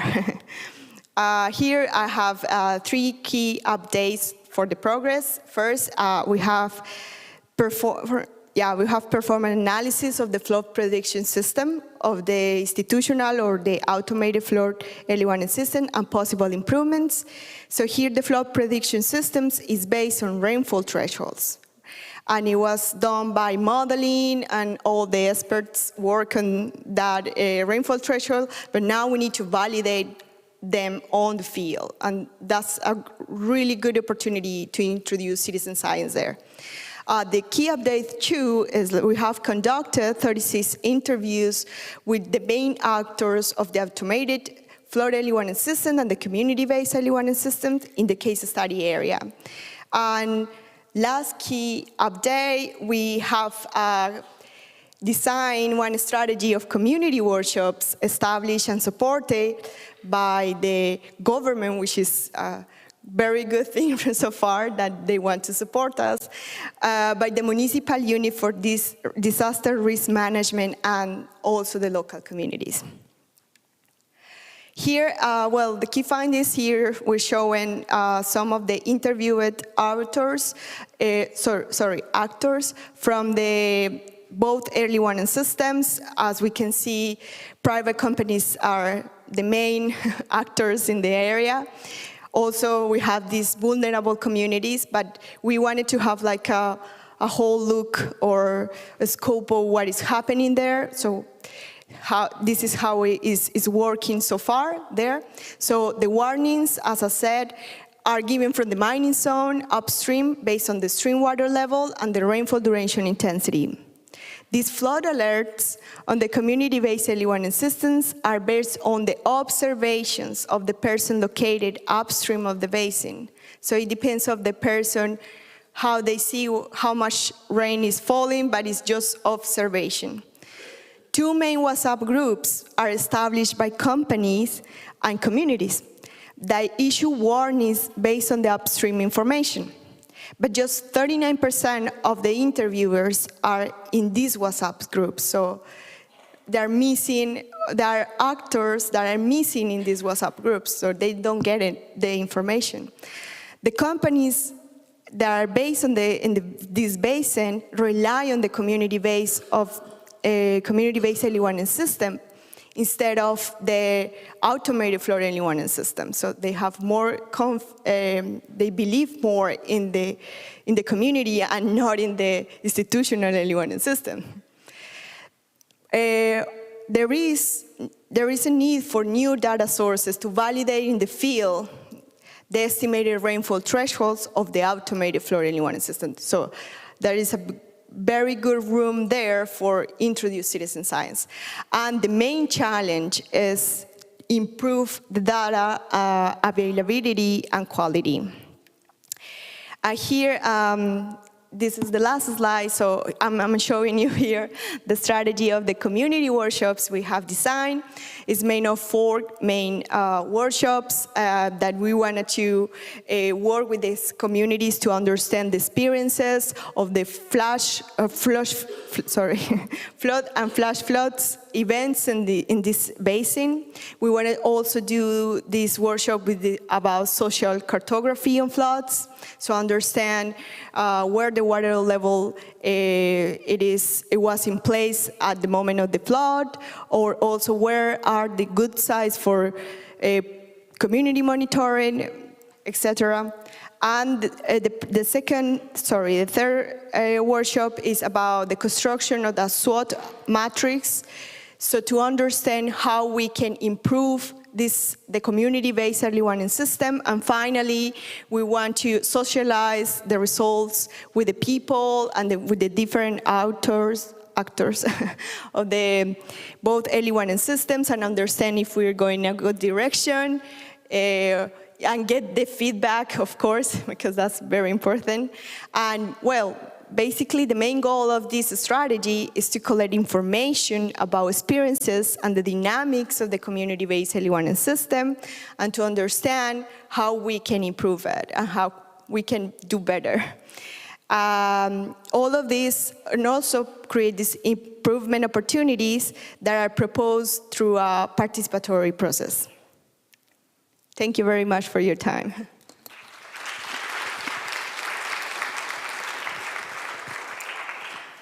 Thank you very much for the excellent presentation. Are there any questions, immediate questions?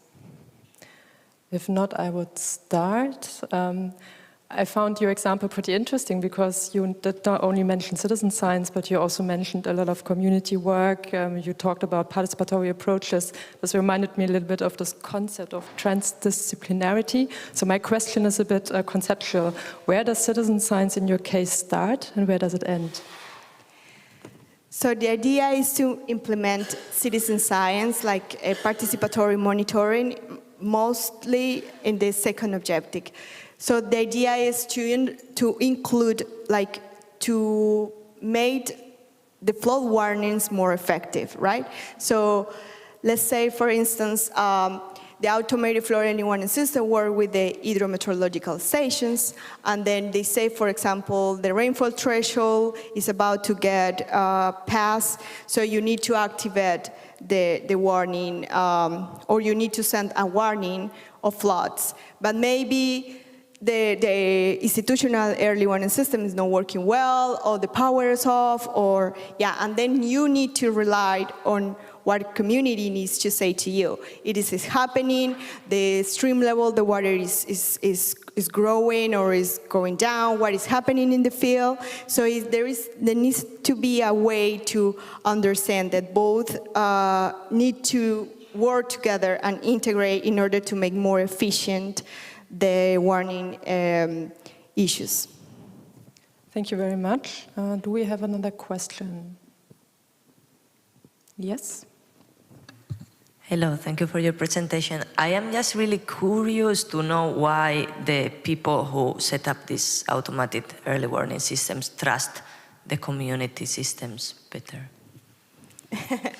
Yeah, it's because in the past, like in 2011, they had a flood event that it was really, really hard on these vulnerable communities.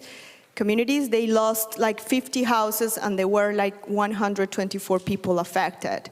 So they organized it as a community. They say, we need to do something because something is happening here. And the government was like, knowing there still like.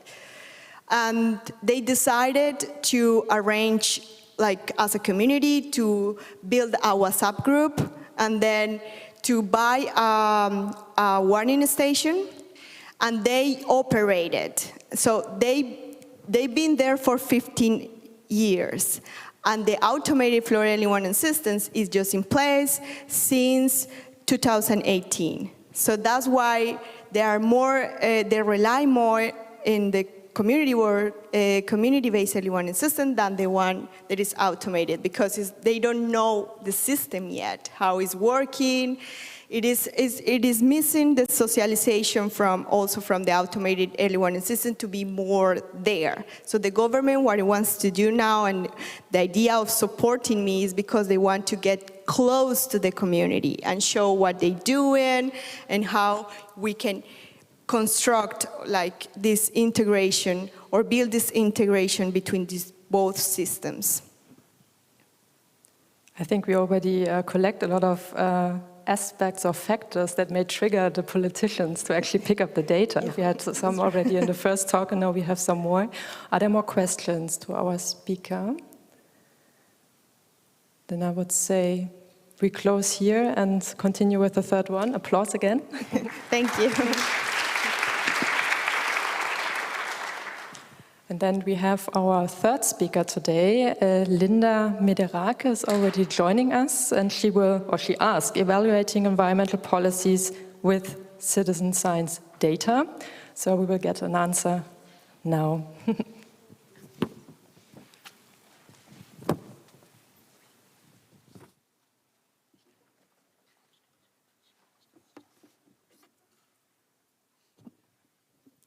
Yeah, hello everyone, also from my side. I will be presenting on the question of how and whether we can evaluate environmental policies with citizen science data. And I've brought with me an example from the Plastic Pirates Go Europe project. And the co-authors that you see listed here come from Kieler Forschungswerkstatt, Kiel Science Factory and Ecologic Institute. And together we form the consortium for the German campaign of the citizen science project that looks at the river plastic pollution of rivers in Europe. I give you a bit more of a background on the project in a minute, but first let me set the scene in terms of plastic pollution. Today, little pieces of plastics are found to be everywhere on our planet, in the far deserts, in the most remote mountains, and in the ocean.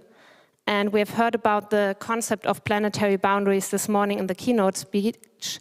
And actually, this year, plastic leakage or plastic littering in the environment has been judged to have exceeded the safe operating space of humanity as part of the planetary boundary of so-called novel entities. So this highlights that global plastic pollution endangers our planetary health. And therefore, more and more legislative actions have been taken in the past years on the international level, also on national and regional levels.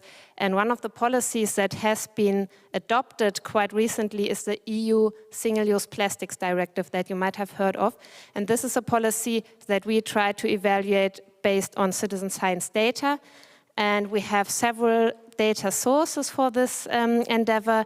And one of the data sources is the Plastic Pirates Project. Who are the Plastic Pirates? The Plastic Pirates Go Europe project is a project for school children and youth. And the children go together on an excursion at a river nearby, and they collect plastic samples from the river banks, but also microplastic samples from the river. They document their findings, and then they upload the findings on our website. They follow a methodology that we set out in these materials that we provide free of charge to all schools that are interested. And I've brought some of the copies, so if you're interested, you can come after the presentation and I can hand over some of the materials. The data that we take a look at in the study that I'm presenting here is based on data included or that was collected in 5 sampling campaigns from spring 2019 to spring 2021. And in this time period, more than 8,000 participants have contributed with their data to the study. In addition to the Plastic Pirates data, we look at 3 other data sets from other sampling protocols, and these focus on coastlines. So the Plastic Pirates focus on rivers, and here we focus on coastlines with Marine Litter Watch and the International Coastal Cleanup that are also citizen science data sets, and then we have the data from OSPA Commission in addition to the citizen science data sets. And I don't know if you know these different sampling protocols, but they have dozens and dozens of categories of litter items. And for the study that we are conducting here, we had to condense these categories to a manageable number. In the end, we came up with 21 categories that focus on the one hand on single-use plastics and on other commonly occurring litter items made from other materials, such as, for instance, glass or metal or paper. On the basis of the litter data, we then came up with 3 different scenarios that we take a look at, and these scenarios evolve around the policy measures that were introduced by the EU Single-Use Plastics Directive. This directive, on the one hand, bans certain single-use plastic items. I'm sure you have come across this. The bans include, for instance, plastics cutlery or also plastics cotton buds. And there are other items, such as, for instance, plastic bottles or wet wipes that are addressed by other measures, such as extended producer responsibility or awareness-raising campaigns, or also product redesign requirements for these different products. And the different scenarios are to be thought more of a thought experiment because there's very little data on the general effectiveness of policy measures on single-use plastics. So just to keep that in mind. here you see the 3 scenarios that we took a look at, which we named best case scenario, moderate improvement scenario, and then the scenario where only the bans are effective. Here on the side, let me see if it works. You see all the different categories of single-use plastics that are included in the Single-Use Plastics Directive. And then as an example for the best case scenario, here we assume that all policy measures are 100% effective. That would mean that all the litter from these items that are listed here would vanish completely in the environment. Obviously, we know that this is quite unrealistic to be happening, but we think it's still interesting to look at this because it's the maximum positive impact that the directive could have. So here we start with the first results regarding the litter data.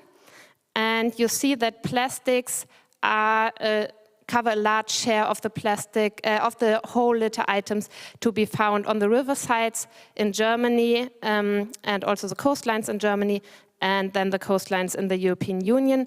Plastics is covered by the pink, violet, light yellow and dark yellow bars. So it's from about 50% in the plastic pirate sampling, that is here the first one, up to 97% in the case where most plastic items were found.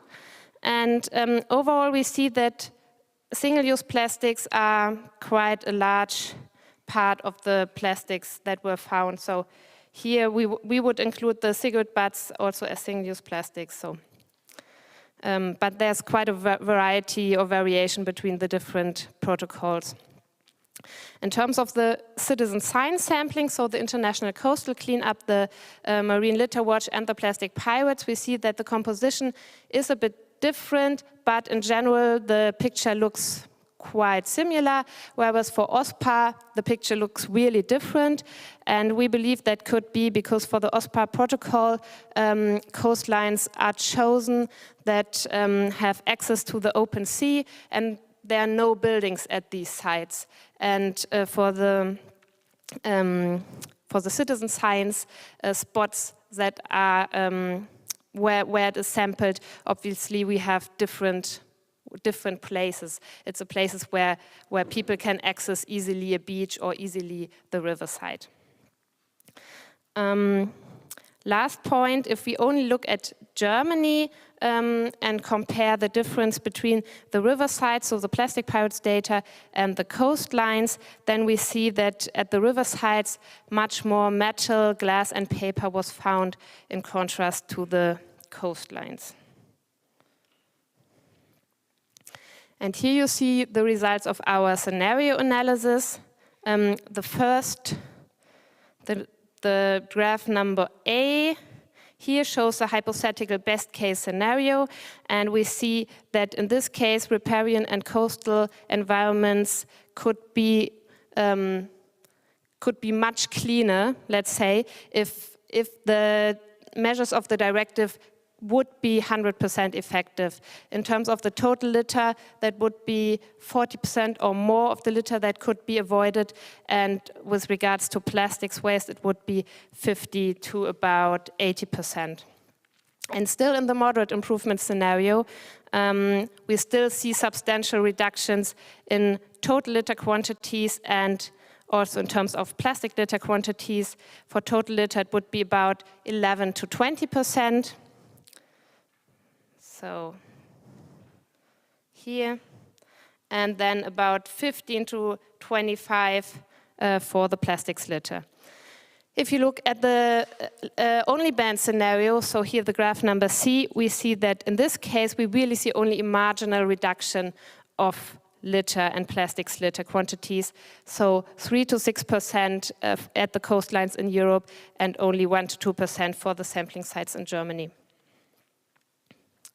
What do we conclude from the scenario analysis? First of all, that if we only have bans to be effective in the SUP directive, that will be not enough to significantly reduce litter quantities.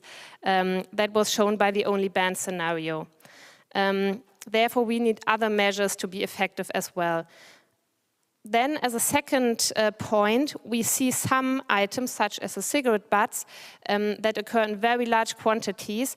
And here, it's crucial that we have instruments at all to address these items, even if they are only partially effective. So even if we only have an effectiveness of, for instance, 25%, that would only have a huge impact on overall litter quantities.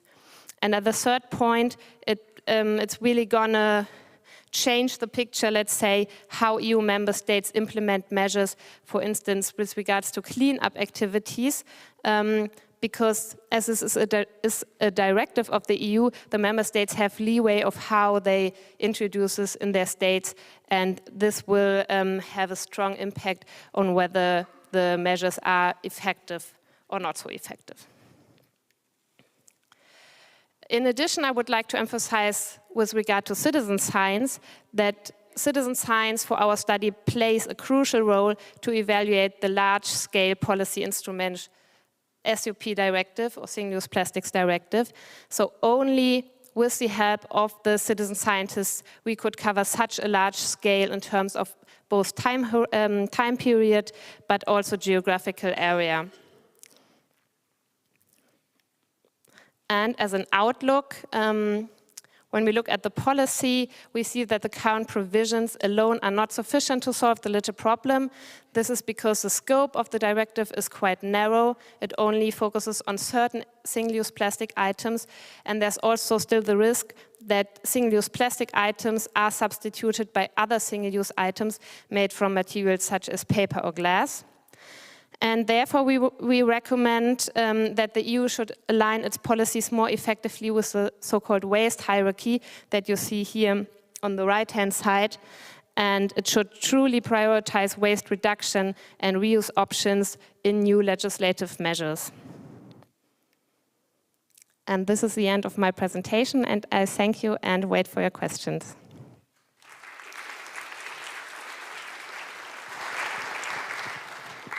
Thank you very much for this excellent talk. We just had a plastics presentation this morning. I looked to the presenter over there, I spotted him already. We talked in this last presentation about microplastics. You focused on macroplastics. Do you have a specific reason for that? Actually, the plastic pirates not only focus on macroplastics, but the school children also have a net and take a microplastic sampling. However, this sampling covers only so-called larger microplastics until 1 millimeter. And this is because it's just getting a bit too complicated for the school children, because we have children from grammar schools participating in the project. And therefore, we decided not to use these, like take a look at the smaller items that are covered in the project that we heard about this morning. So I think there are good synergies between the two projects. So it depends also a bit on the age, I understand? Yeah, exactly. I think I didn't mention it, but we cover more or less 10 to 16 years old. Thank you. Are there other questions? No, I think we need coffee. Oh my God. Then I have another one. Okay, there's one. Yeah. Hi, thank you for your presentation.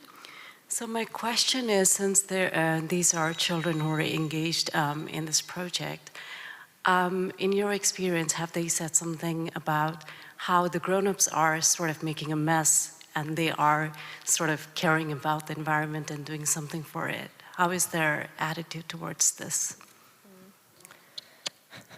Yeah. We, as the consortium for the project, we usually don't go on the excursions ourselves, but we provide all the materials and the teachers go with their classes themselves. So we don't always have this direct, reaction of what the students think. Actually, what we hear quite a bit is if they don't find a lot of plastics, they are sometimes upset because they want to find something, they want to, participate, and then we need to somehow communicate, well, that is actually the best case scenario. If you don't find any plastics at your river, that's what we, would want to see more often. But in general, yes, there is quite an awareness among the students, and we see this because after the project, we have quite often actually students coming individually to us, and they want to do a research project themselves on the topic. So they continue researching the topic after their class has participated in the project. So I think this is quite a good example of how they, they relate to the topic and they want to change something.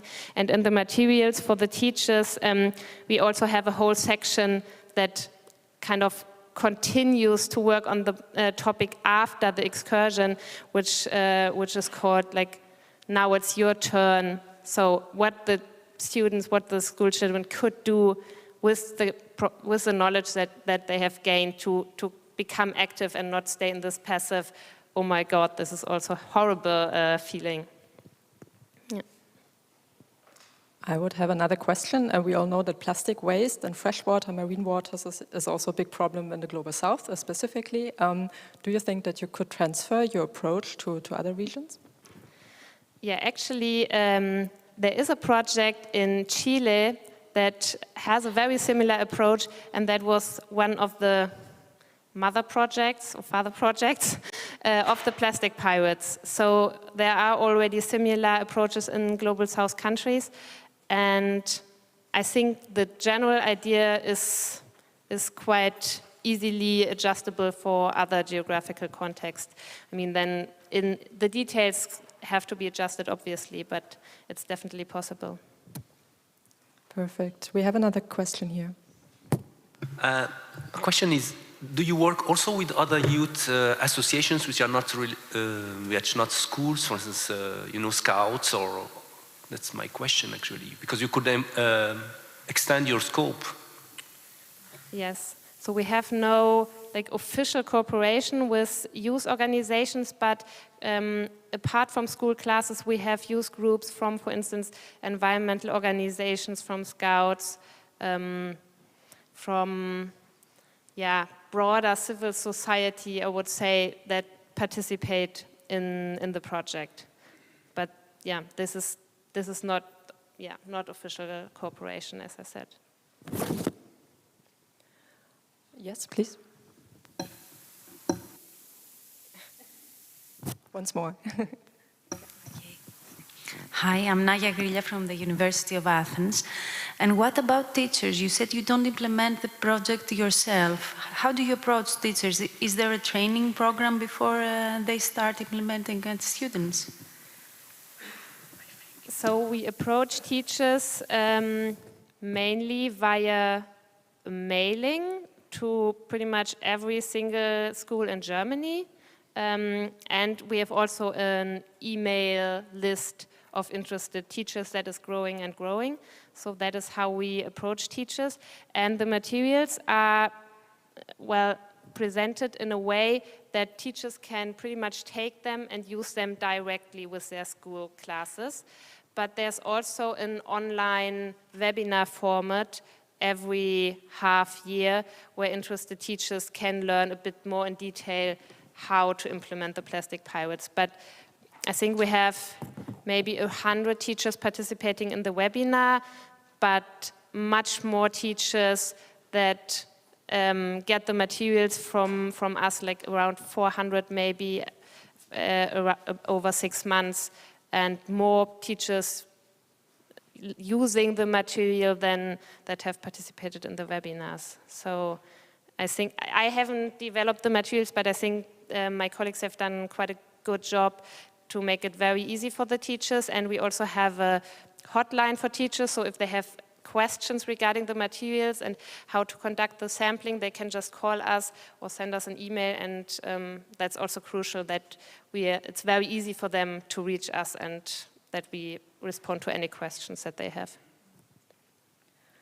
I think we would have to close slowly, but I would like to ask one last question, since we are here in this session on from practitioners to policymakers. You mentioned the different scenarios. My question would be, because we heard before from Maria, involving the municipalities could make sense to also pick up the results. Would it make sense in your case also to involve more policymakers or decision makers into the policy in the project design to actually also implement or achieve a best case scenario or moderate scenario? I think it would be great to now take the results and actually, take the results and go to policymakers.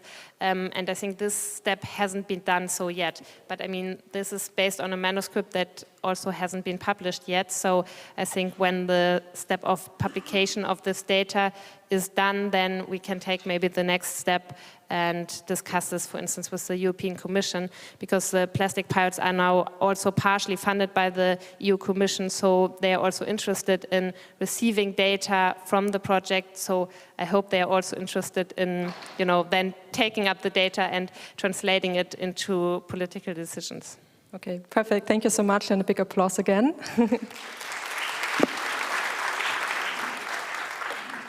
And now we come to our last presentation. We have Matrona Papa. She's here, and she will talk about citizen observatories as educational tools in school environmental education.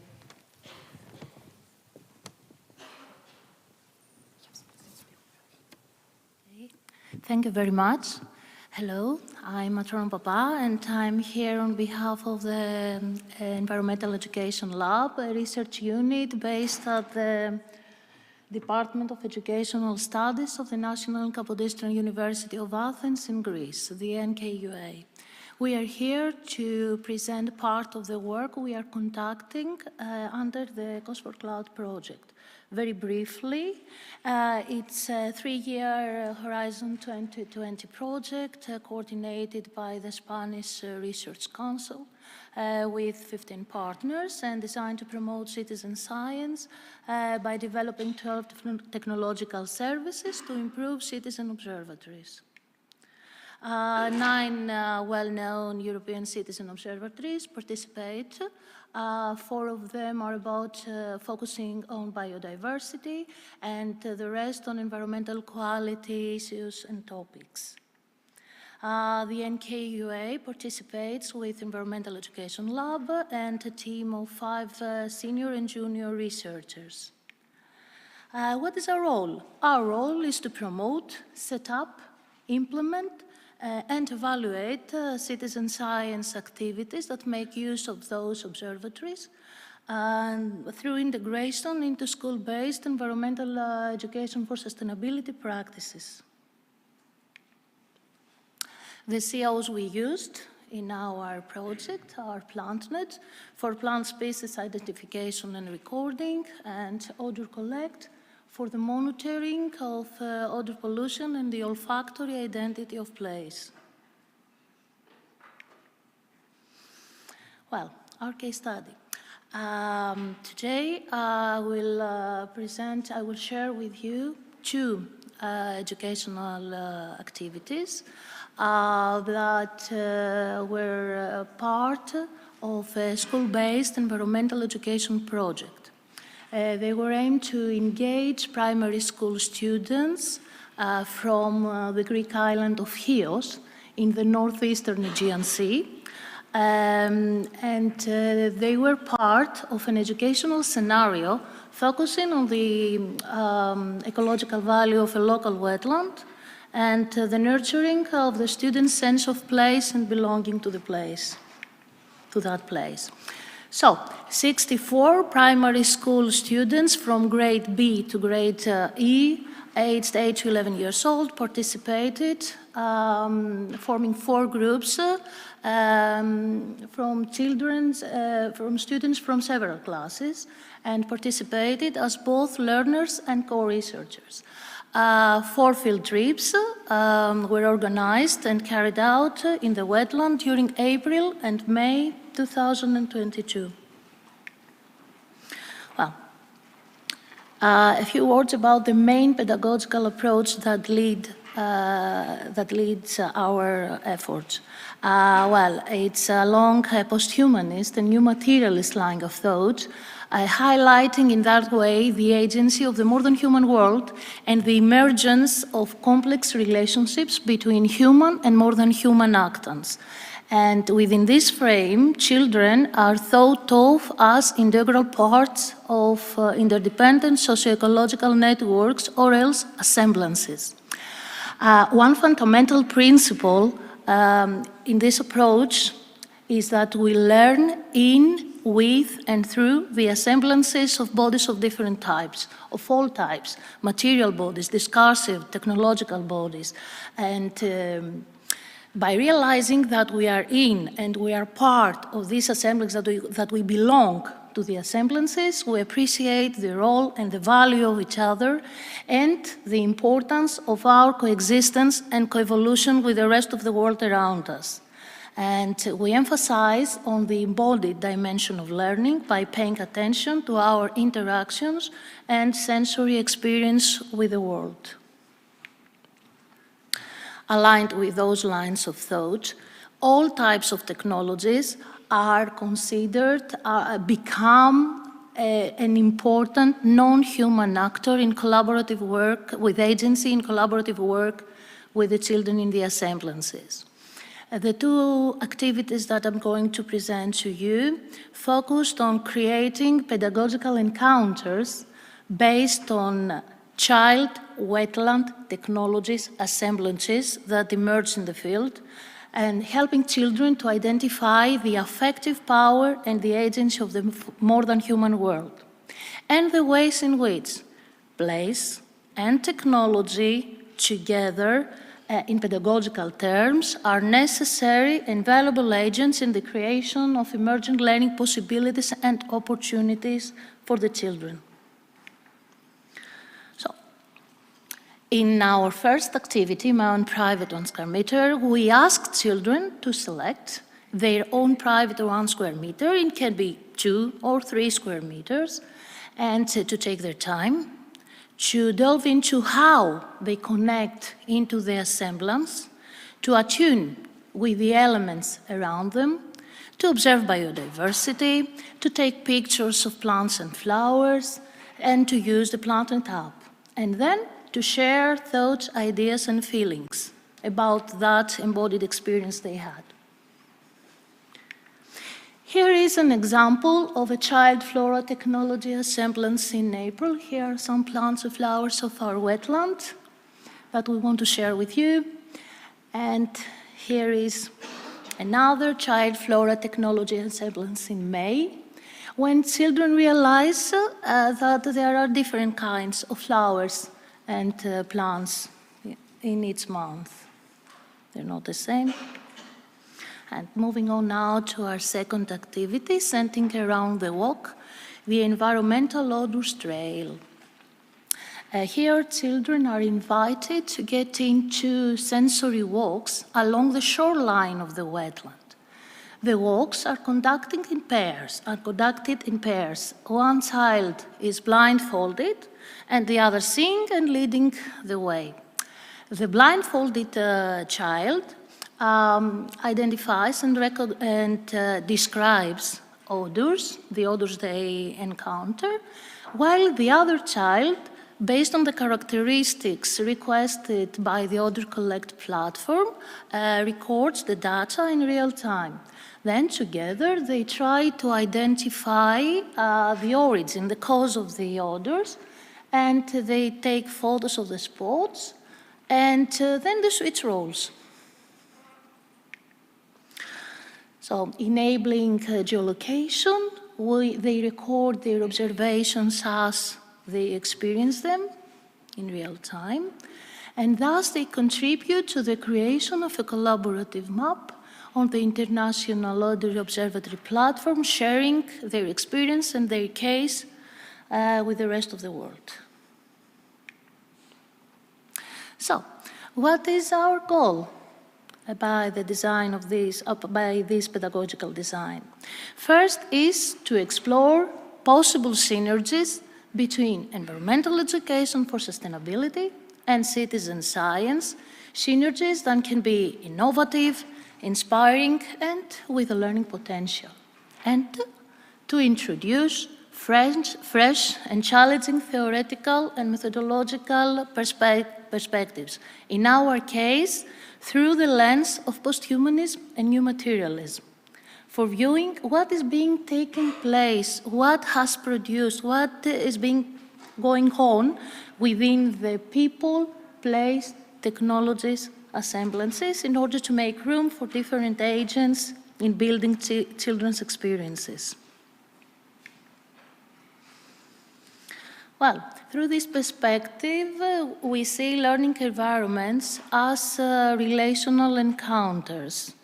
And based on the evaluation study we conducted, children expressed a sense of belonging to a place by learning through embodied experience of immersing to place with their senses, smelling, touching, hugging, feeling, seeing, and of course, through the technologies they used. It's nice to share the smells and beauties of your place. We are all our own place, aren't we? I admire it, I love it, and I share its beauty with the rest of the world. These are some of the words of the children that I would like to share with you. From a pedagogical perspective, we devised a design that where a range of more than human actants became catalysts for teaching and learning. Our design allowed children to function in unison with the different elements they encountered, to pay attention to the materiality of the world with all their senses, not only with seeing. And in that way, they help them realize and feel that they become together with the wetlands. I was struck by how many wonderful flowers and plants there are in such a small piece of land. We're not alone. And my place taught me to appreciate life itself. Look at me, I'm becoming rock, so as not to disturb the herons. Soon I'll become heron and fly high with them. And I will close my presentation with a personal insight as a teacher and an educational researcher that those synergies between environmental education for sustainability and citizen science offer genuinely valuable and diverse learning experiences. Children not only experience active citizenship by becoming researchers, but they also enhance and expand their senses with technology citizen science offers, and by experiencing place through more than one ways, through the senses, through technologies, their desire to get to know and learn more is strengthened. I learned to explore in a different way. I felt good as a researcher and explorer and sharing things with the rest of the world. The rest of the world gets to know my place, learns to love it, and so will learn to love and appreciate their own place too. Some references. Dankeschön, thank you very much for your attention.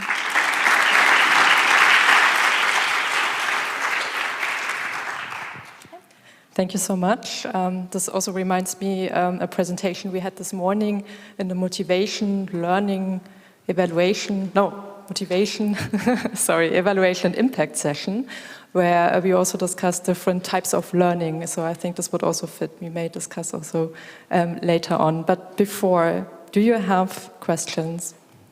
Yes, please. Yeah, thank you very much. Very, very interesting.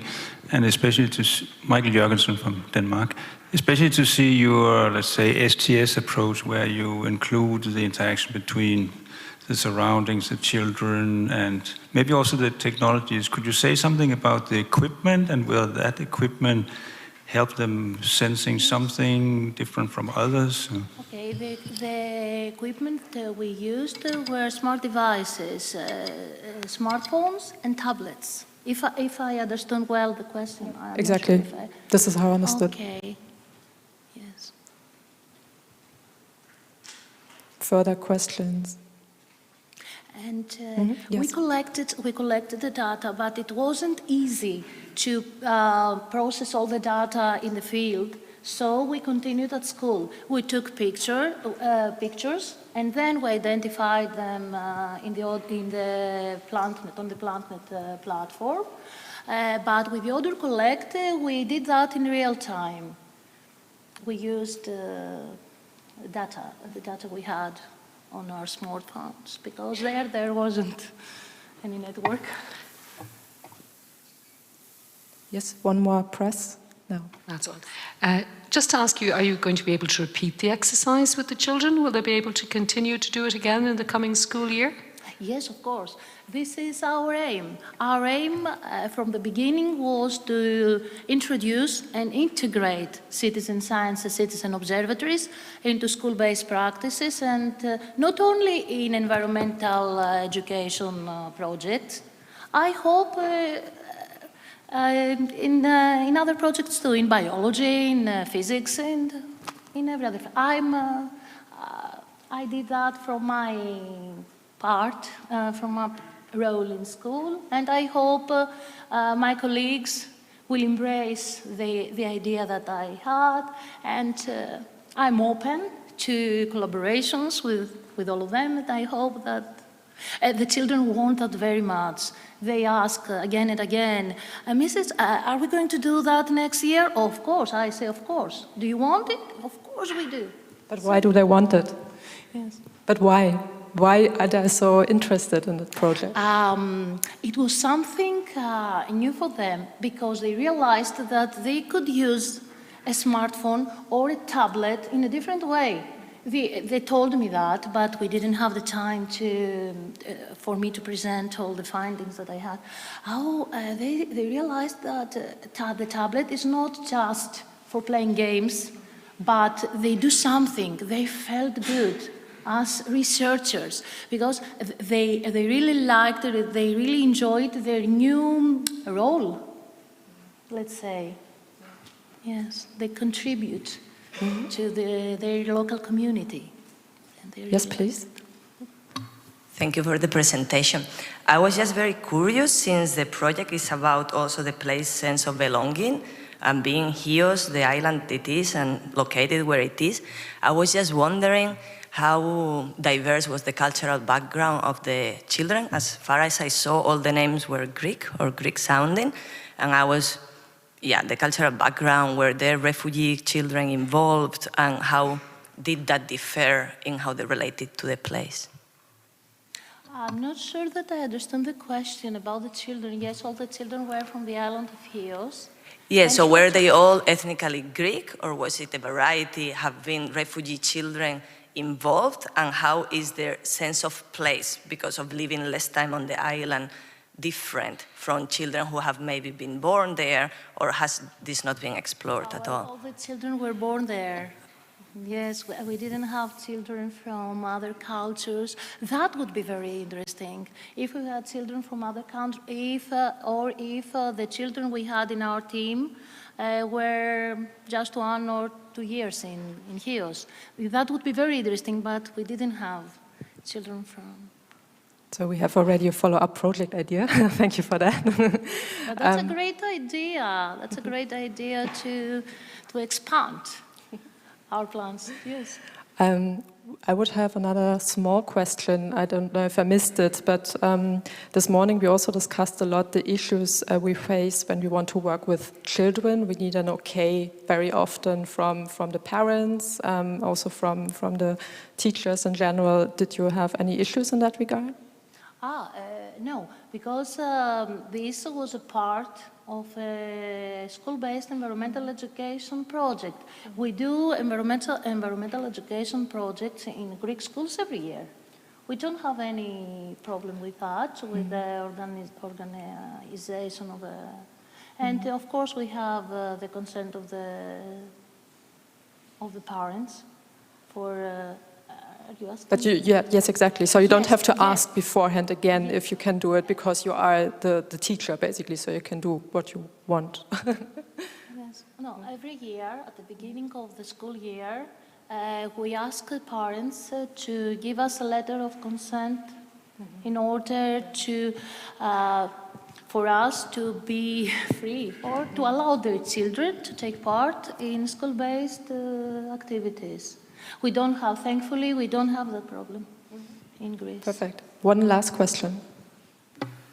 Yeah, Gaston Remmers from the Netherlands.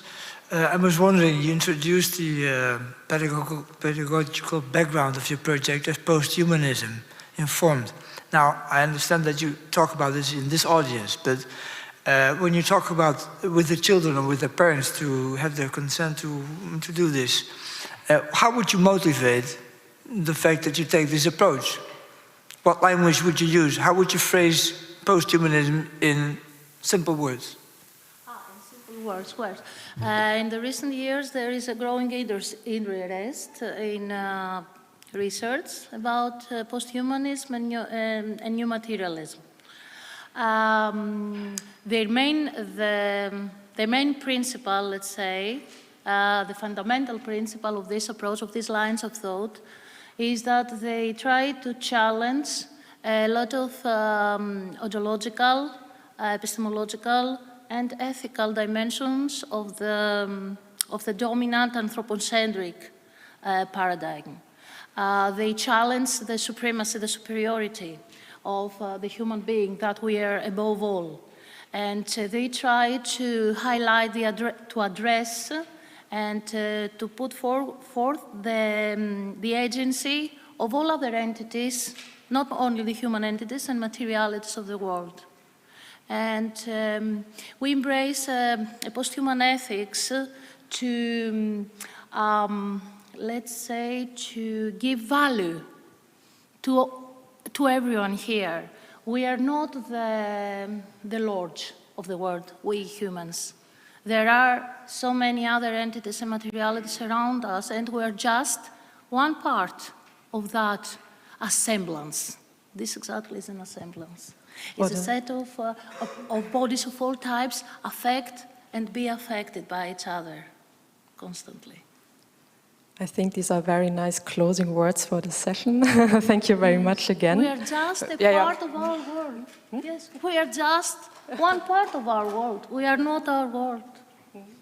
Thank you so much again for your presentation. Before we all leave for the coffee break, I just wanted to summarize a bit what we heard. I think we all have our own summaries and our own takeaways, but just to remind us, we had 4, I think, quite different presentations because we had different resources that we focus on. We heard about marine waters, fresh waters, terrestrial systems, biodiversity. We also heard about different parameters we take a look at. When it's about flood, it's more about water levels. When it's about plastics, then it's more about like water quality. We also heard about others. We wanted also to hear about chemical parameters. That would have been interesting, but I think at the next conference we will pick this up again.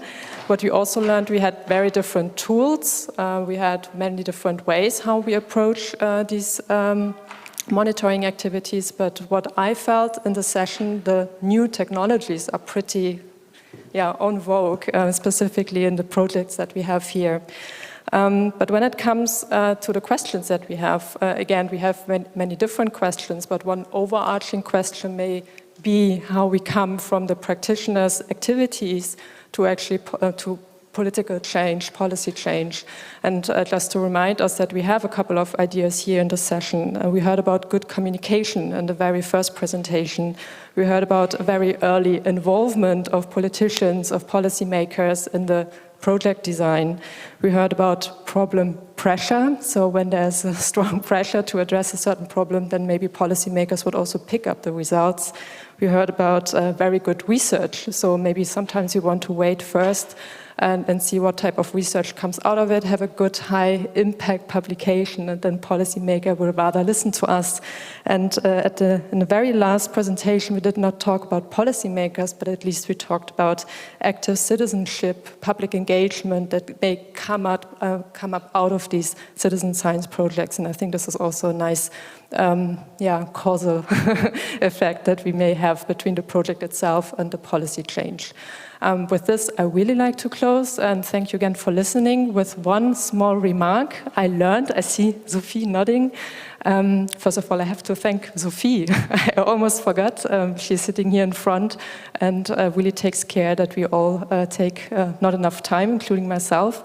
Also, thank you to all the technicians in the back and here next to us who really take care that you also hear the presenters.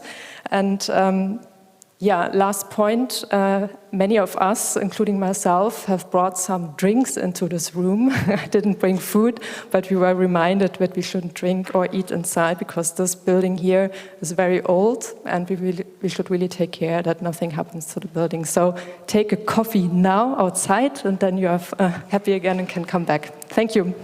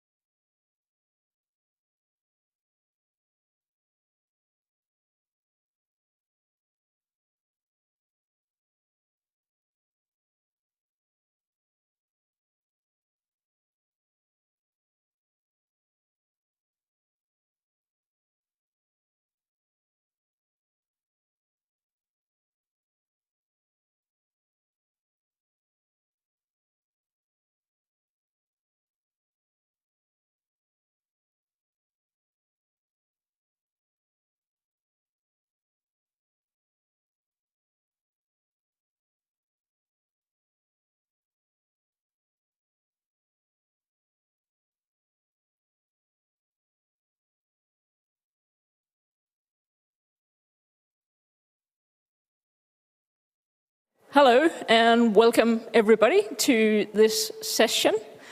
We will try to get started on time. I'm sure more people are going to join us as they finish their coffee. My name is Gitte Krag. I'm from Aarhus University and Nordeco in Denmark, and I will be chairing this session. And it is on healthy cities, resolving human nature conflicts through citizen science. We have 5 presentations lined up. It's going to be very interesting, a lot of different aspects. We all know that cities are super important for us as humans. Most humans do live in cities, but they can also be really important for a lot of other things, including nature and biodiversity in a lot of different ways. And this is some of the things that we will hear about today. So going straight into, you guys have probably been in other sessions today, but the way it goes, speakers have 10 minutes, 12 minutes, then we will shut them down.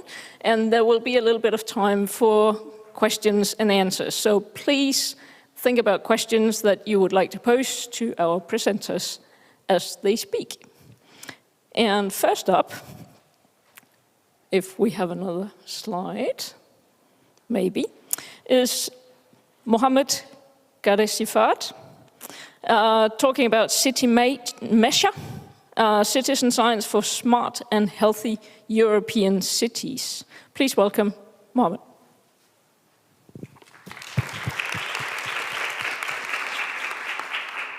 Thank you so much. Let me see. I think here is good, right? Thank you so much for the introduction. And let's see if I get the slides to start with. So, a pleasure to be here today, seeing many of you after quite some time. My name is Mohammed Garesifat. I'm from Eurocities, based in Brussels. And today I would like to introduce you to a project that we have actually working with a number of European cities on the topic of citizen science, and the project is called City Measure. And a little bit of information, background information about the project. We have this overarching objective of basically supporting the application of citizen science. Sometimes also cities refer to it as citizen measurement, but that's only one aspect of citizen science, as we know, to create smart, sustainable, and inclusive European cities. The project is funded by the European Commission through the DG Reform. And we started last year around June with this project. It's a 2-year project. And basically the concept is co-creation with a number of cities, organizations, and individuals active in the field of citizen science. So we have brought together 40+ cities, organizations, and individuals, around 70 of those, around 3 main challenges for citizen science that I will introduce in the next slide. And we have produced some results already that I would like to share with you briefly. So, started last year, around June, we kicked off the project, and of course the initial step was to bring together the actors that we wanted to basically discuss these challenges or problems with. So on the slide you see a network, kind of a tangled network of cities, government organizations, research organizations, and other types of organizations. So these are color-coded: blue, green, darker blue, and red.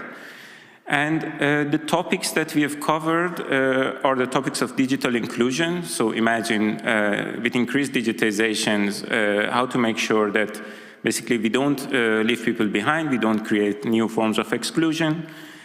Topics of behavior and policy, of course, 2 different topics, but there was an interest to have them in one working group or one community to discuss. So behavior change and policy change aspects of citizen science, we have them in one working group.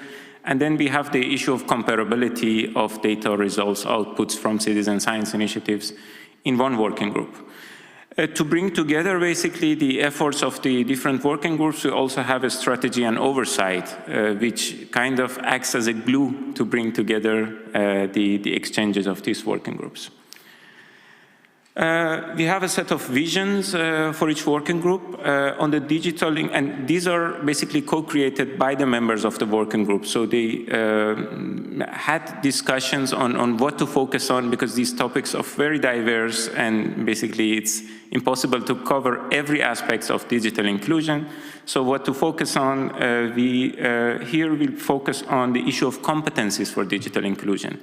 Think about the skills, knowledge, attitude needed by different actors. And by different actors, I mean policymakers, decision makers, municipal employees, but also citizens who want to get engaged in citizen science projects.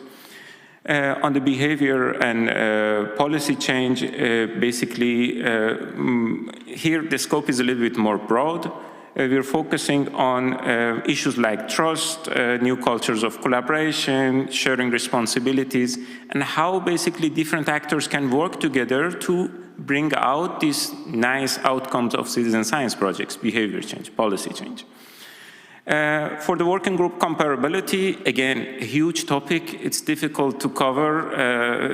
You can go in the direction of interoperability of data, results, etc. But we wanted to keep focus, so we chose a thematic focus, which is air quality.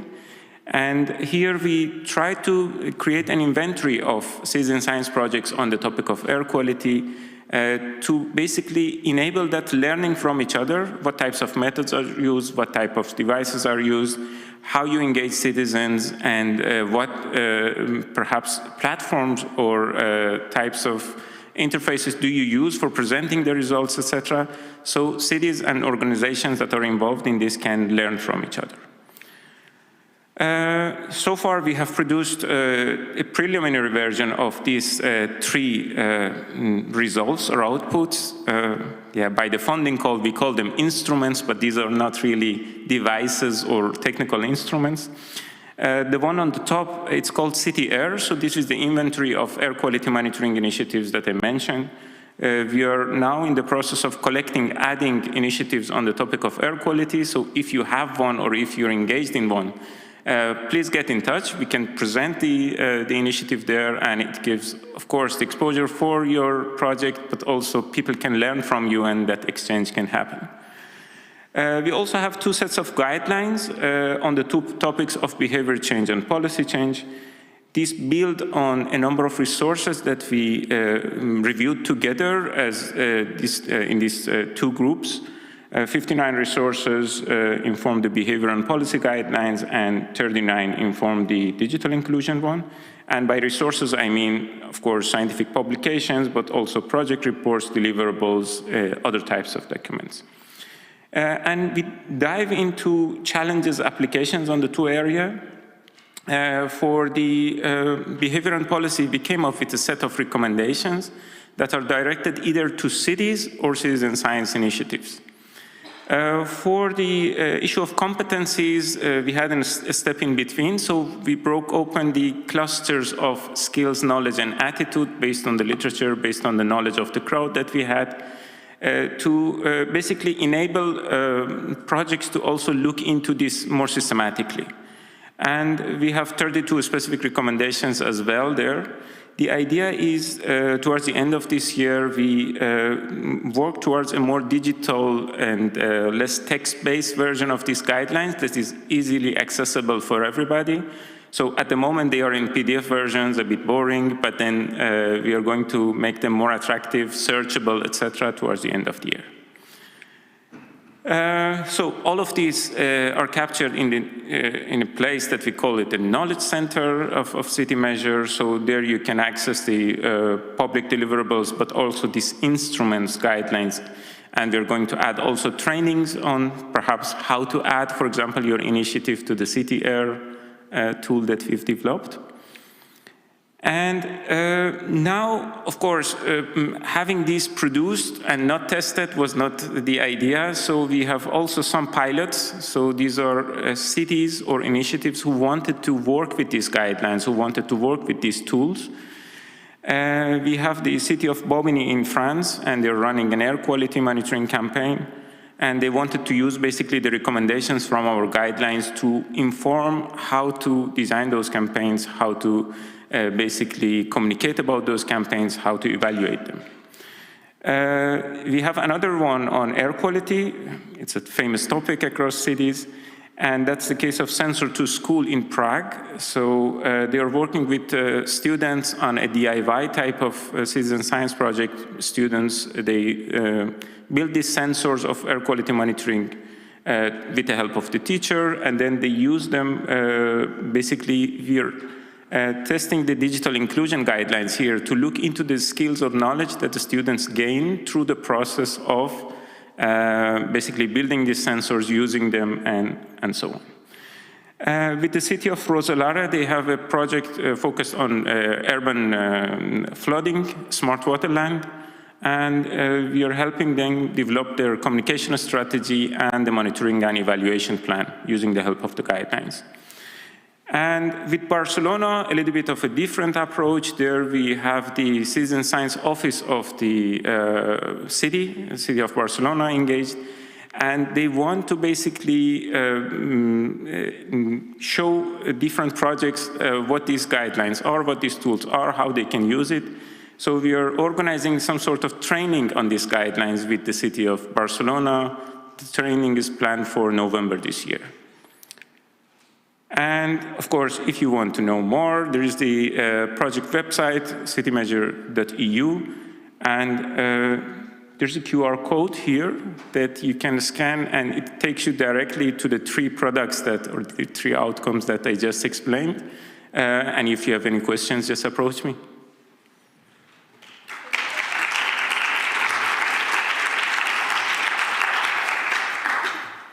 Do we have any questions?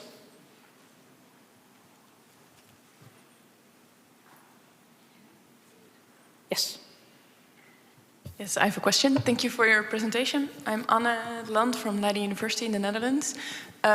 Listening today to many talks, it seems like there are several projects, like EU big projects, that do similar things, like guidelines, tools, overarching reviews. How does this project add to that, or is different, or how does it fit the whole ecosystem? Thanks a lot. I think it's a very interesting question. It also was a lot of aha moment for me throughout the day to see, okay, we're doing something which is very similar, it's overlapping with something that someone else does. If I want to differentiate a little bit here, I would say, firstly, the actors are a little bit different. So we normally don't have cities or city administration and stuff as a core actor who thinks about the, let's say, the backstage, about the theories behind, about how to look at the issue of competencies, etc. So in that way, I would say City Measure is different. And in another aspect, of course, it's a big, rather big group of people exchanging and discussing, and some of them with a lot of experience, others with less, others with enthusiasm, or bringing different perspectives. I would say in that aspect, we were a bit lucky to have this diverse group discussing together. Yeah. Any other questions? Otherwise, I have a follow-up while you guys are thinking up more questions. So I was thinking the same thing, how does this tie in with everything else? But also being only a 2-year project, what happens when the project ends? Where are these materials? Where can they be found? How are you communicating and disseminating everything? Thank you so much. You're touching on a very big challenge, of course, for us and many other projects. What we have thought about, of course, to continue maintaining this knowledge center, but also thinking about integrating it into existing more long-term planning of resources, for example, EU.Citizen Science or other parallel efforts that can host this for a longer time so the community can use it beyond the lifetime of City Measure. And of course, I have to ask, are you a member of the ECSA working group on air quality in this project? Unfortunately not, no. Ooh, that would be a very good thing to Thank you so much. Any other questions?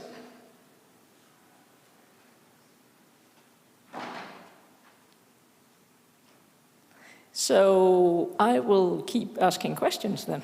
Please go ahead. So these guidelines, are they specifically created for governments? You're saying you do work with governments, but is it also for organizations, for educational institutions? Who are they mainly aimed at? We have specified this in the guidelines, so who is it relevant for, but as two major clusters, I would say it's relevant for cities and for citizen science initiatives. So those who want to either start a citizen science initiative, regardless of whether it's a, let's say, a group of volunteers who want to set up or start a project, or is it from, let's say, the scientists in academia starting that. And cities, of course, it's a core focus there because we thought this is something that is lacking a little bit, and we also understood it a little bit more working with these working groups and cities, that gap of knowledge is there. The enthusiasm, of course, is also there. So the art is to bring the two together. Yeah. And just a quick final one for me. Language. So you're working with a lot of different people, and so the guidelines are available in how many languages? At the moment, only in English. So there is plans for translation of the, let's say, interactive version. So the interactive version, but it comes out, we have plans for different languages, but at the moment it's only available, the document, in English. Excellent. Thank you very much for your time. Very interesting. Thank you.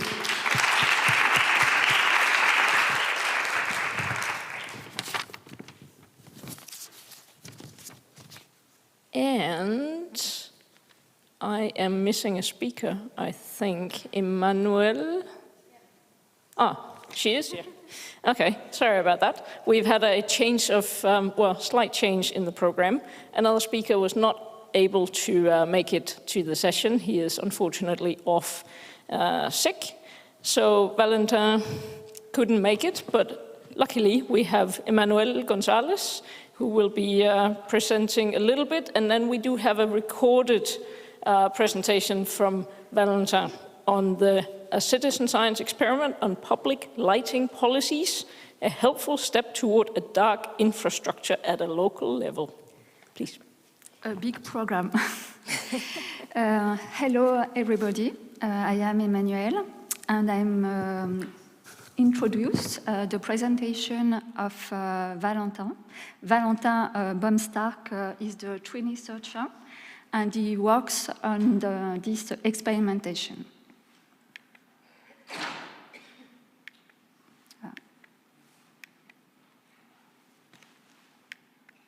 Okay. I'm going to present you Mosaic. Mosaic is a service unit created in 2000 by the Muséum National d'Histoire Naturelle and the Sorbonne University. We develop a project and platform of citizen science in various fields, biodiversity, medical, human science. And we regroup a team of 20 people, developers, web designers, project managers. We rely on the museum expertise because the museum have a very strong expertise on citizen science, 50 years of experience, 2,000 projects of citizen science, 20,000 participants each year, and 160 publications, 37 theses. This is the project. The name of the project is SPOT. It's the first experimentation of participatory democracy based on citizen science in France. We are 3 partners, the consortium, Inclusive Science and European Democracies. This is a ASH 2020 project of research, and they funded this project. They develop a project with them based on citizen science. And we work with 2 researchers who are involved in the evaluation of the process. Mosaic, we developed the citizen social science platform, and we work with 2 municipalities which we experimented a new form of citizen participation. One topic was chosen, it's reducing public lighting at the commune level. I'm going to show you the platform, Spot. This platform has been developed for the experiment. She was launched from April to June, and Libourne and Mélès residents were invited to participate online. This is the protocol, a scientific protocol to discover obscurity and its psychological impact based on observation and emotion. There are 5 steps. The first step, participants choose the condition in which they want to experiment darkness and have the possibility to share a childhood memory linked with darkness. After that, they go out at night in this condition and they remain 3 or 5 minutes at the same place. And they explain their feeling and their observations. After they can also take pictures, videos, or record sound. After that, they fill in the form online and share their observation with the community. They ask questions to the collectivity and comment on the other participant questions. For example, is it possible to switch off 1 out of 2 street lights? Yes, it's enough to see your way. It could benefit biodiversity. It's cheaper. Participants express their recommendation on lights out. This is a focus on observation. You can explain, the participant explain what was observed, what I saw, what I heard, what I felt, what was the emotion, joy, peacefulness, amusement, worry, boredom, loneliness, and they can record media. Here you have, the media recorded, and you have the comments of the participants. And here it's the experience and the feeling of the participant. Municipalities can use this result to define their public policy. They participants express their recommendation on lights out for every kind of places defined by each municipalities. For example, they can select the kind of place, park, town square, street, church. And their recommendations were based on their observation and emotion, as I told you. This is a graph here, and this graph explains that participants were in favor of turning the light off 10 a.m., 5 p.m. in autumn and winter, and 11 a.m. to 4 p.m. and in spring and summer. Valentin is going to present you the impact of this methodology on citizen science and democracy for policymakers. Can you launch the video, please? Thank you, Emmanuel, for the presentation of our methodology. And sorry that I cannot be here with all of you. Obviously, the COVID is stronger than my will. Now I will more focus on the result of our research. And what is important to keep in mind now is that our research is about the impact of our methodology, the citizen science methodology on the democracy, and not about what people said on public lighting that is important for policymakers. Here you can see the number of participants compare with the number of inhabitants of each municipality. And what is important to see here is that the number of participants we have is less important than we expected on the beginning of our research. So our research was finally to understand why people didn't participate as much as other participant project that was with democracy, and why they participate less than in other citizen science projects. So to identify the reasons of this number of participants, we did around 30 interviews in each municipality, and we identify around 6 main reasons that can explain this number of participants. The first reasons I will be very quick because they are common to other citizen science projects. The first one is the lack of numeric skills. People cannot just participate because they don't know how to participate. The second one is the lack of workshops, because even if we create 1 or 2 workshops in each municipality, it was obviously not enough to have the number of participants we expected. And to create this workshops, it was even harder because it was linked to policies and policymakers, and these policymakers wanted to check everything is right with their policies in these workshops. The third reason is the lack of link with searchers. Indeed, we didn't create link between searchers and participants, because these 2 municipalities were very far from each other, and they are also very far from Paris, so it was harder to move some searcher in each place. Other reasons that are more interesting because they are specific to spot and specific to the link between citizen science methodology and participant democracy.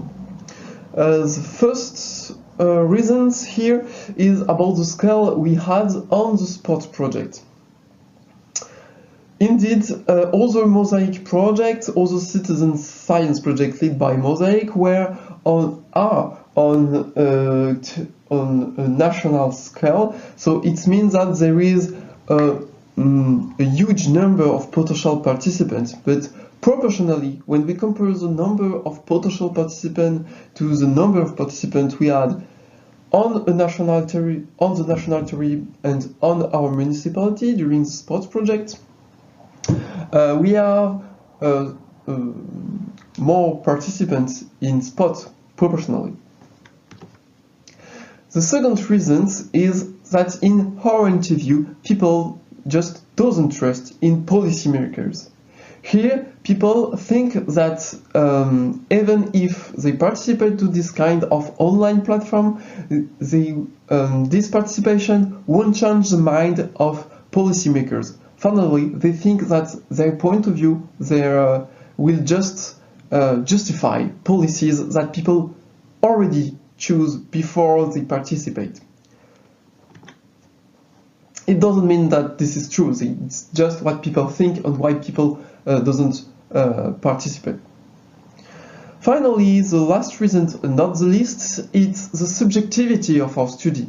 Indeed, in other citizen science projects, again, people have to say objectively what they say, what they can measure, and everything. And here people have to speak about their own point of view, but their own point of view doesn't have any scientific value for them.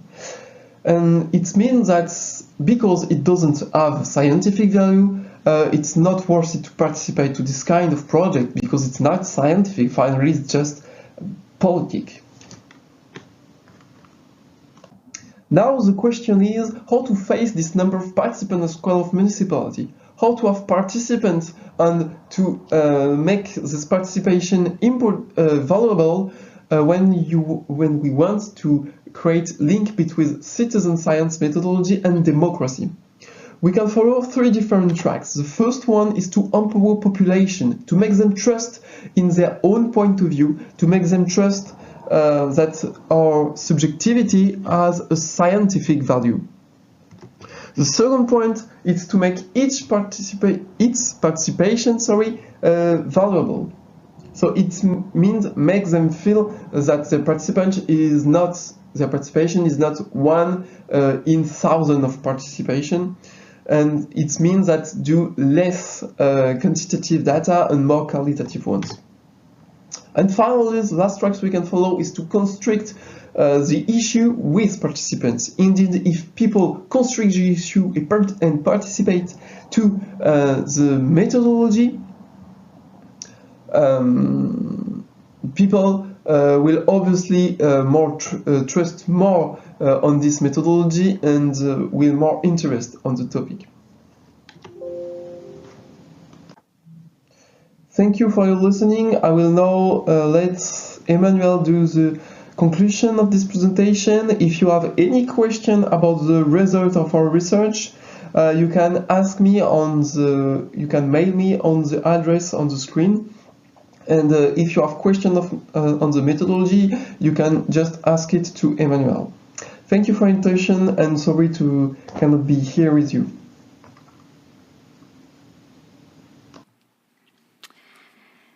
If you want to ask some question to Valentin, I can give you his email. And to conclude, it was a very interesting experience. And we are 3 lessons about this experiment for the next time. It's important to have a large number of participants. It's important to have the trust between elected official, municipality and participant. And it's important too to have a controversial subject. Thank you very much.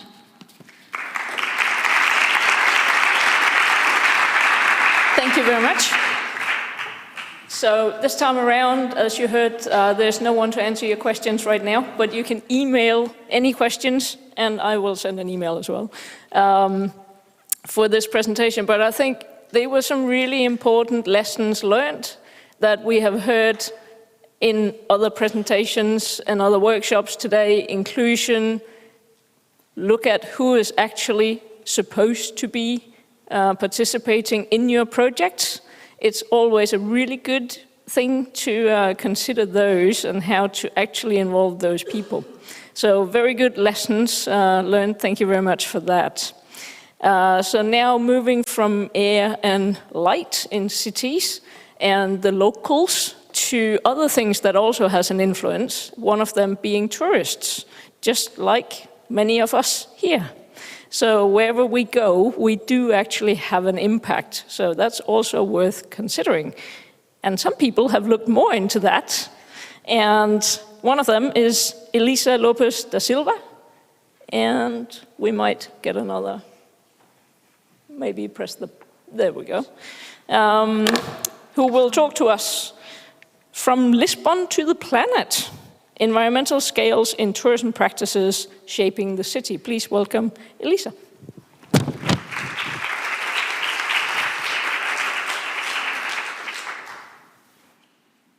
Oh, thank you.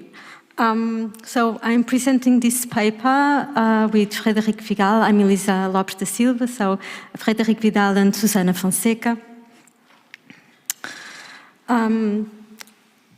What are the scientific challenges of studying the relationship between tourism and environment? How to combine social sciences requirements and activist concerns in a citizen science project? So these are the 2 main questions that I'll try to answer, that I'll begin to answer in the next few minutes and are addressed in our pilot project. So since the 1990s, Lisbon has become one of the fastest growing tourist destinations in Europe, especially after Euro 2004 European Cup and the introduction of low-cost air travel. The drastic increase in tourism has deeply transformed the city. It is therefore relevant to understand how social, economic and environmental impacts of tourism are understood by the local community, so of residents, retailers and other users of the city. In this chart, you can see the trends upwards from 2006 to 2019, just before COVID. So, and you can see not only the relation to the occupation rate bedroom, but also the rather dramatically relation to the revenue per available room in Lisbon, so a very strong economic impact. So the boundary between tourist and non-tourist practices in cities have, however, have always been fluctuating. We defend that diversity of tourist practices and situations could be seen as a strategic observation point of urban life, but also of the urban environmental issues. We consider also that tourism is fundamentally political. At micro level, a neighborhood, a street, a building, we can observe and capture conflicts, mediations, agreement processes that altogether shape urban life.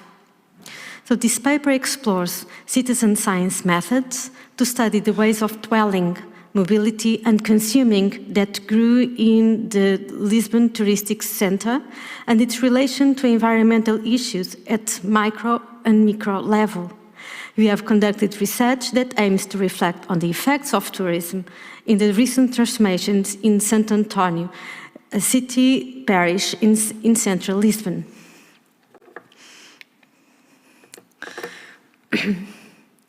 So this paper and this research was conducted under COISO, a citizen science project which involved 10 small-scale pilot projects with high-intensity collaboration in which every research step was jointly discussed and taken in a co-creation process to define research objectives, scope, and methods.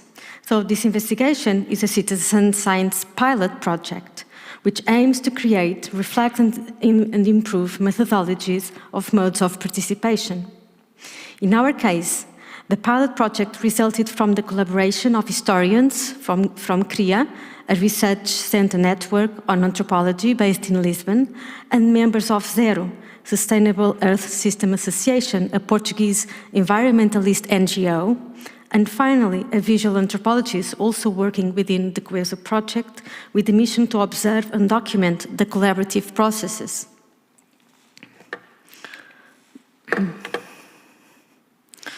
So this project began with the desire to understand forms of collaboration between social science researchers and environmental activists while studying tourism. Gradually, as the research progressed, we discovered different ways of doing. We approach tourism differently, depending on scientific background, job, political commitments, and place of residence. In connection with the NGO's environmental commitments, ZERO holded a critical standpoint of the so-called mass tourism, developed in recent years in Lisbon, regarding it as a resource-demanding industry, which includes travel and tours, accommodation, food and beverage, amusement, and souvenirs, with a high carbon footprint and impact on local and planetary sustainability. However, historians like Frederic Vidal and myself approach tourism in its entanglement with a more extensive history of the urban practices, refusing what has been called in urban studies as the impact theory. This theory considers tourism as a phenomenon that disrupts the economic, social, and cultural life of urban societies, particularly from the point of view of the living conditions of the residents in terms of housing, traffic, noise pollution. In our historiographic and anthropological research, tourism is seen and studied not as something coming outside of the city, but has one more element in the making of the city. And the study of diversity of tourism practices is considered as the strategic observation point of urban life. So, to overcome different standpoints of research, we engage in a panoply of research methods. And far from being exclusive, these different ways of doing nourish the citizen science project.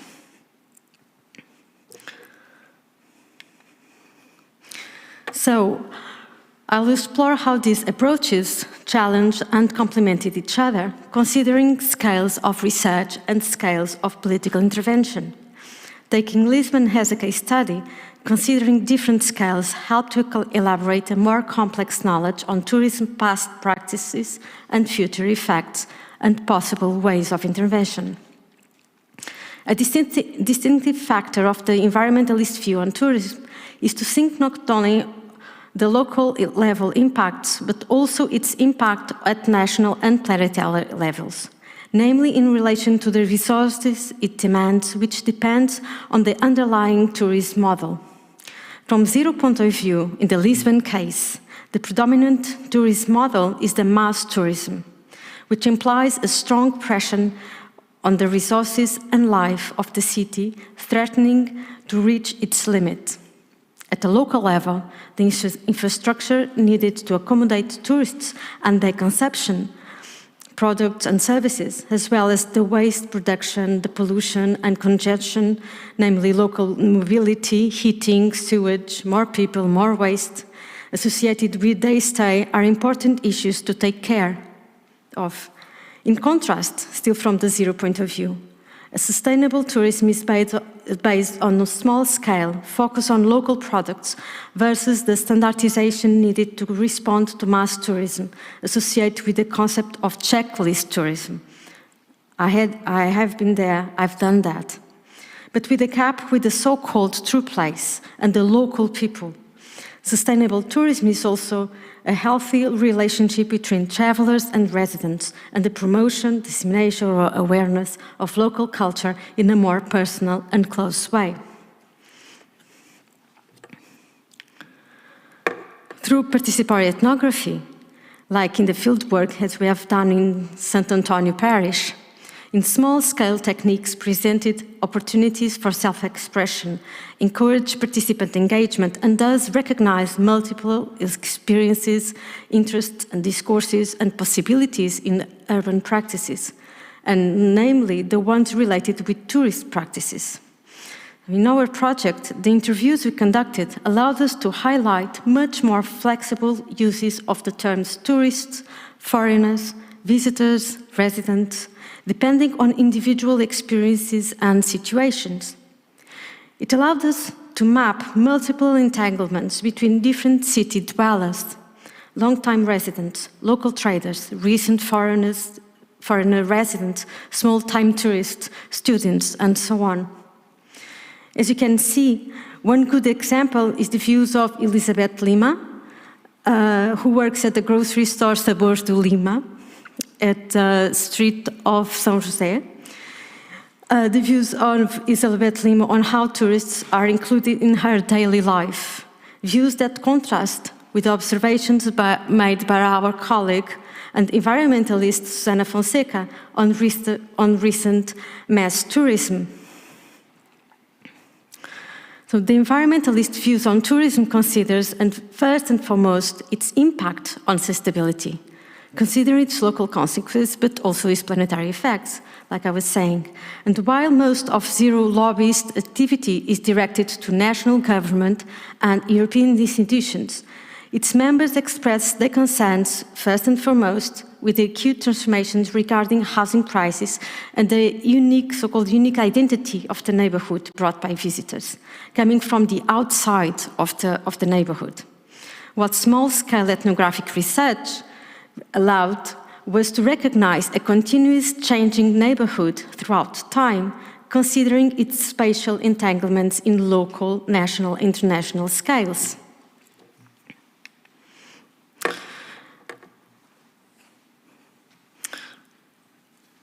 Archival historical research and ethnographic methods revealed how tourism in Lisbon is a long-time phenomenon.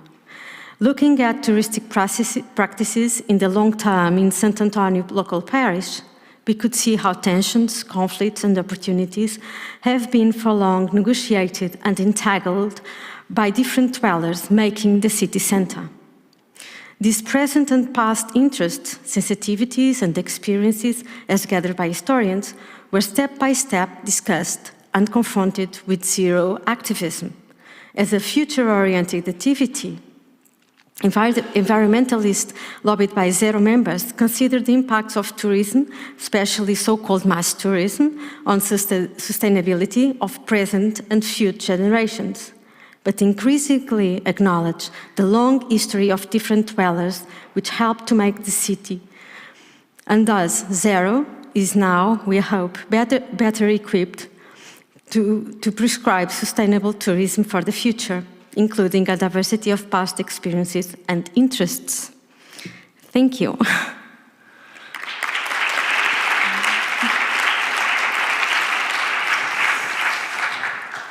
Thank you very much.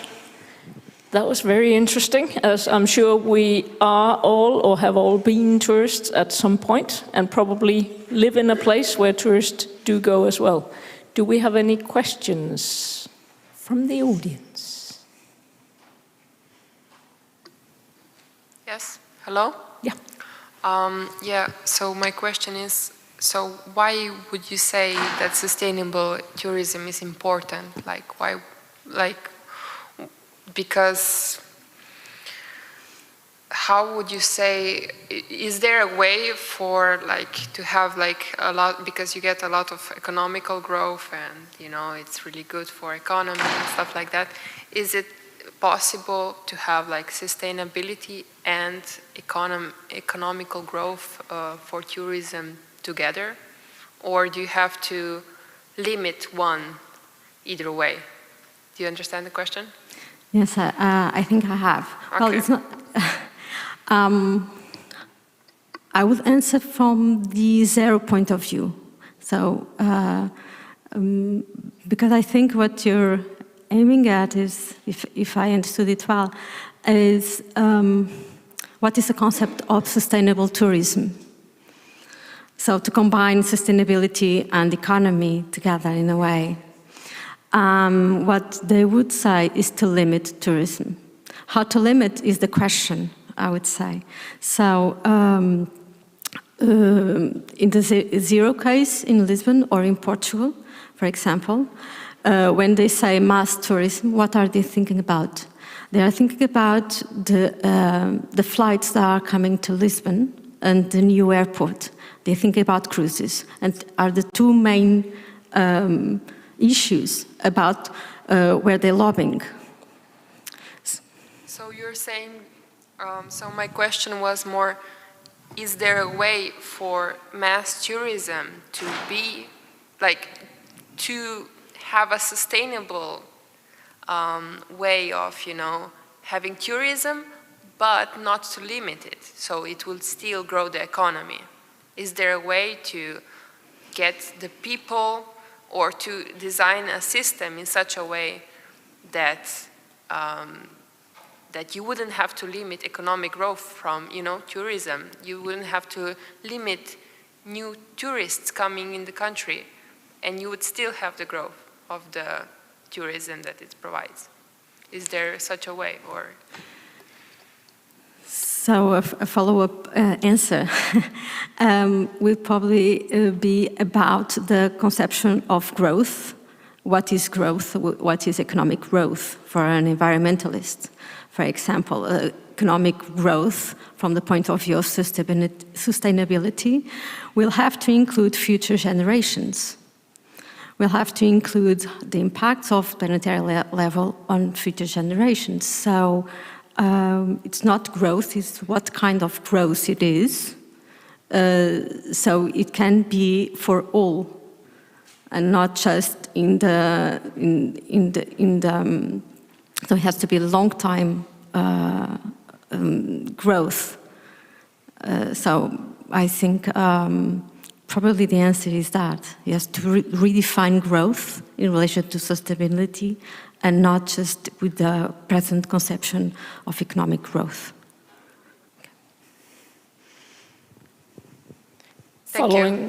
Following up on that, we can see tourism is being limited in really sensitive natural areas like the Galapagos Islands and in other places already.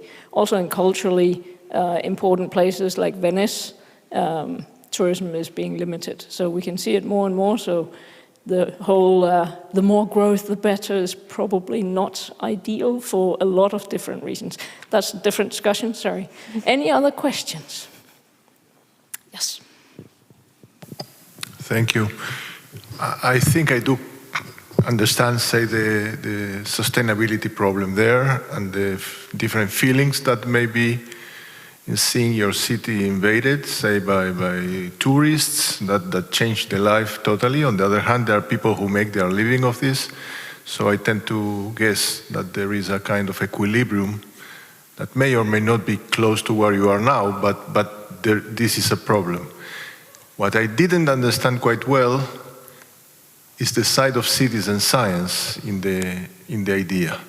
So maybe you can elaborate just a bit to understand how this in some way contributes. I guess that it comes from gathering information, but I didn't understand well what you said in this regard. Thank you. Thank you for your question. Well, part of the answer is the fact that this is a pilot project in citizen science, like the other 9 projects of CUISO. And what we're trying to do in this pilot project, but also in other ones, is to construct methodologies and new methodologies of collaboration inside citizens, social sciences and humanities. Because somehow they are more invisible to the citizen science community. So what we're trying to do was to construct a small scale and high intensity collaborations, which means in this case that if each research step was jointly taken. For example, the hypothesis of the project was jointly elaborated. The methodologies were jointly defined by historians and by environmentalists. The focus group, the interviews, and all the different methodologies that we followed. So it's not a question of disseminating new knowledge for other purposes or just communicating the results. It is transforming the science, the science part of citizen science, but also the way this activism was conducted. So it is inside the project that the main, the high intensity collaborations was made. Thank you very much, and thank you again for your talk. This was really interesting, and please help me thank Elisa.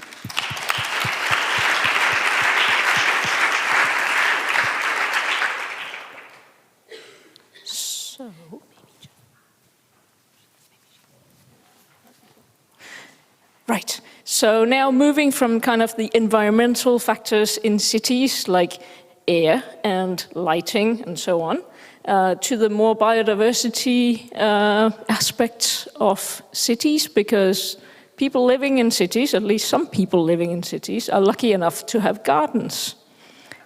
And there are also some green space. I'm just looking for my next presenter. She is here. Okay, good. So I was like, where is she? Okay, you are here. Excellent. Thank you. Sorry. Sorry about that. So yes, moving into biodiversity. So hopefully you're all interested in this, because now we're going to hear something about how good gardens actually are for wildlife, an analysis of the quality of wildlife-friendly interventions in UK gardens.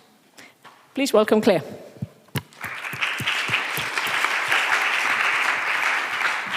Thank you. Yeah, so I'm Claire, and I'm from a charity called Earthwatch Europe that's based in the UK. I'm going to talk to you about how good gardens are for wildlife. And so I'm going to first talk about why gardens are important for wildlife at all. And then I'm going to introduce you to Naturehood, which is a citizen science project that we run at Earthwatch Europe. And then we're going to look at one aspect of gardens' impact on wildlife and how good they are for bees. So why are gardens important for wildlife? Well, you're probably all aware that we're in the middle of a biodiversity crisis. In the UK, since 1970, 41% of our species are in decline. And we're also seeing a huge increase in urbanization. So at the moment in Western Europe, 80% of people live in urban areas, and that number is increasing. At the moment in the UK, 7% of UK land is urban, and since between 2006 and 2018, that grew with 1,600 miles of new road built. Gardens make up approximately a quarter of urban land. That is 30% of urban green space. And it is the only type of growing green habitat in the United Kingdom. And if you look at this map that I've got here from Birmingham, you can see the gardens there and how they can connect the different aspects of green space, from the churchyard just there to the park over in the corner. And connection of this green habitat is incredibly important for wildlife, allowing them to reach different resources. We also know that gardens are great at supporting biodiversity and can support really high numbers. So there was a study, it's only one garden, admittedly, but a 30-year study by a woman called Jennifer Owen, an ecologist, and she identified in that 30 years 2,673 species in her tiny urban garden. And we know that they can support this high biodiversity because of, well, one of the hypotheses is because of the intermediate disturbance hypothesis. So in areas where you have very high disturbance, organisms move out, they don't stay around, it's too disturbed, or most organisms can't sustain in that level of disturbance. But also when you completely leave an area to its own, certain species take over and push out other organisms. So this intermediate level of disturbance, it's constantly creating new niches, it's not allowing one species to take, or a few species to take over. So that's one of the reasons that we think that gardens support incredibly high biodiversity. However, there are problems with this. There's an idea of like the tyranny of small decisions. Every gardener is managing their own land, and if they make sort of small mistakes, and everyone makes similar small mistakes, you could actually lead to negative consequences that you're not expecting. So one example of this might be if people don't clean out their bird feeders on a regular occasion, you get the spread of bird diseases like avian flu or bumblefoot that you see in a lot of chaffinches. There's also another barrier to people wanting to participate in these wildlife projects, and that's a skills or confidence barrier.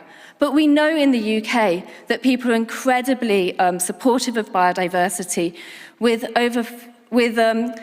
the value of citizen scientists to conservation in the UK being approximately £20.5 million per annum. And there's 18,700 people participating in structured monitoring schemes. So we know there's an interest in conservation in the UK. And to tackle this skills and confidence barrier, we've seen a proliferation of wildlife gardening support and advice, all presenting ways that you can use your garden to benefit wildlife. And it's not just in the UK that we see these, we also see these in other countries in Europe, and the Gardenize app is actually from Germany. So in Earthwatch, we started our own version of this called Naturehood. And the aim of Naturehood was to encourage people and engage people in putting science-backed wildlife interventions into their garden, and then to monitor the benefits of those interventions for wildlife. And in the summer of 2020, we did a big campaign on Facebook, and we had over 1,500 responses to a survey asking people what they have in their garden and looking at and asking some questions on the quality of those actions. And we have 21 different wildlife-friendly features that we examined. And this is stock images, representation of my average participant. 80% of our respondents are female, 95% of our survey respondents are white, with an average age of 51 years, plus or minus 15 standard deviation. But these survey respondents represent actually way more people. So at the end of the survey, I asked, like, who are you doing naturehood with in your... And they said that actually the total number of people that are doing naturehood and participating in this scheme would be 3,000 adults and 2,500 children getting involved.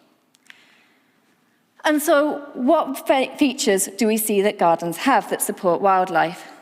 Well, I'm sure it's not surprising that we've got lots of pot plants, shrubs, lawns, all the things that you're used to seeing in gardens, flower borders, trees, make up the majority of gardens. For particular species, bird feeding is the most popular activity that people are doing. And we actually know that there's 12.6 million households in the UK providing food for birds, which is an incredible number. So it's not surprising that bird feeding came out as the most popular kind of infrastructure put in for wildlife. If you go down, you can see, though, that there's a lot of people are introducing bee hotels into their garden. They've got almost 50% of people with bee hotels. Hedgehog houses are also quite popular, with 30% of people having hedgehog houses in their gardens. And what's really nice to see is the effectiveness of campaigns against things like fungicides, insecticides, molluscicides, and herbicides, with those almost not existing at all being used at all in urban gardens. And so how good are these actions for bees? Well, what I did is I asked a series of questions that the literature tells me that certain answers would promote wildlife success and health, and that the opposite way of managing those features wouldn't work.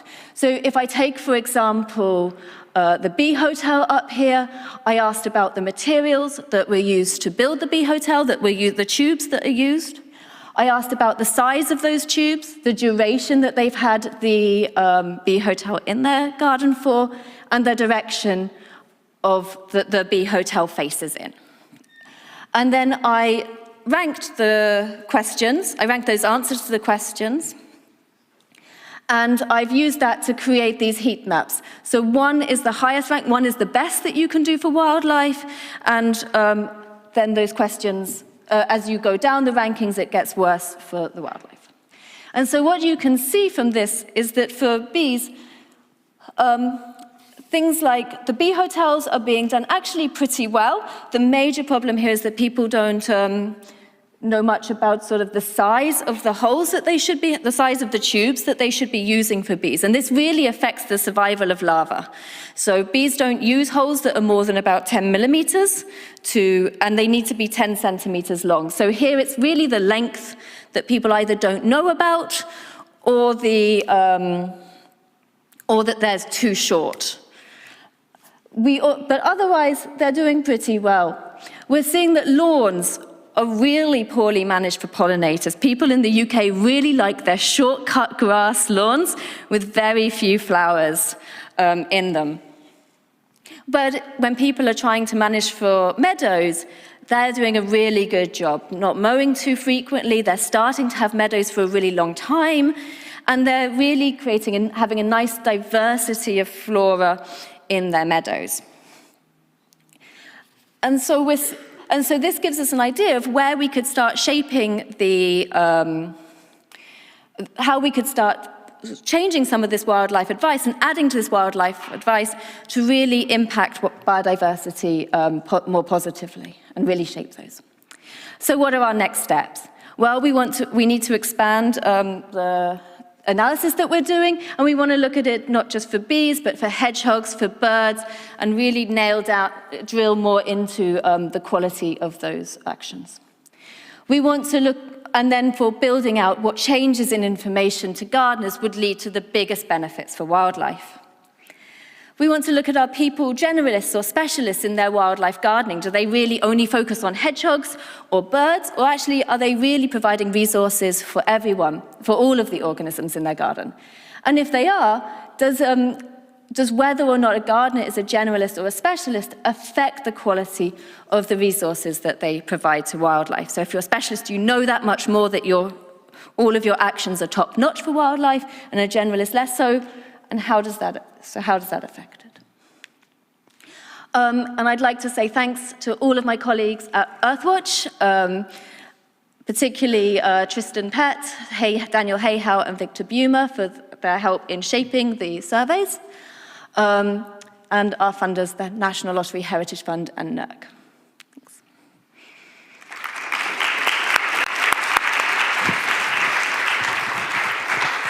Thank you very much. That was very interesting. How many people in here have gardens? Yeah? How many people in here are doing some of these bird hotels and something good for biodiversity?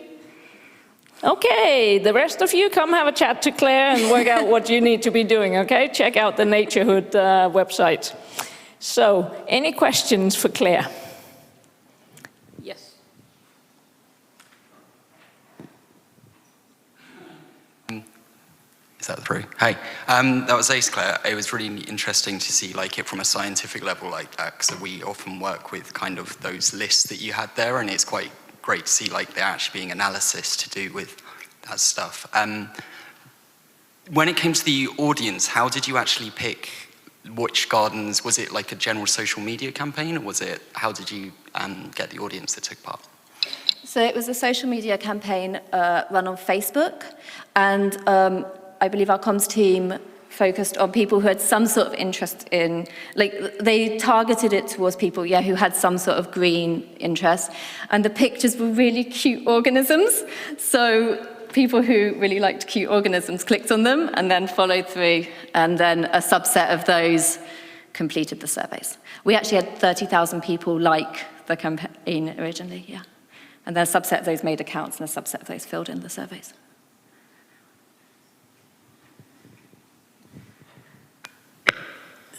Thank you for your presentation. Just one question, maybe you mentioned it, but what kind of return do you give to the people that participate? I mean, how do they have the return of your studies, and how do they react to it? So we put results out back onto social media and through Facebook. We ran quizzes and things like that. We have also given out prizes. We run a photography competition. There's a lot of engagement around Naturehead. More questions? I saw more hands. Yes. Yeah, I know there might be. So thank you very much for the talk. Very interesting. I know there's a privacy issue in that, but do you know about how many of those gardeners have gardens that are right in the neighborhood, so really this connecting band of ecosystems? Or you don't have any information? Because I know that privacy is an issue here. Yeah, so I have location information to postcode level, which in the UK is a maximum of about 100 houses in one postcode. So I have quite close postcode location information. I just haven't analysed it yet, but that is one of the steps. And that will also help us look at other aspects of our population about sort of where they fall on the index of multiple deprivation and things like that, which I still haven't yet explored, but will do. Hi, yes, Jess Wardlaw here from the Natural History Museum. Amazing data. I mean, I could just ask so many questions about it. But I'm wondering if you have an impression of how experienced your gardeners might be, because I noticed, I mean, it's just intriguing. When you carried it out, it's obviously during lockdown, so people were they were at home, quite focused on maybe their outdoor space, more so than other times. Yeah, so I didn't ask about experience of wildlife-friendly gardening in the surveys, but we have asked questions on what activities you normally perform in your garden, with wildlife watching being one of those activities. So there'll be some information in there, again, still to be analysed. It's a huge data set, so yeah, got to pull it out. But I think bearing in mind who it targeted and that people had an interest in wildlife, probably we're more on that green side and more on that experience side than the average population. Sorry, can I ask a follow-up question on that? Do you have any plans to look at people who aren't so interested in gardening? So we've just got funded to put it more into community, into sort of focus on local communities that are underserved in the Oxford area by sort of more deprived communities. And so there, because we're focusing in communities, we'll have more people. We'll be able to reach more people who haven't necessarily had as much experience. So it's a much smaller study, but it would give us that opportunity. All right, final question for me, I think, because you mentioned you were looking at specialized and generalized species, possibly. What about native species and invasive species? Is that something you're considering? So it wasn't about the species, generalist versus specialized species. It's about whether the gardeners were generalists around all species or specialists on one species, like a hedgehog. Like, people are obsessed with hedgehogs in the UK. Everywhere. Everywhere. So there's definitely some of our participants will have been just so focused on hedgehogs that will be like what they plan all of their garden activities around. Whereas others, and you have the same with birders in the UK, whereas there's other people who'll be like, oh, I like a bit of birds, I like a bit of bees, I like a bit of hedgehogs, and we'll do it all. So that's the question. That's what question I was focusing on there. Brilliant. Excellent. Thank you very much. Thank you. Thank you, Claire.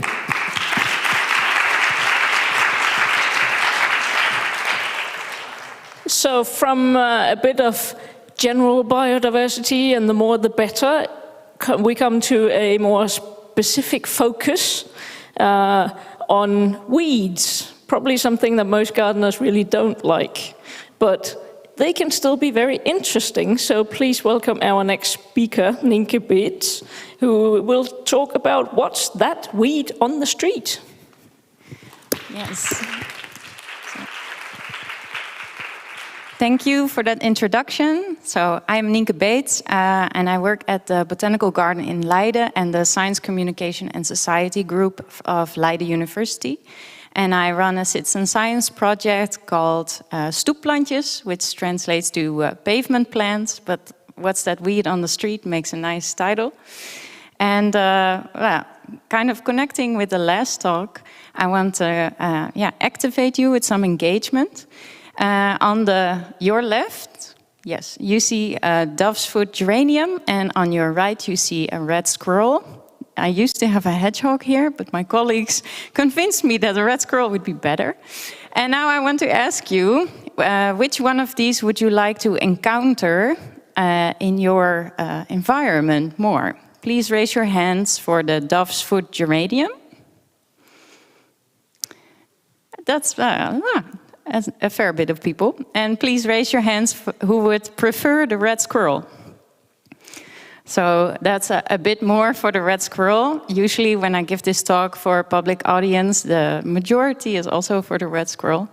And for me, this really gives you a picture of a concept that's important to me called plant blindness. So that's the concept that we have not enough attention, knowledge, and appreciation of the plants in our environment. And my project really focuses on appreciation of plants. So with the Pavement Plant Project, we started last October in collaboration with an event called Weekend of Science, which has a national scale. So it projected my project across the Netherlands. And we've already got more than 5,000 observations of pavement plants, so plants growing on the street, of more than 510 species. And just to give you a picture, in the Dutch towns and cities, there grow about 1,300 different species of plants, and that's about 66% of all plant biodiversity in the Netherlands. So our cities are really very diverse. And I think with this project, we're looking at that in a nice way. We have 425 registered participants, but you could also join anonymously. So I think there are a lot more people that joined because we have over 3,500 followers on our social media. And to get people activated all through the Netherlands. I also did lots of workshops and events all through the city. For my PhD project, I have 3 main focuses, which are citizen science, plant blindness, and pavement plants. And the research I'm presenting today mainly links to my question, how can an accessible citizen science project on plants result in real research outcomes? So, oh, my animation is not right, but that's okay. On the left, you see the logo of Floron, which is the organization in the Netherlands who inventories all wild plants in 1 kilometer square areas, and they use expert volunteers. I wouldn't say your random neighbor has the amount of plant knowledge that these volunteers have. And my project aims to be very accessible, so even with just knowledge of about 2 plant species, you can join. And with my research, I want to build stepping stones between these beginner volunteers and these expert volunteers at Floron. So in my research for today, I focus on motivation and attitude versus these experts and beginners within the Stoepplantjes project. So I did a survey of motivation, 17 statements on a 5-point Likert scale. Attitude, I researched with 8 statements on a 0 to 100 sliding scale using Qualtrics, and my target group was 16 plus years old. I had a total group of respondents of 245, but not all of them really input data for the project. So today I'm only going to talk about the people who really input data, so the citizen scientists. As with the other project before me, most of the people who participated are above 45 years old, but I'm very happy that we also reached a younger audience. And the same goes for their highest finished education. So tertiary education is people who finished a 3rd degree, like a university degree. And secondary education is only finishing high school. So I think we also reached a different audience than we usually reach from a very academic city, Leiden. And of course, all over the Netherlands, as you can also see on the map. So with the group of 190 citizen scientists, we asked them the question, have you ever performed nature volunteer work? And that is our dividing question for beginners and experts. If they hadn't done volunteer work, then they were a beginner. And if they did, then we categorize them as experts. So onto the results on motivation. For the top 5, we found they joined the pavement plant project because they were interested in urban nature. They wanted to contribute to knowledge about wild urban plants. They feel a strong connection to nature and they want to protect the environment and they want to help wildlife as the top 5. And if we look at those a little bit closer, we can see there are 2 intrinsic motivations, but also the top one is focused on urban nature. 2 motivations focused on research and contributing knowledge. And all the 3 nature-related motivations are also found in the top 5. So I think this leads to main motivation is nature, or if I'm speculating here, even activistic motivation. If we look at beginner versus expert, we can see that beginners have a top motivation of wanting to learn something, which wasn't significant, and the differences are very small. The significant result is that the experts are more motivated by their interest in urban nature and more motivated by their really strong connection to nature. Then for attitude, we can see all the participants are very positive about pavement plants. Pavement plants are natural, important for nature, strong, valuable, interesting, useful, beautiful, and unique, all scored above 70. But the top 2 is natural and important for nature. So again, this nature aspect comes through the strongest. I don't know what this blue square is.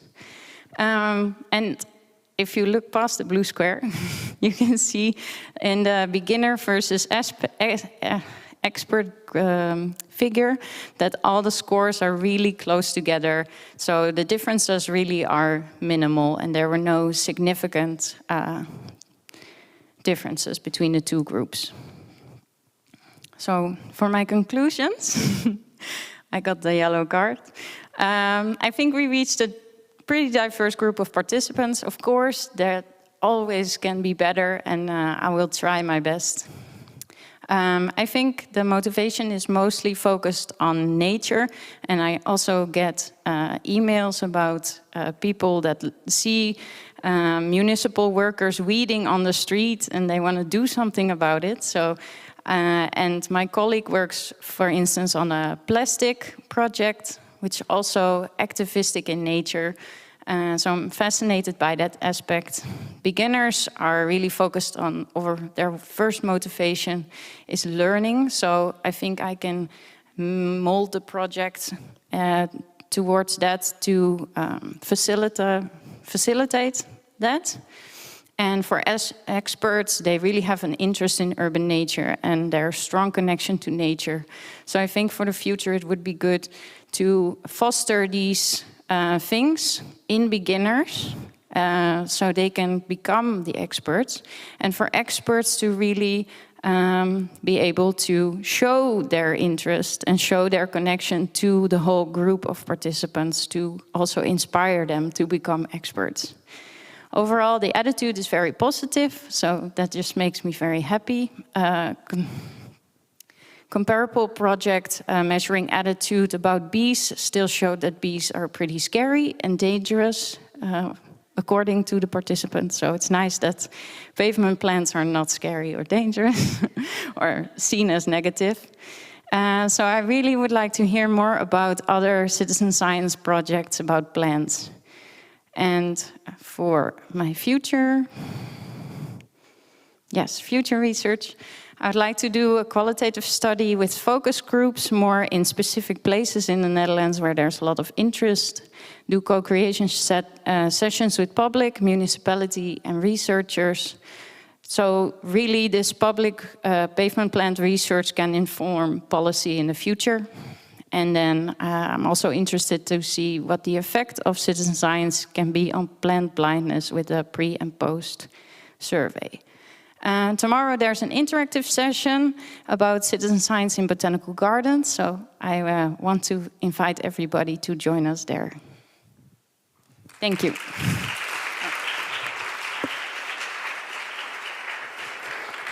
Thank you very much. That was very interesting. Do we have any questions? Yes. Hi. Can I ask where... Sorry, I'm here. I'm just wondering where the observations were being recorded. Like, how did the participants have a sense that what they were doing was actually for a purpose?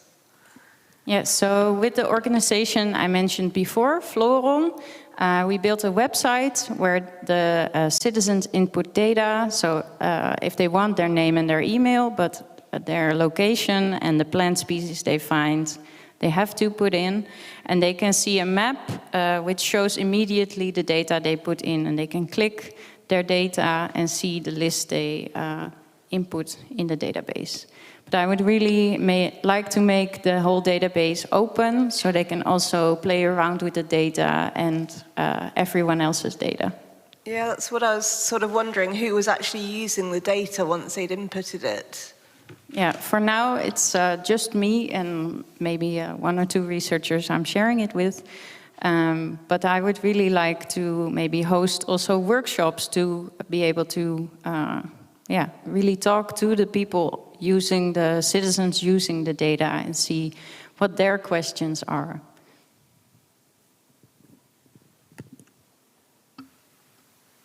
Thanks a lot for the nice presentation. It was very interesting to see how much interest is in the plants.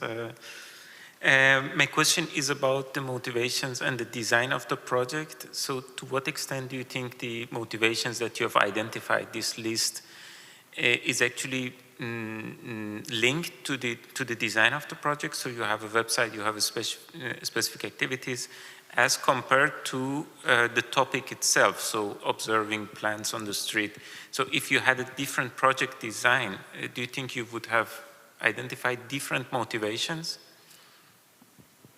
Certainly. My project is not gamified in any way, so the last motivation on the list in the lowest scored is I like to compete, which is, I think, yeah, correlates with the setup of the project. The motivation survey I did is based on a paper that is about measuring motivation for citizen science in general. And some of the questions are more modified to the subject, but that's also instructed in the paper. So, yes, I think we can make these lists even better. Let's keep it at that.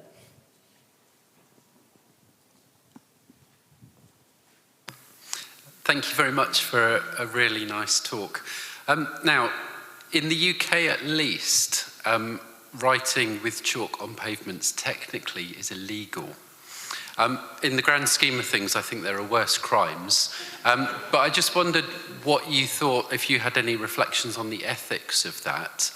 And also whether there was any positive aspect of plant blindness, and whether there were any risks of people coming along going, oh, if we get rid of these pesky plants in the pavement, then we'll also stop people drawing and writing all over the pavements as well.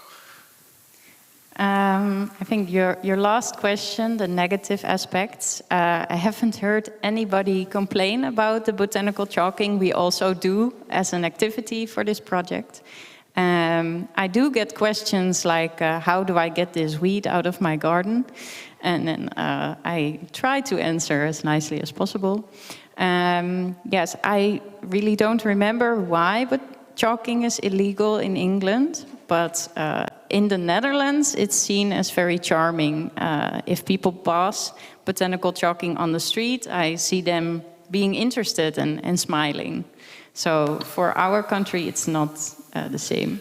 I think it's seen as charming in the UK as well, but it's just that I've seen it promoted and people have pointed out, technically, that's illegal. Maybe they should change the law.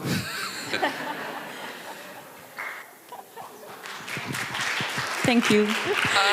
Thank you very much. That was brilliant, and that kind of concludes our session here. So we started out hearing about air quality, which of course affects everyone, not just humans, but everything else we've heard about in this session as well, plants included, whether weeds or not. Then going into light, of course, that affects everything as well, including biodiversity. So thinking about light and whether it's really needed is very good. Other aspects, tourists, we all affect whatever happens wherever we go, so maybe have a think about it. And then going into gardens, we heard about biodiversity in gardens and how that can be enhanced with whatever we do. And finally now, the weeds that some people don't like might actually be a really huge part of the biodiversity in an area in a city. So cities are really important in so many ways and so many aspects. So let's keep that in mind. And if we do go traveling and are tourists, you know, you can still participate in citizen science projects where you go. So being a little bit of a maybe positive influence on this.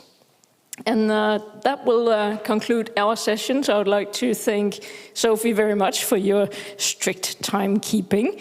And of course, everyone who was here and all your great questions, and especially, of course, our speakers. Please help me. Thank you.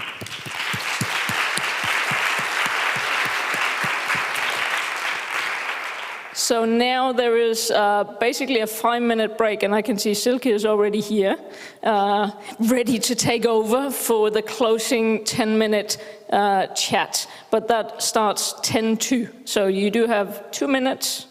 Would you like to say anything else? No. Okay. It would be lovely if you could stay. I would just take 3 minutes. Please stay. Sit. Thank you.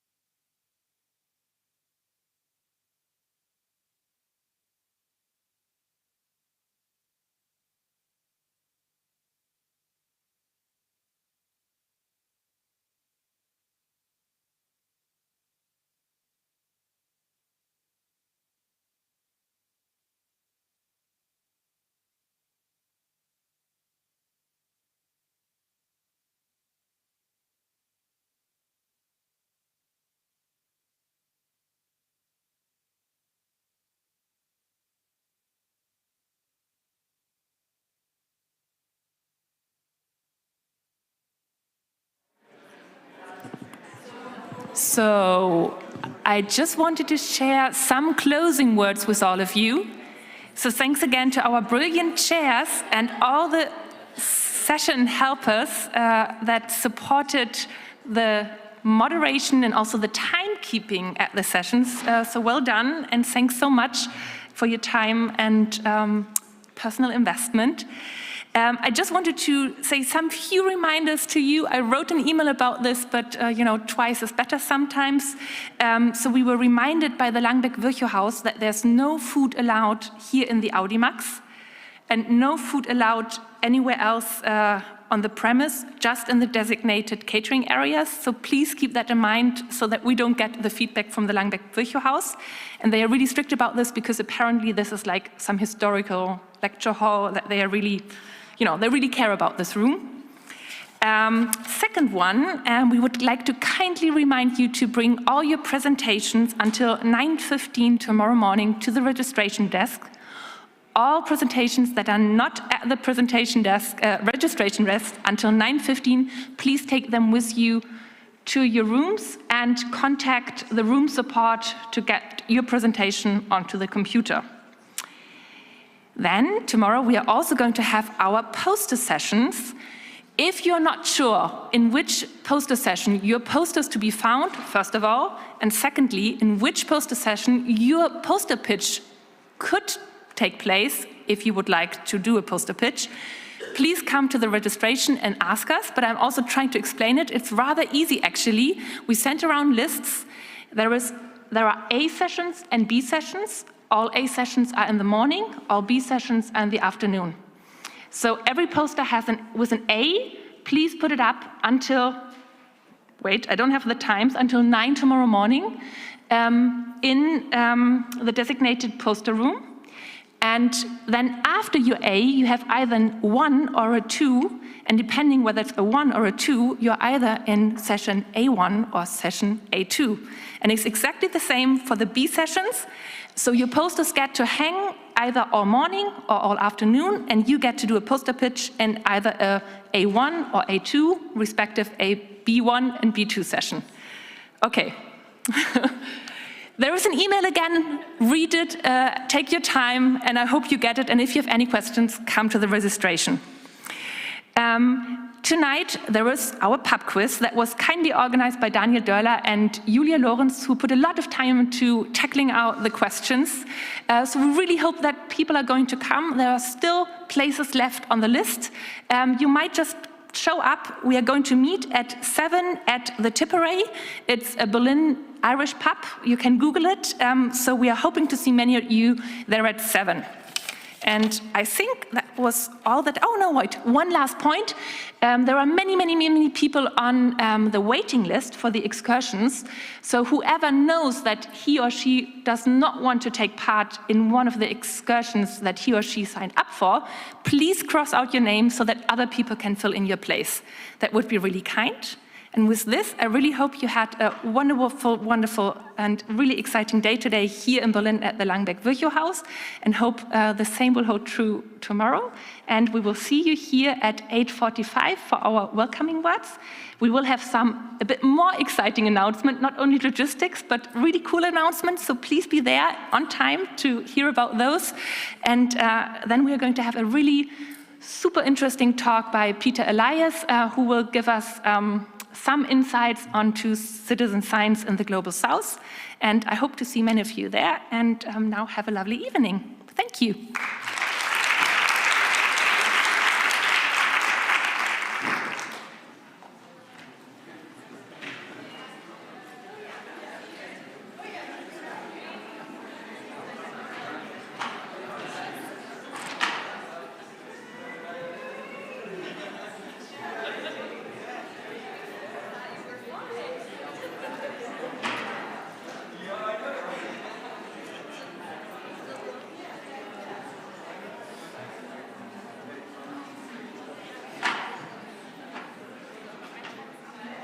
Come on.